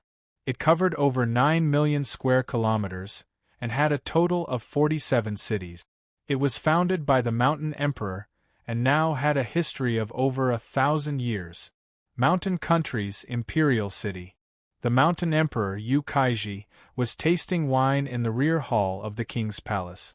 Suddenly, a yellow turban guard walked over and knelt down on one knee beside Yu Kaiji, reporting, "My lord, there's an urgent report from the 100,000 Mountains, saying that a large number of ferocious beasts have gathered in the central area. It seems that a rare treasure has appeared." Yukaiji raised his eyebrows slightly, and a smile suddenly appeared on his dignified and solemn face. "I just happened to have some free time recently. Go call General Mu over, this emperor wants to go take a look." In the vicinity of the 100,000 Mountains, other than the Mountain Country, there were two other countries and forces that were not weaker than the Mountain Country. They were the Li Country, the Bhutan Country, and the Mountain God Sect. Li Country. "My lord, there's an urgent report from the 100,000 Mountains, saying that there's a ferocious beast riot gathering, and it seems that a rare treasure has appeared. What do you think?" "Rare treasure? That's a good thing. After so many years of peace, this king is about to fall sick from boredom. This time, it's a good time to go and have some fun. If we can obtain the treasure, our Li Country can also prosper." Bhutan Country. "Oh, there might be a rare treasure in the 100,000 Mountains? Ha, how can this king be left out?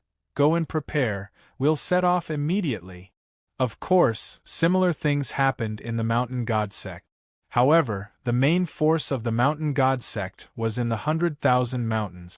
Therefore, they knew about the gathering of ferocious beasts earlier than the other three countries. Therefore, their team had set off early this morning. Zhou Jie followed his promise to Kakashi last night and quietly left Stone Village with him and Ling Shui, to search for the source of the recent frequent migration of ferocious beasts. According to Zhou Jie's observation these days, the ferocious beasts were migrating in two almost completely opposite directions. Among them, the rock giant and the giant red bird, which were relatively more powerful, were all heading to the south of Stone Village, while those small groups of ferocious beasts were basically heading north. From this, Zhou Jie guessed that something might have happened somewhere in the mountain range to the south of Stone Village, causing many powerful ferocious beasts to gather. Most of the weaker ferocious beasts in that area, in order to avoid being affected, chose to leave their usual habitat and migrated to the north of Stone Village. But Zhou Jie was also a little puzzled. This situation had been going on for many days, which meant that the matter in the south of Stone Village was not over yet. But what kind of matter could make the ferocious beasts continuously gather there?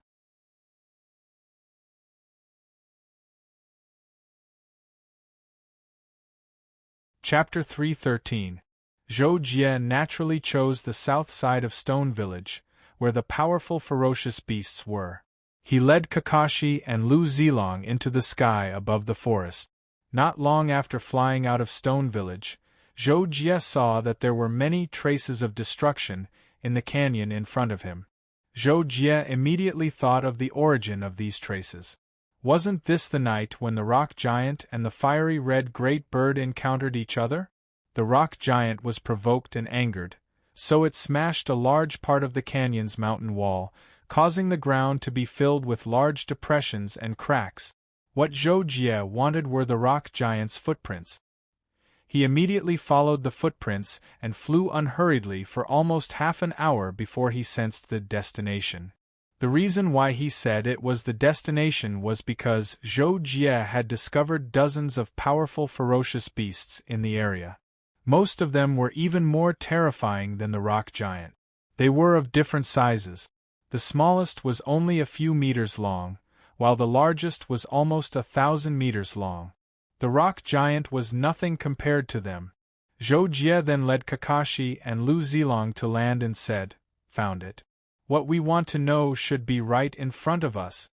Zhou Jie then looked around and discovered that there was an open space surrounded by mountains. It was long and narrow, but the widest part was still hundreds of meters wide, and the narrowest part was still more than 100 meters wide. As long as they climbed any of the mountains in front of them, they would be able to see the entire open space. However, Zhou Jie also sensed that there were ferocious beasts occupying the mountainsides and peaks of several nearby mountains. Moreover, the ones that could stay here alone were all powerful ferocious beasts. The strongest among them had even reached 9-star lords. Although Zhou Jie wasn't afraid of these ferocious beasts and could even completely disregard them, he merely wanted to know the reason why these ferocious beasts had gathered here. He didn't want to complicate matters, let alone start a massacre.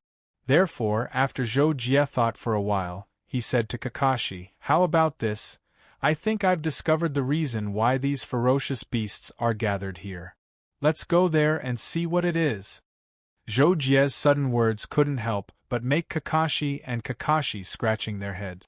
However, Zhou Jie didn't want to explain too much. He immediately led Kakashi and Li Yundong into the open space in front of them with a shadow shift. He aimed at a big crack on the cliff on the side of the open space and disappeared into it. With Zhou Jie's strength, he was naturally able to prevent the many ferocious beasts that were constantly paying attention to the crack from noticing his arrival and entry. However, when Zhou Jie entered the cave within the crack, he was immediately attacked. It was a withered yellow vine. It seemed withered and weak, but the speed at which it lashed out and the energy it contained shocked Zhou Jie. Yes, even Zhou Jie was shocked because this was a suzerain-level attack. Moreover, it was at the level of a 5th-layer domain suzerain. In an instant, Zhou Jie, who had been very relaxed all this time, had a flash of light in his eyes. He shot out like lightning and accurately caught the vine and quickly turned it into dust. Boom! Following that, Zhou Jie released his force field and protected Kakashi and Li Yundong behind him. He was caught off guard by such a powerful attack and didn't dare to be careless. However, what surprised Zhou Jie was that there was no second vine that attacked. Instead, an extremely old voice sounded in his ears. "Who are you?" Zhou Jie was stunned when he heard the question. At this time, he clearly saw where the withered vine that attacked them came from. There was a cold pool in the deepest part of the cave ahead. The cold pool was close to the inner wall of the mountain, and a withered old vine crawled over half of the wall. There was also a part of its body that was immersed in the cold pool, as if it was absorbing the water in it. Zhou Jie was naturally very surprised that an old vine could speak. However, he soon realized that it was not an old vine, but a light green and yellow gourd hidden at the bottom of the cold pool. The cold pool was very thick, and the gourd was good at hiding its aura. Before Zhou Jie came in, he only sensed an unusual aura in the cave. After entering, he only noticed the gourd's existence after about 2 seconds. Seeing that the other party did not attack again, Zhou Jie was not in a hurry to counterattack. In response to the gourd's question, Zhou Jie could not help but ask, "What are you? Why are you here?" Upon hearing the question, the gourd was silent for a while. Then, it replied through telepathy, "I'm just an ancient gourd life form. I was nurtured and protected by my master until today. However, in the War of the Gods 10,000 years ago, my master fell. I was also severely injured and fell to this land. After that, I was rescued by the master of a force and became its guardian. After 10,000 years, my life is finally coming to an end. I can no longer protect that force. In order to avoid being implicated by the enemy, I left that force and came here to end my own life." Zhou Jie and the other two were quite shocked when they heard the gourd's story. They did not expect that the gourd in front of them had not only cultivated into a spirit, but also lived for 10,000 years. However, after learning that the gourd was waiting for death here because it was dying, and Zhou Jie also confirmed this when he probed its aura, he could not help but feel a little emotional. Although this matter had nothing to do with him, Zhou Jie still felt a little pity for the gourd because they were fated to meet. Therefore, Zhou Jie nodded slightly and said, "I see." Then I'm sorry to disturb you. But what about those ferocious beasts outside? The gourd answered patiently, That's because when I was guarding that force, I made a few enemies. One of them is as strong as me. When he knew that I was about to die, he wanted to kill me personally. However, due to some reasons, he could not come to this lower realm during this period of time. So, he could only send these little guys to deal with me. After saying this, the gourd seemed to realize something and said, Ignore them. As long as I'm still alive, these ferocious beasts outside can't deal with me. After I die, if they want to eat my corpse, then let them. The dead don't matter. Hearing this, Zhou Jie could not help but fall silent. He did want to help the gourd chase the ferocious beasts away. However, if he chased them away now, they might come back later. If he killed them all, Zhou Jie felt that it was too cruel, so he could not do it. Now that the gourd told him to ignore the ferocious beasts, he still wanted to do something about it. However, after thinking about it for a few seconds, Zhou Jie thought it through and said to the gourd, It's not right for a powerhouse like you to become food for these ferocious beasts after death. How about this? I'll come back when you're about to die and bury you. Do you have a place in mind? Hearing this, the gourd was silent for a moment. In the end, it thanked him and said, Thank you, stranger. After I die, my essence will gradually dissipate. You only need to guard my corpse for 1 day. After that, let me be buried in this cold pond. Okay, that's settled then. Zhou Jie agreed. However, he did not ask when the gourd would die. After all, that would be too rude. Based on Zhou Jie's intuition, the gourd would live for about half a month. He just needed to come back a few days in advance, and there should be no problem. The gourd finally thanked Zhou Jie. After that, Zhou Jie replied, It's fine. Then, he led Kakashi and the gourd out of the cave. Just like when he entered, Zhou Jie did not disturb the ferocious beasts when he came out. He quietly appeared in the forest thousands of meters away from the cave. Oh, so it's all because of that rattan. It can even talk. I thought it was some kind of treasure. Kakashi could not help but complain as soon as he came out. He must have been very excited to go all out. Who would have thought that it would end so quickly? He could not accept it. In response, Zhou Jie could only shake his head helplessly and said, Okay, we've learned everything we need to know. Let's go back. Unexpectedly, not long after Zhou Jie and the other two left, a team of 7 people was looking at the gathering place of the ferocious beasts at the top of a mountain further north. The leader of the 7 people was the mountain emperor Yu Kaiji. At this time, a man in a scout's camouflage uniform suddenly leaped up from the foot of the mountain and landed beside Yu Kaiji. He knelt down on one knee and said, My lord, I've found a village called Stone Village ahead. Other than that, I haven't found any traces left by other forces. After hearing the report, Yu Kaiji nodded slightly and said, Then we might be the first to arrive, or the first to arrive other than the mountain god sect. Have you checked that stone village? The scout was stunned for a moment. He immediately lowered his head and replied, My lord, that stone village has been sealed off. There are also people on guard at the entrance of the village. I only sensed for a while and did not find anything special. Hearing this, Yu Kaiji pondered for a moment and said, Go to that village again. I suddenly thought that it might be a stronghold of the mountain god sect. Investigate it thoroughly. Yes. The scout immediately responded.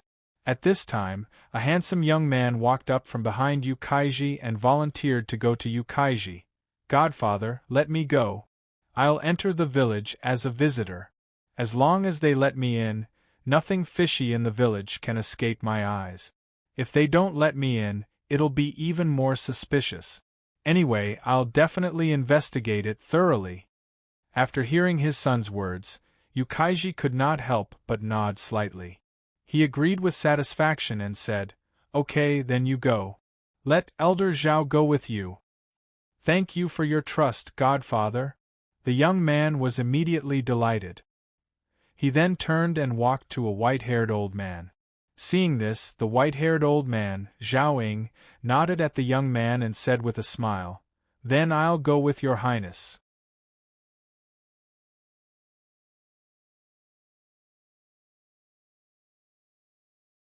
Chapter 3:14. When Zhou Jie's group returned to their residence in Stone Village, no one noticed that they had just left. The entire Stone Village was as peaceful as before. "Sigh, it's so boring. We can't go eat and drink anymore. Jocko, when are we leaving? Let's go play somewhere else," Kakashi shouted as soon as they returned to the house, looking unhappy. Zhou Jie thought about it carefully. The main reason they stayed in Stone Village temporarily was to learn the language of this world. Now that they had learned the language, there was indeed no need to stay any longer. Moreover, it was not good for them to eat and live in Stone Village for free. However, considering that they had to take care of the Gourd's funeral, Zhou Jie thought about it and said, "Well, Kakashi is right. It's not good for us to stay in Stone Village like this. However, those beasts are still waiting for the Gourd to die. We have to wait until the Gourd dies and the beasts disperse, then bury the Gourd and ensure that Stone Village is safe before we leave. However, there's no need for us to stay in Stone Village for free anymore. They don't have much food to begin with. Why don't we go say goodbye and live in the cave where the Gourd is?" However, as soon as Zhou Jie finished speaking, Kakashi hurriedly stretched out his small hand in front of him and stopped him. "Wait, Jocko, let's stay here for a few more nights. There's no food in that cave. Just thinking about it makes me sad, Zhou Jie." In the end, Zhou Jie could not say anything to Kakashi, so he could only agree to stay in Stone Village for a few more days. However, before leaving, he would give Stone Village some treasures as the lodging fee. Then, Zhou Jie began to think about what treasures he could leave for Stone Village. Of course, spaceships and other technological products were out of the question. In addition, the treasures left by the Dark Shadow Monarch required at least a Star Lord to use. Otherwise, it would be a waste of treasures. As for the things he exchanged with Zhuoqiuhong, he could not give out the remaining nuclear bombs and a few Kasa's spirit pills. This gave Zhou Jie a headache. In the end, it was Ling Shui who found out about Zhou Jie's idea and took out a pearl treasure that could light up and start a fire. It was suitable for the villagers of Stone Village to use. Therefore, Zhou Jie took it and told Ling Shui that he would compensate her with a treasure in the future. The reason Zhou Jie said to wait was mainly because he did not know what he would give Ling Shui at the moment. As the first valuable thing he gave Ling Shui, Zhou Jie felt that he had to carefully consider it. In the open space at the entrance of Stone Village, a group of Stone Village children were playing there as usual, talking and laughing.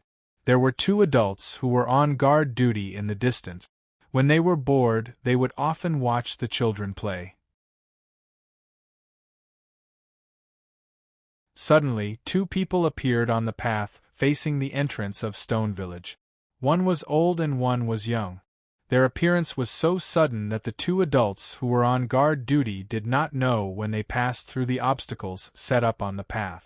This old man and young man who suddenly appeared at the entrance of Stone Village was naturally Elder Zhao and Yu Kaiji's adopted son, Lin Xie. Seeing Lin Xie and old Zhao approaching the entrance of the village, the 2 adults who were on guard duty immediately walked to the entrance from both sides. One of them shouted from 10 meters away, "Who are you? What's the matter?" Lin Xie heard the question and walked up to the fence. He answered with a smile across the fence of Stone Village, "Hello, we're here to travel in Shirwan Mountain. We encountered a ferocious beast today and ran away with our friends. We happened to see your village just now, so we're here to disturb you. Is that okay?" What Lin Xie said put the 2 villagers on guard in a difficult position. They were now in the middle of closing the village, so the food supply in the village was limited. Moreover, Zhou Jie and the other 2 were still living there.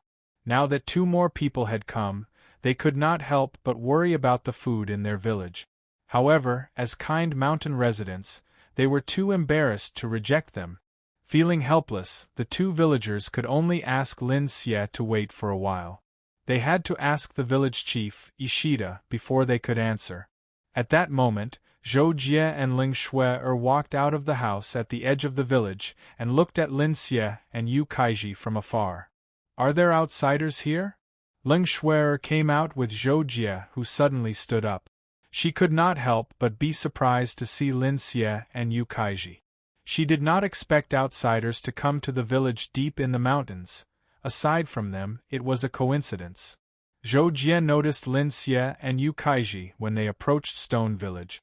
He came out to check on the situation by instinct and did not have any other thought. However, hearing Ling Shui's confusion, Zhou Jie could not help but analyze Lin Xie and Yu Kaiji. These two people are not ordinary. They're both Star Lords and their abilities are above yours. When Ling Shui heard Zhou Jie's sudden words, she was even more surprised.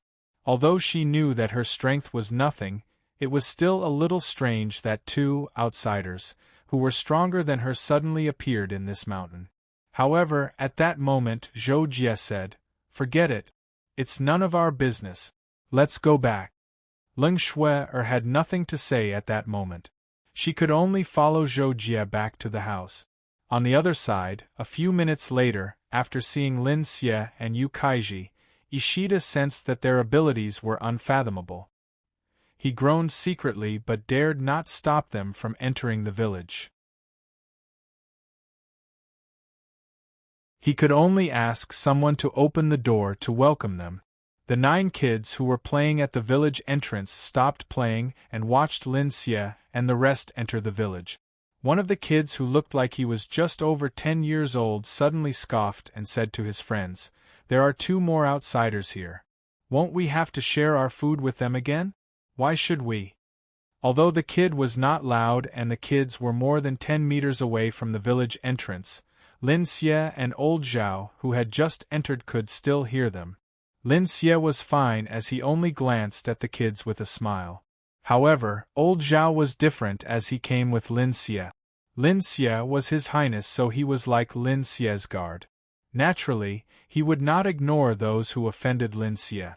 He then looked at the kid coldly and a terrifying aura was released. The aura was not only aimed at the kid but also at the other kids. The kids' faces turned pale as if they were being strangled. They felt so uncomfortable that they were suffocating. "Uncle Zhao." Lin Xie noticed that and spoke calmly. He was reminding Lin Xie to watch his actions and to punish those who offended him. Of course, old Zhao understood that. He then released the aura after oppressing the kids for about 3 seconds. He then scoffed at them and stopped. Seeing that, Ishida vaguely felt that something was wrong. However, his cultivation base was too low and he could not figure out what was going on. He could only continue to smile at Lin Xie and old Zhao and chat with them. When Elder Zhao made his move just now, Zhou Jie was naturally aware of it. However, because he was not paying attention, he did not have the time to stop the pressure from descending on the group of children. When he was about to stop it, he suddenly thought of something and decided not to reveal his identity for the time being. Fortunately, Elder Zhao only gave a slight punishment in the end, so Zhou Jie did not take it too seriously. However, after being oppressed by old Zhao, the kids became angry, especially the kid who was so angry that smoke almost came out of his nose. However, after witnessing old Zhao's ability, he could only swallow his anger. After Lin Xie and old Zhao left, he then said to the rest of the kids, "They're too much. They're too much. How dare they stare at us?" Hearing that, the youngest of the 9 kids, who was about 5 or 6 years old, blinked his eyes innocently and said in a baby voice, "That's right. I want to teach them a lesson." Little one, what are you going to do?" The kid was shocked when he heard that, but he lowered his head and asked curiously. Towards the words of little guy, the group of children did not feel that it was funny. Instead, they all acted like strong children and were very interested, because they all knew that although little Guy was the youngest among them, his strength was very terrifying. He was the #1 cultivation genius in the history of Stone Village. This year, at the age of 6, he was already stronger than a 12-year-old child. The hermit has his own brilliant plan, Xiao Budian replied in a childish voice again, looking somewhat complacent. I have faith in you. However, you have to be careful. Don't let them find out that you're doing something bad. The kid thought about it and encouraged him. The rest of the kids supported the little one, and some of them even wanted to take revenge on old Zhao and old Zhao. However, the little one rejected them. It's okay. I can do it alone. Wait for my good news. Under Ishida's arrangement, Lin Xie and old Zhao stayed at the opposite side of the village entrance where Zhou Jie and the other two were staying. Since they were only there to investigate the situation, they only planned to stay for one night. Soon after they settled down, the little one carried a jar of wild fruits that the village chief had asked someone to give them. He quietly went to the back of a house and placed the jar by the wall. He then took off his pants and peed on the wild fruits in the jar. In the house where Lin Xie and the other man were, they were carefully observing the residents in the village with their senses. Initially, both of them were wondering why Zhou Jie's room had blocked their senses. All of a sudden, their attention was attracted by the little one's behavior. Soon, the little one carried the jar of wild fruits and knocked on the door of Lin Xie and old Zhao's house. Creak! The door opened and old Zhao appeared at the door with a gloomy face. He stared at the little one coldly. The little one had no idea that old Zhao knew what he was doing. He then pretended to be innocent and held the jar in his hand. He said in a clear voice, "This is the wild fruit that the village chief asked me to give you. It's very fresh. Take it and eat it." Bang! As soon as the little one finished speaking, a terrifying aura descended. You're tuning in to the Phoenix Nights YouTube channel. Don't forget to subscribe and join us on this journey to catch the most captivating stories.